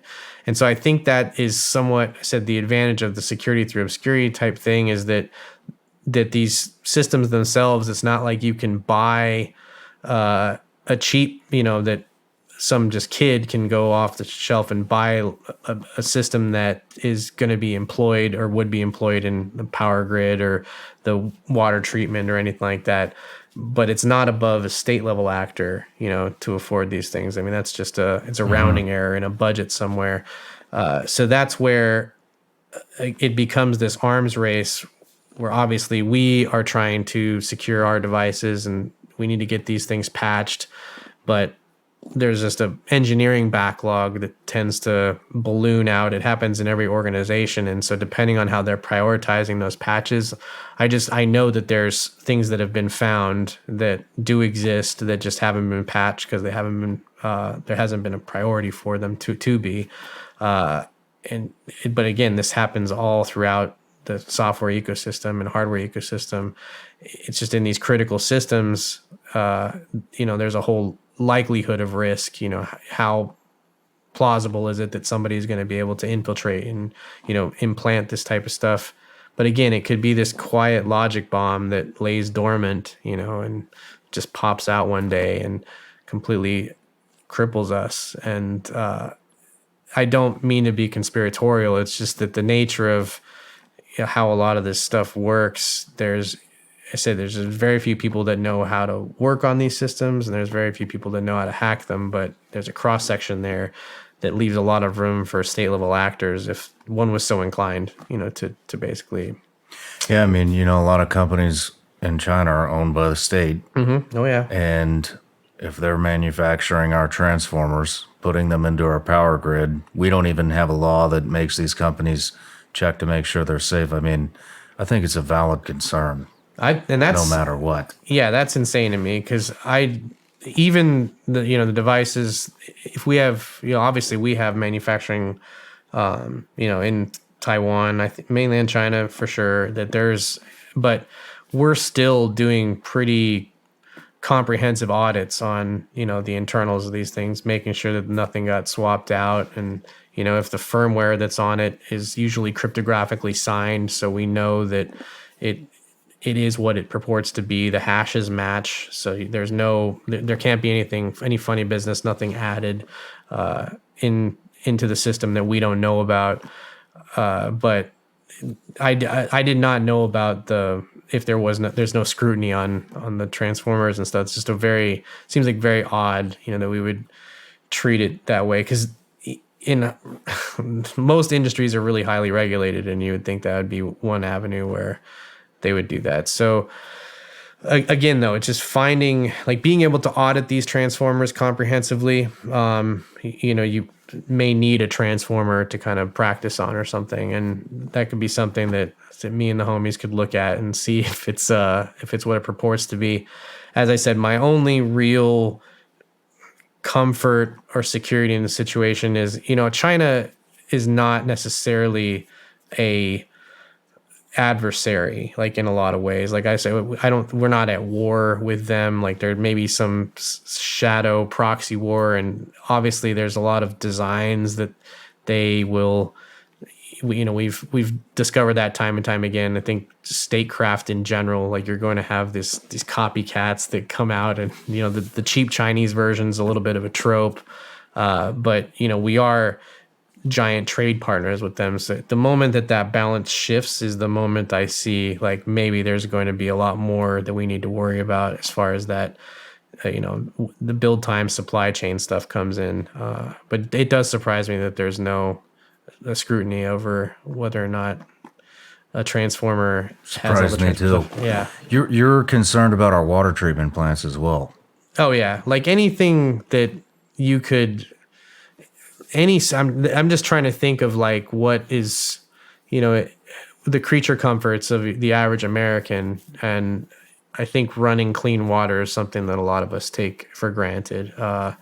If, the Flint, Michigan thing, just kind of showed even where, human error or something can botch. I think it was years. I think it's been fixed since 2013, 2015. I don't want to misquote, but I know that I think they're still having issues, but for the most part, like the lead problem was solved. But if you look at that at a grand scale, and again, if you just make these minute tweaks, it infiltration software, any of the analysis that's going. I mean, you could basically you could ensure that particulate is getting through or added, or some more of this chemical, less of this chemical, and within the treatment process. And if you're controlling, most of the stuff is all computerized. It's not like there's a guy going out there with an eyedropper every 5 minutes and checking it. At least as far as I know, a lot of these things we are just trusting computer systems to do that stuff. And so by entrusting computers with the ability to kind of make these sort of decisions, then I think it becomes a little bit scary because, from my perspective, computers are fallible if the right persons are hacking on them. There's also recent news about China hacking into a lot of government sites. I think they just hacked into the State Department. Yeah. China's been, it's something that open secret type thing that China and Russia, I don't believe their citizens are prosecuted, that they can kind of look at the US as a playground and act individually, and they don't really have much to worry about domestically. Whereas even in America, I think if you get caught hacking even what we would consider adversaries, like it's still grounds for prosecution. From one end, that when you're looking at it, they could be building an active case against whoever they're investigating, or the government might already have a foothold in a system, and then you come in and then screw it up. And so you're basically ruining, however many years of investigation that they've invested in it. So from that perspective, I see why it's a little bit different. But that, as I said before, the infrastructure of the United States is a lot more robust. And we've been using, there's countries I'm sure that you've been to where running water and power are, a super luxury and stuff. So, they wouldn't miss it. But yeah, it's just so much here, that we, again, take for granted, being the, first world and just kind of as advanced as we are, that we've installed computers in all of our processes, to a point where it's just fused into a place where, we're not carrying around water tablets, and boiling water to purify it or anything. It's all just done upstream somewhere, and then, through some pipes to your house, type stuff. But China and Russia, one of the biggest things that's prevalent now has been ransomware campaigns. And I don't know if you're familiar with what that is, but it's really crazy because they actually operate much like a regular business does. They're honest, but what they'll do is they will install malware on your computer. Well, one of two things. They'll install malware on your computer that basically encrypts your entire drive with a key that only they know, and then you have to pay a ransom for them to give you that key to unlock it. So if you have, let's say you don't do cloud storage for your show, it's all stored on some hard drive, and then you run this malware, or it's delivered to you through some vector, then it'll encrypt all of your videos, all the Shawn Ryan Show videos, and you only have one copy of it, let's say. So you're going to want to pay that ransom to get that key to unlock it. And usually they have an expiration date, like they give you like a week or 2 weeks or 3 days or something to pay this ransom, or they don't give you the key. And if they destroy that key, then there's no way that you're going to get that data back. And so pictures of your kids, whatever, but this is leveraged towards healthcare, hospital systems. This is leveraged towards, financial institutions, again, where these records, or they're able to pivot the network. People have on-site backups instead of cold storage, like where it's sitting on a tape drive, in some shelf somewhere. They're able to penetrate the whole network, and then even the backups become useless. But the interesting thing about the ransomware gangs is, again, they mainly run out of China and Russia, but they will encrypt your data if you pay them the ransom. So Some of them even set up customer support lines and stuff. It's nuts. The other ransomware type thing that they'll do is they'll break in and they'll exfiltrate a ton of the data, and then they'll threaten to sell it if you don't pay a ransom.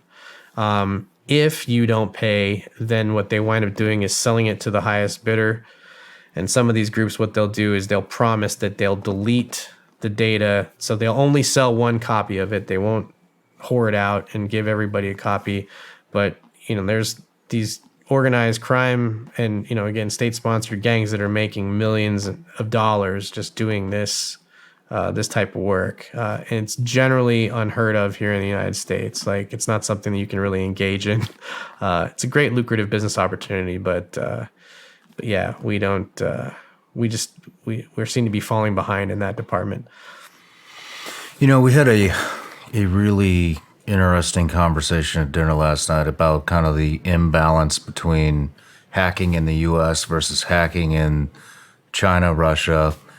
I've been saying that I think that warfare is changing. Mm-hmm. It's changing very rapidly. I think we're seeing a without getting into all the woke BS that's happening, I think we're seeing a shift in the military. And I think that I'm going to get a lot of flack for saying this, but I think that guys like myself, former SEALs, just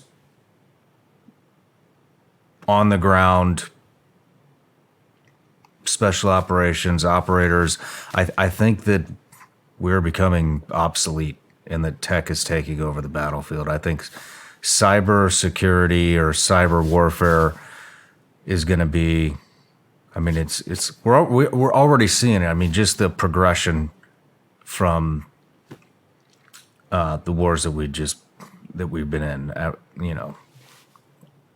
over in Afghanistan, Syria, Yemen, Pakistan, Iraq, all these places. I mean, you saw AC-130 Spectre gunships turn into drones, turn into unmanned drones, and the tech that I saw at the beginning when I first started. I think my first time in a war zone was in 2005, and to watch it, how it developed into 2015 when I left, I mean, I didn't even recognize, it wasn't even the same thing, And anyways, what I'm getting at is this cyber warfare stuff is becoming more and more and more real. And the way you were describing how China and Russia does it versus the U.S., I mean, that's pretty alarming. And then the military conference that you just sat through, where they were recruiting hackers for the U.S. Army, and they were talking about numbers. I mean, just go into all of that. So the cool thing is I would really like it if warfare was just conducted by robots. I mean, because then none of your friends would die in battle. Like, you basically just have a ton of junk that's just firing stuff at each other. And the stakes, obviously, in cyber war, when you're attacking nuclear power plants or any of that type of stuff, if you're not making them melt down, and irradiating human population, there's probably somewhat of an advantage to having UAVs, and countermeasures against UAVs and fighting each other. Because, then again, it's just people probably just handling joysticks or artificial intelligence doing the fighting. So it may be another mature form of warfare in a sense, but where the human cost is lessened. It's probably not the way it's going to go. There's always like these civilian casualties that happen, and I don't think that soldiers are going to go away in that sense. But let me rephrase this. What I was really getting at was how hacking is becoming so relevant in today's warfare. Yeah. So what I was getting into is that a lot of the equipment, even that operators are taking in, like with smart HUDs and like how helicopters, they can fly like pretty much where you're looking, and the gunner can just kind of, look, and the gun points to where they're looking. And there's just that everything is so warfare, so technology based now, that inherently, the ability to control and, if you're able to hack those systems, like I said, even in the supply chain or, saboteur or remotely, because all this stuff, the drones and everything have to be controlled somewhere. And wireless communications, that's what's nuts, is wide spectrum jamming will always work. Like you can do things like frequency shift keying and spectrum hopping and stuff, but realistically, like that, if you don't have a wire, like so the tow missile, attached to the actual thing itself that's feeding it any type of telemetry or instructions, then it's going to be subject to some sort of electronic warfare. And part of the problem is that in America, like the way that we've traditionally treated, our hackers hasn't been favorable. Whereas, just the trend I noticed, like with China and Russia, they're basically able to use the United States as a playing ground, and they don't suffer any consequences for it. And so they're learning against the best systems. They're sharpening, they're against the whetstone of America, and the systems that we have. And meanwhile, I don't think we are practicing in the same way, against them. It's not like it's asymmetric as far as like how these things are getting handled. When it comes down to it, though, that's one.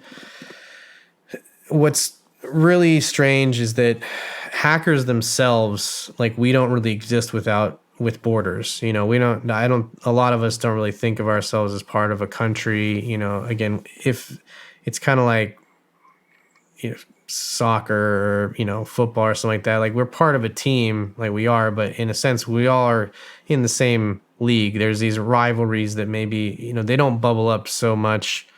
I said within the hacker community, there's Russian friends of mine, I have Chinese friends of mine, type things. And I don't think we really see it as there's animosity, but in the event of if a full scale war broke out, like we all kind of know, it's said like the Olympics, you kind of know which country you're going to be fighting for, type thing. But I can just, again, the development of the skill set, and like we have very, very good hackers here domestically, but internationally, I said amongst our allies, I also see strong hackers, but that there's just more of a, I think, what would you say, predisposition or encouragement, I would say, over there for adversarial mindset and thinking and doing these scams and stuff that's present in Russia and China, that we don't have that in our DNA the same way. And so there's a certain way that they're doing things that I just don't think we can replicate without a complete paradigm shift in how we treat computer security, how we educate on computer security, because they just have, even their hobbyists are of a, they're employing way more personnel in their military than we are. We have contractors and stuff to back it up, but as you mentioned, I said, if I don't know if my figures are correct, but there was an Army recruiter that had come to talk at this hacker convention and was just basically begging, like, please come to the military if you think you can hack or want to hack for the military. And just looking at the numbers, I said, I think it was around 1,500. I think they had like 1,000 enlisted and 500 officer corps in the Army cyber group. And that's abysmally low if you think about the amount of coverage that we would have to have. I mean, you were saying the tech company that employs you currently has way more, and that's a private 1,500 company. Yeah, and hackers. So I mean, again, across Space Force, Air Force, Navy, Marines, Army, like branches, I don't know what the total tally of cyber operators is, but the other thing that is crazy is that the private sector is insanely more lucrative than government work. And so yeah, I make insane amounts of money where I work, and the financial incentive, in the military, I'm sure is not super great. So that's the other kind of barrier to entry a little bit, is that the talent isn't necessarily going to be drawn naturally unless you have some super sense of duty or something to go into the military to do this type of work. But as I said, if the gauntlet was thrown down and it was called up, I'm fighting for America, like I'm going to do my part. I mean, it just seems very imbalanced. I mean, to get to your level in this country, you have to do it illegally. It seems like. It means you have to be looking over your shoulder. You're doing something wrong. Whereas in Russia and China, it's encouraged. True. It's encouraged to hack into our government. Yeah. And so, when you have an imbalance like that, I mean, how far behind are we? It's significant. One of the things that's changed the landscape is that because of bug bounty programs that exist now, which is companies and governments, it's what we like what I was talking about for the U.S. Air Force and Dubai, these types of things where you'll get paid for these vulnerabilities that you find, and based on the criticality of the bug, you get a bounty, an award. That with the emergence of the bug bounty programs, you see a lot more. That's real world hacking that's actually happening that people are getting compensated for, and so there's now more of a financial incentive to go the right path. And you're also subject to safe harbor laws, so they agree not to prosecute you. Whatever you're hacking, you find, as long as you're doing it in good faith, they won't prosecute you. So back in the day, like, there was none of that. Like, if you wanted to figure out how a system worked, you basically just had to break the law. But now we've gotten to a point where it's that a hacker can actually hack real world systems and then get paid for it. And the Americans that I know that are engaged in this are among the best of the best. So I know individually, we definitely, if there was a hacker Olympics, we'll be taking silver at worst. Like that. We still have enough skills in our thing, but that it's just more, I said, the attitude and the way that the trajectory of the way that they've architected their programs, they have legitimized and formed businesses. We call them APT groups, advanced persistent threat groups, and they're enumerated, but they'll have office buildings. People show up to work, and they're actually just criminal organizations that do nothing but hack us. And some are state sponsored, some are private in a sense, but probably have some kind of attachment to some state apparatus. And it's fascinating to me because I don't think we have an analog here in America so much, where you can't just set up some sort of cottage hacker industry and then get you just get a blank check to hack the foreign governments. At least if it exists, I've never heard of it. So What are you most concerned about when it comes to China, Russia versus us? Is it the number of hackers that they have on their roster, or is it the skills that the hackers have on their roster? It's a little bit of both. That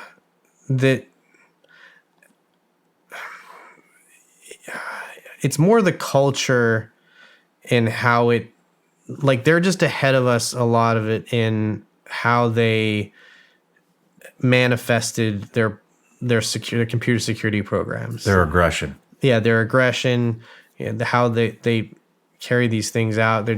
They're SOPs. They've codified this industry a lot better than I think we have. So when it comes to actually fighting a cyber war or something, I don't know how equipped we are, just because we haven't like our side hasn't been cutting our teeth the same way that theirs has. It's like we're playing the same game but by different rule sets or something, which is unfortunate. But saying that, again, I think that when push comes to shove, the elite hackers that I do know that are at least our ally countries or that we have, that the talent pool is still really, really impressive on our side. So I'm not really too concerned that we're going to get, it's more outgunned, I think, just overwhelming, overwhelmed by just the amount of attack surface we have and the types of things that they can attack versus the types of stuff that we could attack. It's very interesting just to hear you say that about the rules, because it's, I will say one thing, this country, one thing I've learned about from being at war is the United States is, I don't know why we do it, but we handicap ourselves. We put these stipulations on ourselves, and I mean, you see it in hand-to-hand combat, or just no eye gouging. Rules of engagement. Yeah. You know what I mean? And it's, you can't shoot them unless they're shooting at you. If they drop their weapon, you can't shoot at them. And it's just, and then they're literally decapitating us. Right. If we get captured, cutting our heads off on camera. And we put these stipulations on ourselves and more. And now here we are, cyber warfare, same exact thing. We're handicapping ourselves. We're putting these ridiculous stipulations on our own people when our adversaries have zero. And we're just handicapping us. It's like Geneva Convention, type stuff that works in civilized warfare, I guess, with, countries that are respecting some amount of rules. But, it's not, I think people think there's nobility in it or something. We're our own worst enemy. But we're not, you're not keeping up with the time. And I don't advocate, obviously, the wholesale murder of civilians or any of that stuff. I mean, that's something that I think that, I don't either. Yeah, right. But you know what I mean? When if you're going to handicap your people when we're literally being dismembered, having our heads cut off, I mean, we got to fight fire with some fire of a these little bit. have got to go. Yeah. And you have ununiformed combatants and stuff. I mean, you're fighting. These are the types of that's guerrilla warfare, in a nutshell. And all I'm saying though is it's bleeding over. Oh. It's bleeding over into this stuff now too, and it's we play by a different set of rules. We like to handicap ourselves. We're going to make it tougher on ourselves here. These people are getting ready to take us over. Oh yeah. And we're playing by this ridiculous set of rules. And I don't think, and what's odd is, I said, in the cyber world, the stakes are a little bit different, depending on the crimes and everything like that. But it doesn't carry the same interpersonal risk, that warfare even does. So I would think maybe not. But if they hit our power grid, you're going to see a hell of a lot more people die of that than the amount of people we killed in war. For sure, no, 100%. Hopefully that's one thing I would like to see just shifted. They do need to,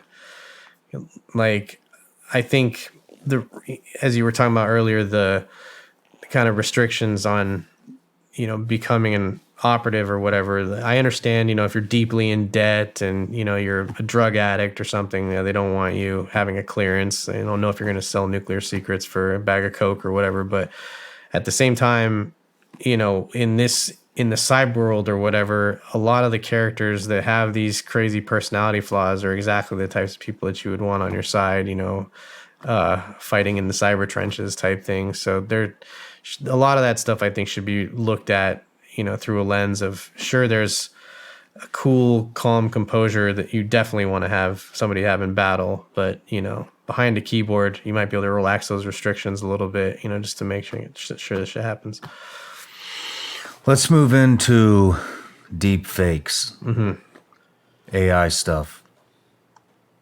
That's a crazy topic. There's an album that I finished that I just didn't release. It was a prequel to another album that I had done, but it's all about the proliferation of deep fakes. And I said I'd finished it a few years ago, and it's really weird because a lot of the things that have come out since then were stuff I was talking about.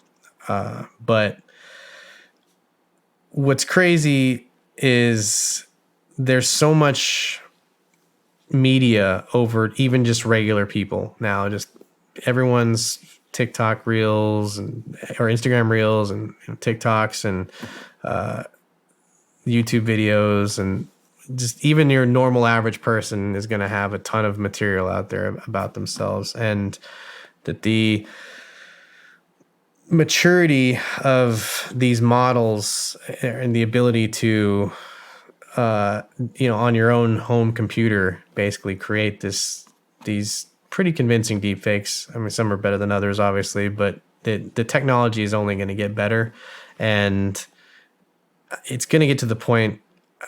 Listen, you and I are similar age, so when you're going to get picked up by a stranger at school, and then your parents have a password, that they have to tell, the school or you to know that you're supposed to get in this car and leave with them. That it's going to get to the point where we're going to have to start having meat space passwords, because it's already started where scammers are doing FaceTime calls with people. Like, I could call you as your wife and just say like, hey, I need you to send $200 PayPal to this address, or I need you to wire me this money, or just completely nonchalant, but in her voice with her face. And if there's no kind of secondary authentication of who that person is, then it'd be totally convincing to you. And this technology, I said, it's in the consumer space now to a point where people with a decent enough graphics card can train these models. So we're just getting to this point where what you see isn't believing anymore so much. There's a lot of things that have been meme-ified, like with Joe Rogan and the presidents and stuff. I don't know if you've seen those kind of jokey TikToks and stuff floating around, but it'll be like Trump and Elon Musk and Joe Rogan playing a video game, but they've just made up fake dialogue with all of their voices and stuff. And these are things that are being joked about now, but that It's real. It's real, yeah. And the moment it becomes weaponized against common people, which I said it already started to be, it's going to be nuts. But the thing that I find, how deep does this go? Like, how convincing could a deep fake be? Run me through a scenario. Well, where it would just be perfectly done. Just if I had enough, like if you think about all the interviews that you've done and shots of angles of you, that I could train a model based on you and then have you map to my face.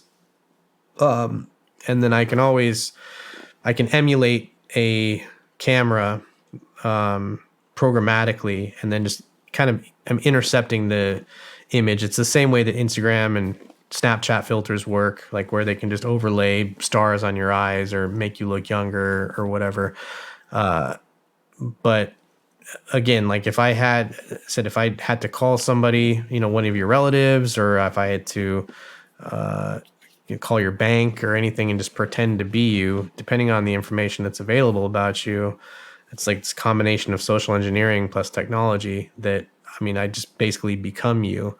And so the implications of that are endless. If I wanted to say that, I'm being held for ransom, like Shawn, I need you to send money, or I need you to come to this place and, come and get me, or, your imagination is the limit of this. So it's going to be very, very important for us as people to have, like I said, secondary passwords or things that, only like you'd have to ask them, like, what's something that only this person would know about that I've never told anybody else. But the DNA thing is weird because there's services like 23andMe, that do the genetic testing to see what your lineage is. But I remember reading an article not too long ago about being able to reconstruct, we're not going to be far off being able to reconstruct deepfakes from DNA. So like being able to model what a human being looks like just based off of some skin cell they left somewhere or some lip print, that I can see that being like a future where, you know, people don't even have to have video of you as long as they have just one of your cells. They're able to just recreate you in the aggregate over over technology. It's super, super scary. So it's, you know, you're not gonna be able to believe newscasts anymore. You're not gonna be able to know, like, did Trump really say that, or did Biden really say that, or anything? Because if it seems plausible, you know, Biden mumbling is something that happens every day. So, like, how are you going to know, you know, if it's real him mumbling or some, you know, some fake shit? You think we're there already? We are very, very, very close. Like, there's some analysis that you can do on videos. It's the same way you can do noise level analysis on Photoshop pictures and stuff. There's certain artifacts that deepfakes are still kind of wrapping, that they're still perceptible. Even to the human eye, there's ways that you can tell, like, some of these.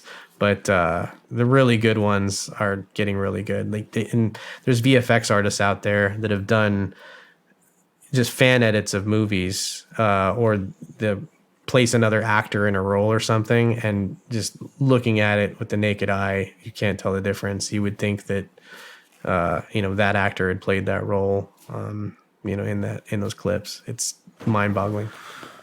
So it won't be long before everything we see is fake.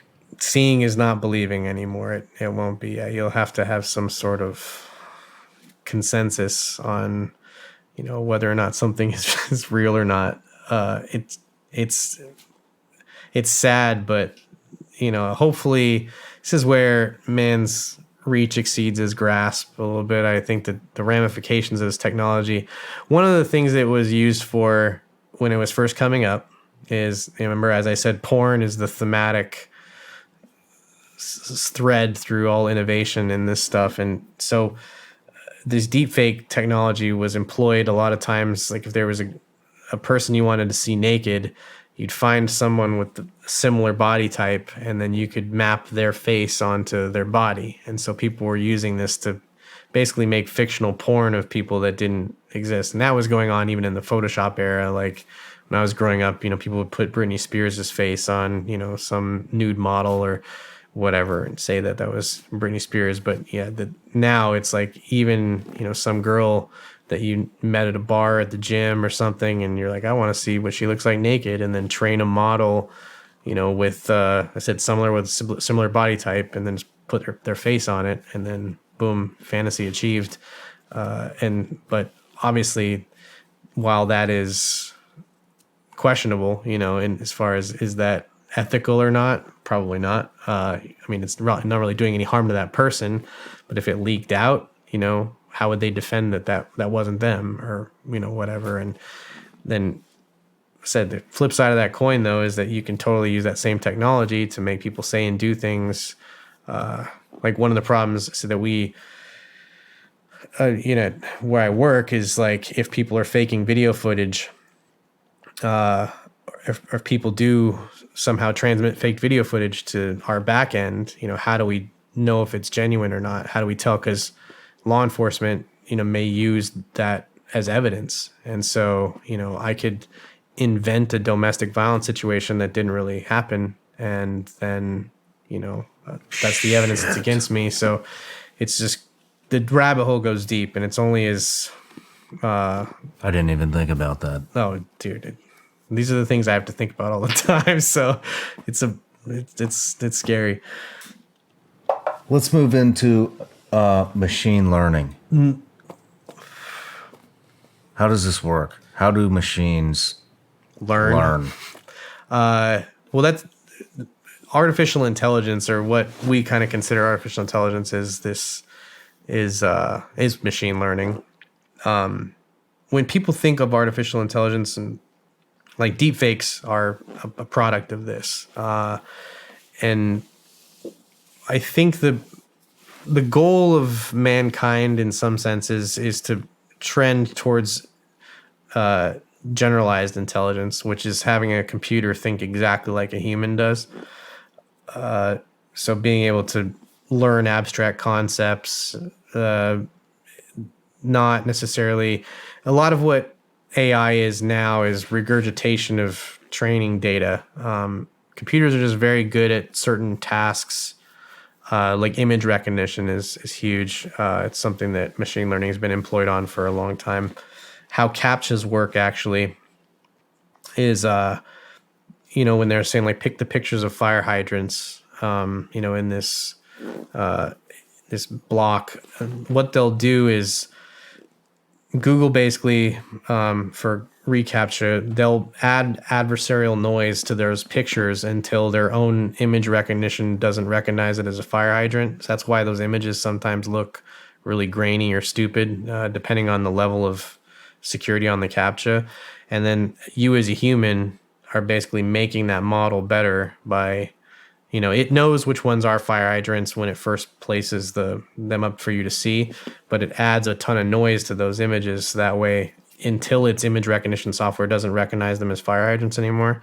And then when you go in there and then you click the fire hydrants, then that trains that's reinforcement learning for the computer to basically know that now if I see something that's a little boggly, it probably still is fire hydrants. So that's just a kind of a rundown of how we've employed humans basically to make these models better. But one of the fascinating things about ML is that we don't mechanically, how it works is you have intermediary nodes that are all assigned mathematical values. So there's something that goes in, and then you have a desired output, and then these layers it's like a brain. It's a neural network. It looks like the same way our brains probably process things electrochemically, but we don't really fully we understand how this all works, but we don't really understand if you were to take a snapshot at any one point in the computer's thought process,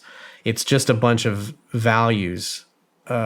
So it's meaningless really to us, but to a computer, like that's how it's interpreting the data. So if I have a picture of a dog and then through all this convolution, it outputs dog, like however the parameters are set up in the model itself to, determine that this is a dog, all of the thought that goes on in the middle there, if you were to take a slice of that, we wouldn't be able to interpret it as human beings. It's a very esoteric concept. So even hardcore engineers, in this stuff, again, how it works as a whole, totally understandable. But like the real machinations of machine learning are still kind of a mystery to everybody, because it's just mathematical values that somehow the computer outputs, fakes it, or whatever you want to call it, and then it's able to reach these conclusions the same way that a human would,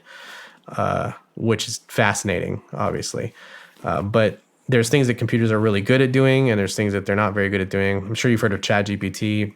Mm-hmm. Like those for content generation and stuff. These large language models, super efficient, and they're very convincing. That's part of what Alan Turing had posited this thing called the Turing test, which in a nutshell is if you were talking to a faceless something, like just a machine, like would you be able to determine if the person on the other side was a computer or a human or not? And we're starting to reach that point where even the chat bots and stuff that I was making as a spammer were obviously fooling people, and that was low level stuff. This is much more comprehensive and involved, but these LLMs now, the capabilities that they have are just astronomical, because they're basically, they can write you college papers. There's lawyers that have been using it and getting caught because it was citing fake cases and stuff. So you're seeing it being trying to be weaponized in the mainstream a lot more. But it still is really impressive to see, the types of things that these LLMs are outputting. But they're only as good as the data that they're trained on, which is said that what that comes from is the corpus of, whatever we've generated in human history. So that's why it has biases towards certain things, because we have biases towards certain things. And so that's where they're tweaking the knobs, and what people say is like wokeifying, the AIs and stuff, because it's going to spit out racist statistics. It's going to spit out things that just don't make sense, but that's just how the data that's been fed into it. So it doesn't really know any better. It can't make decisions, based on feeling the same way that human beings can.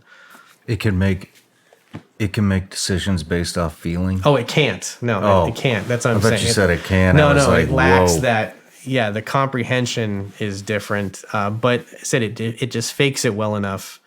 Now, who knows where this is going to go? Obviously, but ML has a lot of. Where do you think this is going to go? I mean, you read about it, and it seems like just about every profession is going to be replaced. They talk about it replacing attorneys. They talk about it replacing financial advisors. I read something the other day that said that I don't even know what you call it. A program is they fed it, I don't know, thousands of mammograms, and this thing can diagnose cancer like.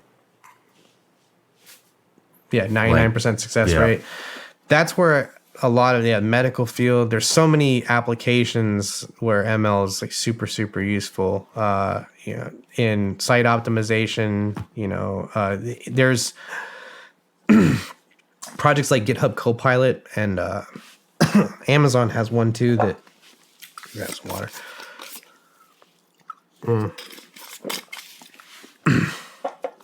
Yeah, like there's products like GitHub Copilot, and AWS has one too that I should remember that help kind of scaffold code, so that it's been trained on lots of different code. ChatGPT even can output certain programs like boilerplate type stuff. The way I see it kind of going in the short term is it's definitely going to be a skill to be able to do what's called prompt engineering, like leveraging AI to augment your workflow. I don't know how much it's going to replace workers yet, but being able to, those that can use it as a force multiplier in whatever they're doing are going to have a lot higher advantage than those who aren't. So it's just, the hammer to the jackhammer type thing, like where it's the evolution of just another tool that we're using. But when it comes down to it, I don't know. I would love to see computers, reach a state of Terminator and Skynet. Like, it would be just awesome, because hopefully I've treated them nicely enough that they'll see me as a friend, and maybe they'll elevate me to Emperor of the Universe or something. But the realistic, like, there's a lot of jobs that are going to completely disappear, just because you're going to wind up having.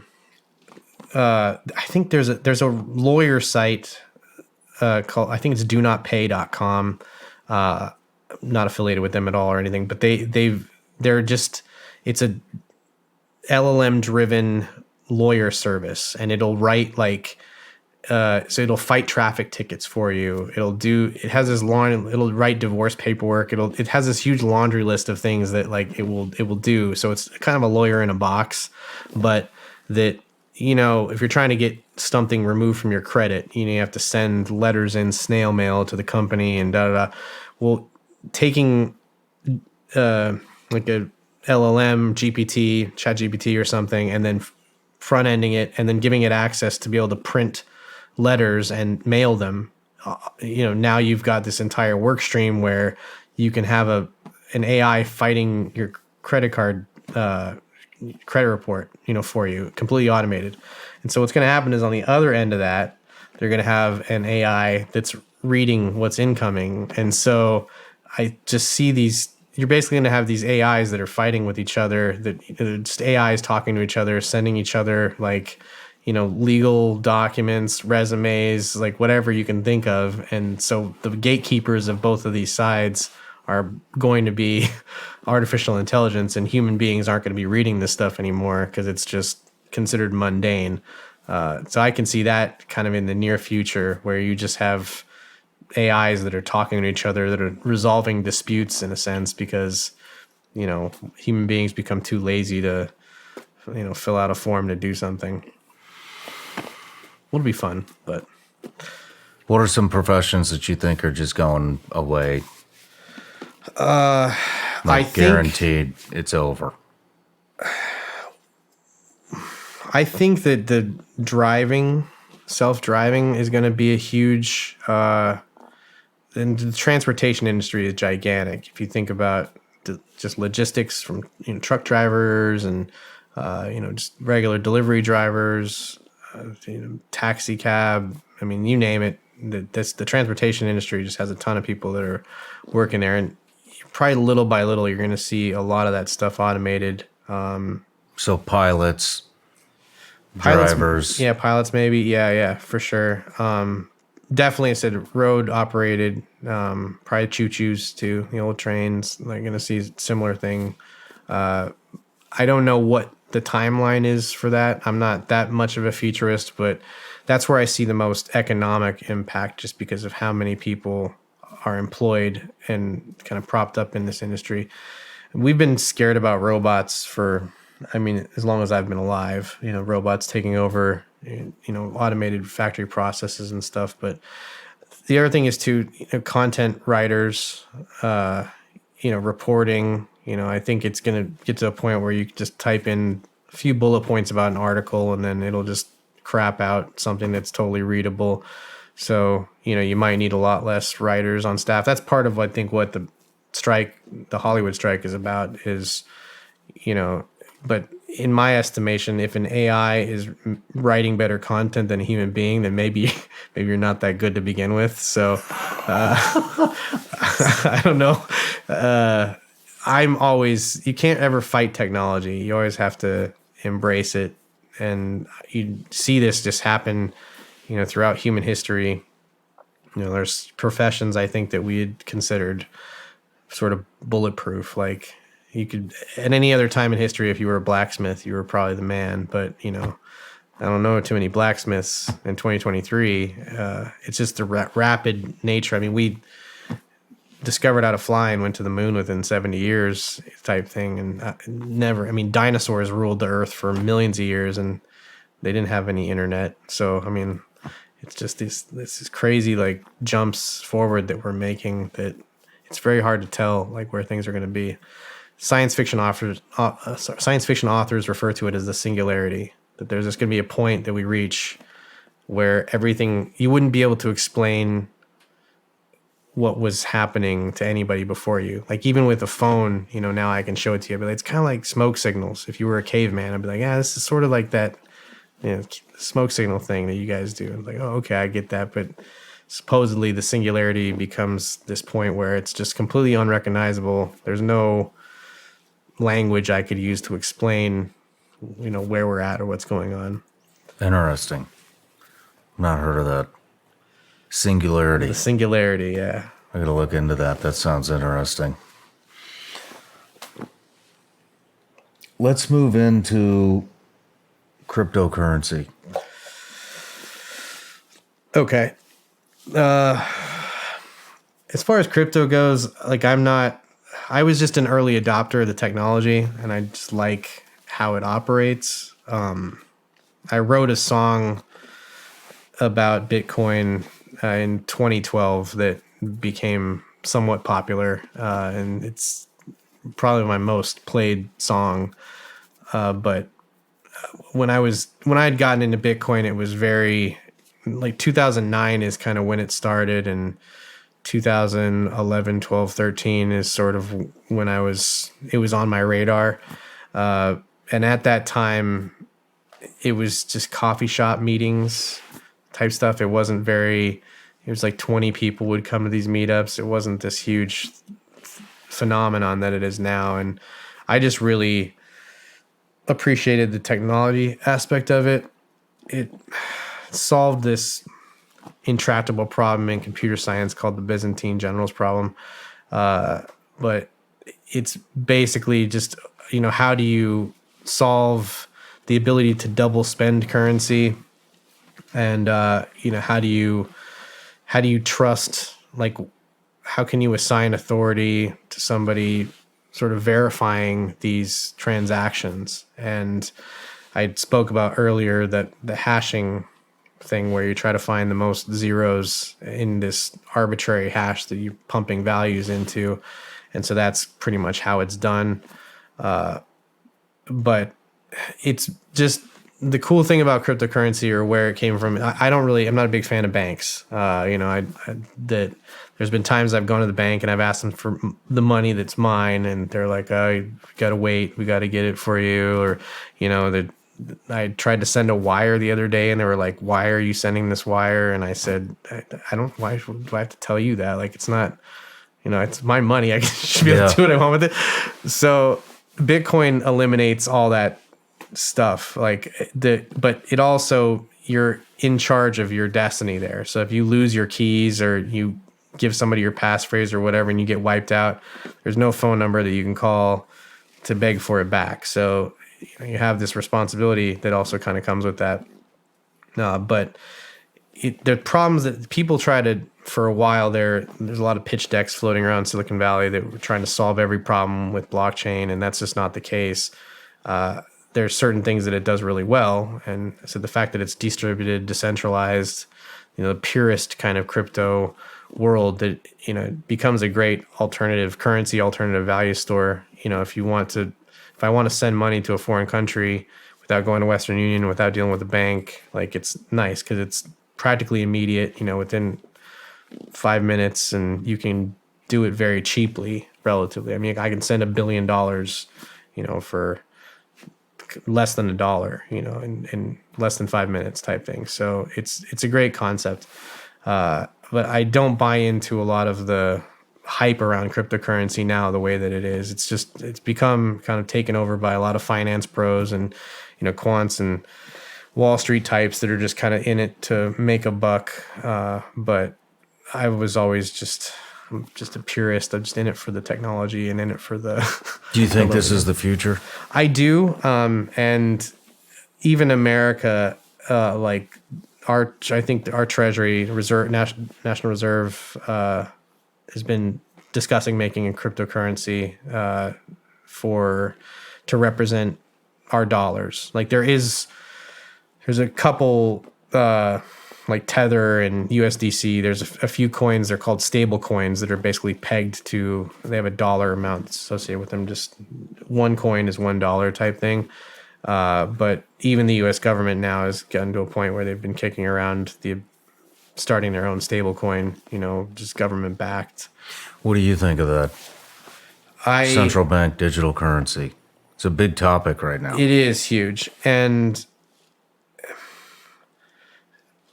so one of the advantages to cash, obviously, usually the only time I've ever gone to the ATM was to buy drugs or gamble. Like, that, even regular money these days isn't used for, maybe you're tipping a valet or something, but for the most part, it's not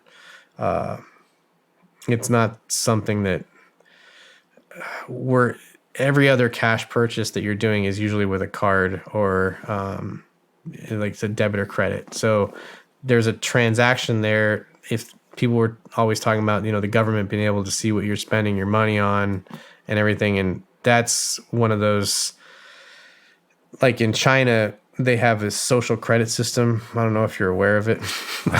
I am aware. But I could see them instituting something like that over here in the U.S., where if you spend money on these vices, then, you're demerit, or, -3 points. And that's where I see the more kind of digitized that we make currency in general, like, the easier it is to track in that sense. And so it becomes just another way for authoritarian minds to, data mine or do whatever with. The one thing is, though, is even in the existence of that, there's a lot of things that are illegal these days. Like, you shouldn't be able to download movies and music illegally, but people do it anyway. You shouldn't be able to, You shouldn't be able to pirate satellite signals. People do it anyway. You should be able to jaywalk. People do it anyway.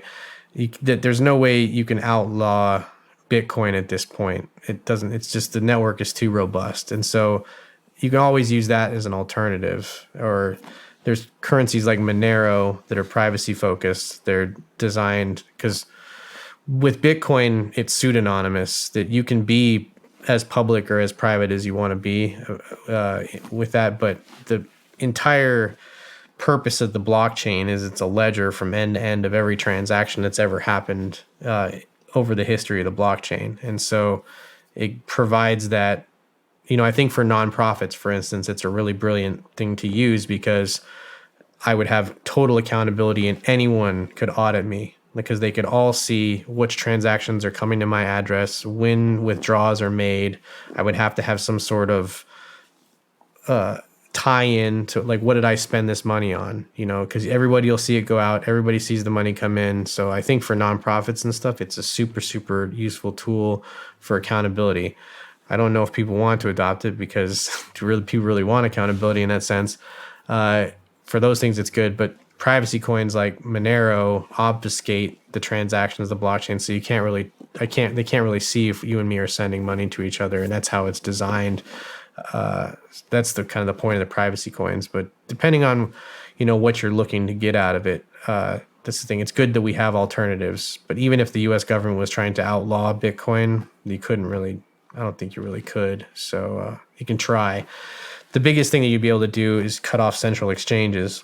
But that's why there's just decentralized exchanges that exist now, where the liquidity pool is decided by members of the decentralized community. So if I have some Bitcoin I want to sell and you have some Ethereum you want to sell, then we'll meet in the middle somewhere in this decentralized exchange and then swap it. But it's all said, just currency is only as good as people that adopt it. Like you can walk into the corner store right now with €5 and the guy's going to laugh you out of the store, but that's real money. It's just the fact that they don't accept it there. And so once cryptocurrency gets to a point where it's in a place that everybody kind of accepts that it's real or not, then we'll see a turning point, I think. Let's get into, we talked about it quite a bit, but we talked about it with your phone, but secure communications, Signal, WhatsApp,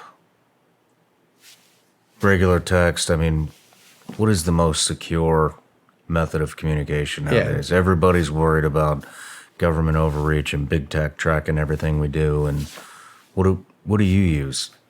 I use Signal primarily. I have Telegram and WhatsApp, which both have the end-to-end encryption features. Purport to iMessage on iPhone actually is also end-to-end encrypted. What that means is that no one, like you and I, have the keys to unlock the contents of that conversation. So it's end to end. Like there's no intermediary server that can take that traffic and decrypt it, because the key exchange is like between the two of us. Usually what compromises devices security, the text messaging and stuff, is that the actual phone itself is compromised. So it's not necessarily the apps themselves. Signal said by default is end-to-end encrypted, perfect forward secrecy, and it's designed to be really lightweight. Like it doesn't have a lot of the features that Telegram and WhatsApp and stuff have. I think you can do emojis, it has link previews. It's bloated up a little bit over the years. It's not as Spartan as it used to be, but that for my money, it's all open source, so the code is auditable. And I just said I've been a fan of Signal ever since it came out. Largely, unless mathematics is broken or quantum cryptography or quantum computing takes a huge step forward, we don't really have to worry about. You don't have to worry about Signal, like as far as that. But where you're going to have a lot of problems is more in the fact that the device that the software is sitting on is actually compromised. So somebody's hacked your phone, and then they can read anything anyway. But Signal will be the most secure. this is what I use. I mean, it's like I said, I'm not sponsored by them or anything like that, but yeah, I just endorse just how it works, and it undergoes pretty regular audits. And it said the code is anybody can look at it, anybody can see just how it works. And it said Signal is just it's been kind of my secure messenger of choice for a long time. But it said iMessage offers the same protection. The clear text SMS is really bad because that's what I'm saying. Anybody in between can view the contents of those messages. So the phone company, that's why, when the court subpoenas records or whatever, if they don't have access to the phone, they don't have access to the text records. But if they're SMS, green on the iPhone, then they can just get that stuff from the phone company. No kidding. I didn't know that. So they have to have the actual device with an iPhone message or with iMessage. With iMessage, yeah. There hasn't been, as far as I know, I don't think the encryption's been broken. But yeah, it's that you would have to have the device to peel anything off of it or control the device. What are your views on Snowden? It's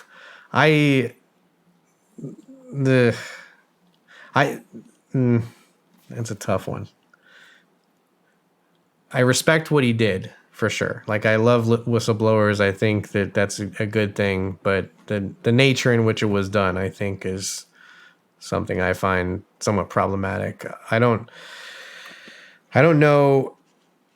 Again, being a former member of the intelligence community and stuff like that, there's a lot of information that you know why it should be secret, in a sense, or especially if there's lives at stake or, anything. I mean, not too long ago, I forgot, was it, I'm trying to remember if it was Trump or what was that, when all those assets got leaked, the foreign assets, it was like the knock list in Mission Impossible, but there was a ton of deep cover operatives were exposed. I don't remember who that was. Yeah. Just that there is things. I don't live in a, of course I have this hacker ethos of all information should be free and we should be, we should have access and transparency is important and stuff. But there is a certain, who decides this? Again, it's imperfect. But should Snowden be the arbiter of that type of information? I mean, yes or no? Like, this is a very personal, subjective thing. He did it through the channels that said releasing it to The Guardian. I don't think that he should be prosecuted, but at the same time, I think if everybody behaved in that way, it would be somewhat reckless. You can't just have everybody doing that type of stuff. So personally, do I think he belongs in jail? No. Do I think he should get a pardon? Yeah. But are there questions around, what he did and how he did it? I think so. I think, but again, that's for him. And this is just my judgment, as far as, I'm the outside looking in. I don't know. Let's get into some fun stuff. Okay. NERDCore music. What is it? I've not heard of this until you came along. So NERDCore hip hop is a term that applies to a wide range of music, but all of it's considered nerd culture, geeky stuff. So Dungeons and Dragons, Star Wars, Marvel, before there was all these movies about it, like just being a comic book nerd or anything. And it was music just about these nerdy pursuits. And right around the AOL days is when I started making music. It wasn't called NERDCore then, but the same way that you listen to regular hip hop music or mainstream hip hop music, and the subject matter that it's rapping about, and then I was just trying to. One of the core tenets of hip hop being to keep it real. I just thought it was fun to rap about the types of things that we were doing on the computer, because there's a lot of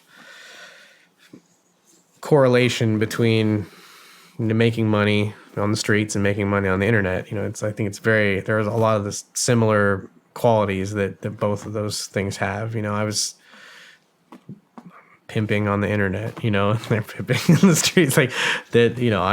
I'm robbing banks and they're robbing banks, but I'm doing it in my underwear and they're doing it, with a ski mask on. So it's,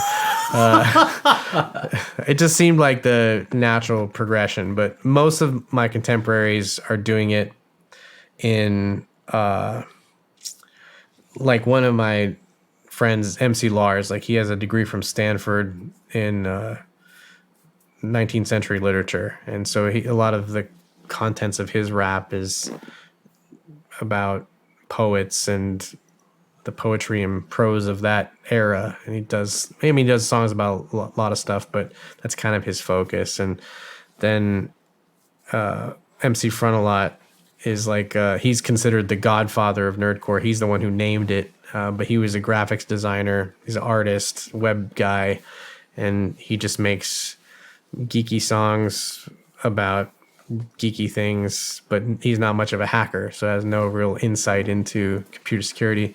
Megaran is another one who he'd started out kind of doing video game raps the same way that I did. We took like old video game beats and then made music to them, but about nerdy subjects.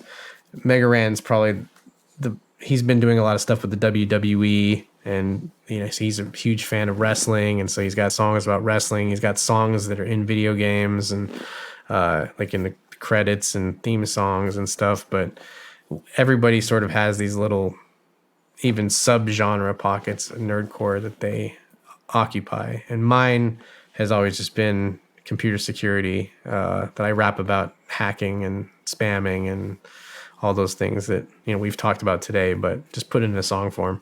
What so you're a forefather of this. Does that mean, did you start this genre? Chronologically, I was probably before everybody.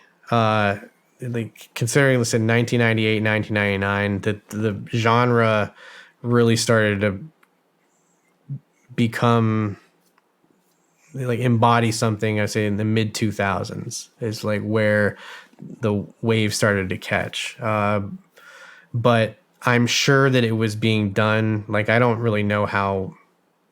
I'm considered, one of the forefathers of the genre. But I think it would be, I don't know if I could have said I created it. Again, I think it was more of a team effort and, built by a bunch of us kind of around the same time, independent discovery, like calculus with Newton and Leibniz, but Leibniz? Yes. I don't know if I'm Well, it sounds like you've had a hell of a career. You've performed alongside Busta Rhymes, Nelly, 3 6 Mafia, George Clinton, Too Short, Snoop Dogg, Ice Cube, and you released a collaborative single with Deadmau5 this year. Yeah, that was earlier this year. A lot of... Does that mean, are you on tour with all these guys? Not really. Like, I do like a lot of one-off shows and stuff with most of the people on that list. We just see each other when we see each other and do shows with each other. I DJ too, and so I love music. I've been playing guitar for a really long time, and I love. It's a lot of fun, but more or less my mission, like with the music, is I've had a lot of people that have listened to it and then they've decided to take up a profession in coding or in computer security or whatever. And that's something I think is very unique to the music that I make. There is how-to music out there of how to make crack cocaine and whatnot. Of course that exists, but the subject matter that I try to attack and things that I say, it's all fairly real world application. It's either something that's happened to me or something that's happened to somebody I know. So that keep it real thread is really, really important in the music that I make. But my fan base is very, very intelligent and highly technical. Like, 'cause there's a little bit of a barrier to entry to kind of getting in and understanding the music, because it uses a lot of technical jargon, and the analogies and stuff are just a little more heady, and they have to do with hacking and spamming and stuff. So people that kind of do the deep dive and get in there and figure out what the lyrics are really saying, then they tend to walk away with little nuggets of knowledge. And it's cool to get that feedback from people that have done sort of deep dives on the song lyrics or the content. How's it working with Deadmau5? Deadmau5 is amazing. He's a great person. Said the way it all came to be was like right around when COVID was kicking off, and there's a guy, his name's Steve Duda, and he good musician in his own right, but he's a plugin developer now, just a software developer. That he worked in the music industry for a really long time, and he was a one-time co-worker with Deadmau5, but they had a group project called BSOD together. Blue Screen of Death is what that name comes from. And so they were a lot of the kind of seminal electronic work that the two of them were collaborating and working together. And so they were in Toronto working on new music, and Deadmau5 just had this instrumental that needed lyrics on it. And so Steve had DM'd me on Twitter, and he was just like, hey, I'm up here in Toronto working with Joel, and we downloaded one of the acapellas off your website and slapped it on the song because we needed vocals for it. And Joel really likes it. So, what are we going to do about it? And that song is about this group Lulsec that did a ton of, they were anonymous adjacent, did a ton of hacks, like kind of at the turn of the decade. It was really, really highly publicized. And that song was the theme song for that group. And then here, whatever it is, 12 years later, to have it like this re-emergence and re-release is just funny, because Joel's into internet culture and stuff. He was there for a lot of this, but never in a million years would I think that song would resurface as a single on his album. But yeah, the last couple of years, I just, we'd find ourselves in the same places, or I would just go out and, perform it with them. So it's been a blast. I've been in the music scene pretty much my whole life. And so I've made a lot of friends and kind of rubbed shoulders with everybody for a while, but I don't really take music as seriously as I think I should probably. But I think if I took it more seriously, I probably wouldn't find it as fun. But yeah, Joel is just a trip, bro. I love him. He's a great guy. Yeah, my wife and I are huge fans of Deadmau5. Good. So, brilliant. Yeah, I think that's cool. It's super cool. Yeah, he's a great guy. So we'll see. I'll see if I can get him on here and just twist his arm. I'll say on here. Yeah, on your podcast. So we can talk to him. Yeah, that would be the shit. Let's do it. All right, let's do it. That would be awesome. But man, we covered a lot of ground. We did. Of all the things that you've been involved in, music, hacking, black hat hacking, the stuff you're doing with the big tech companies, I mean, what's your favorite thing to work on? What gives you the most? This is going to be joy? Cheesy, but being a good dad. It's like, I don't think that's cheesy at all. Yeah, it's probably the stupidest answer, like just easy platitude. But my daughter, she's grown now, but we talk constantly, like just being that close, and just watching her kind of grow up, and now she's in college and gonna make her own mark on the world type thing. It's just most proud of her, and just the fact that she's out there, like, still alive. She didn't starve to death, so I did okay. But yeah, just being a dad is my favorite thing, I think. Well, man, in my humble opinion, that's the best answer you could have given. Good. All right. So that's awesome. Congratulations. Thank you. On a successful fathership. Yeah. But all right, Bryce, we're wrapping up the interview. Last question. 3 people that you want to see on this show. We mentioned one. Let's see if we can get Dead Mouse on here. I think Connor Daly would be amazing. He's a race car driver. You two would just love each other. And probably Sam Curry, he's one of the younger generation hackers, is really, really big in the bug bounty scene.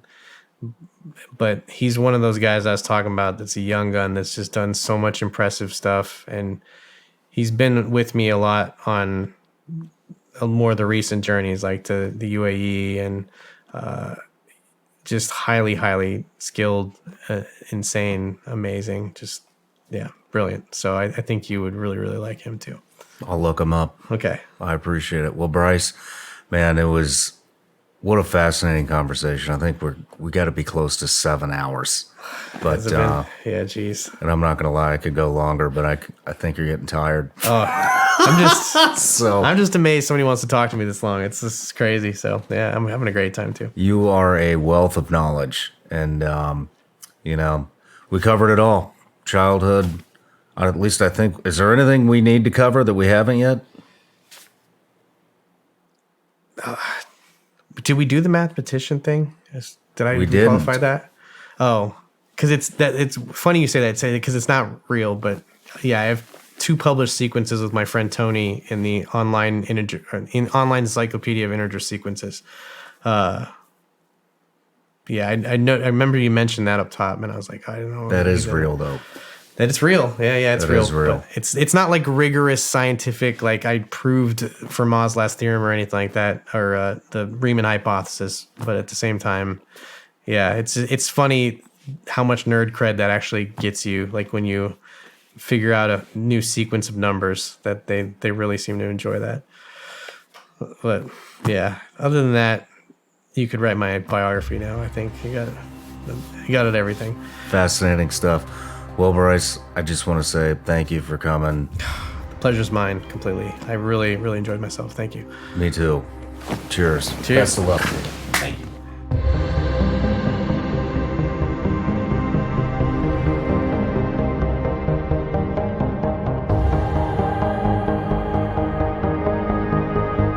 Hey everybody, I'm Shawn Ryan. Click here to subscribe to the Shawn Ryan Show YouTube channel for the hottest and most compelling interviews that you will not see anywhere else. I've also made a playlist of all the previous SRS episodes so they're easy to find. You can find that right here.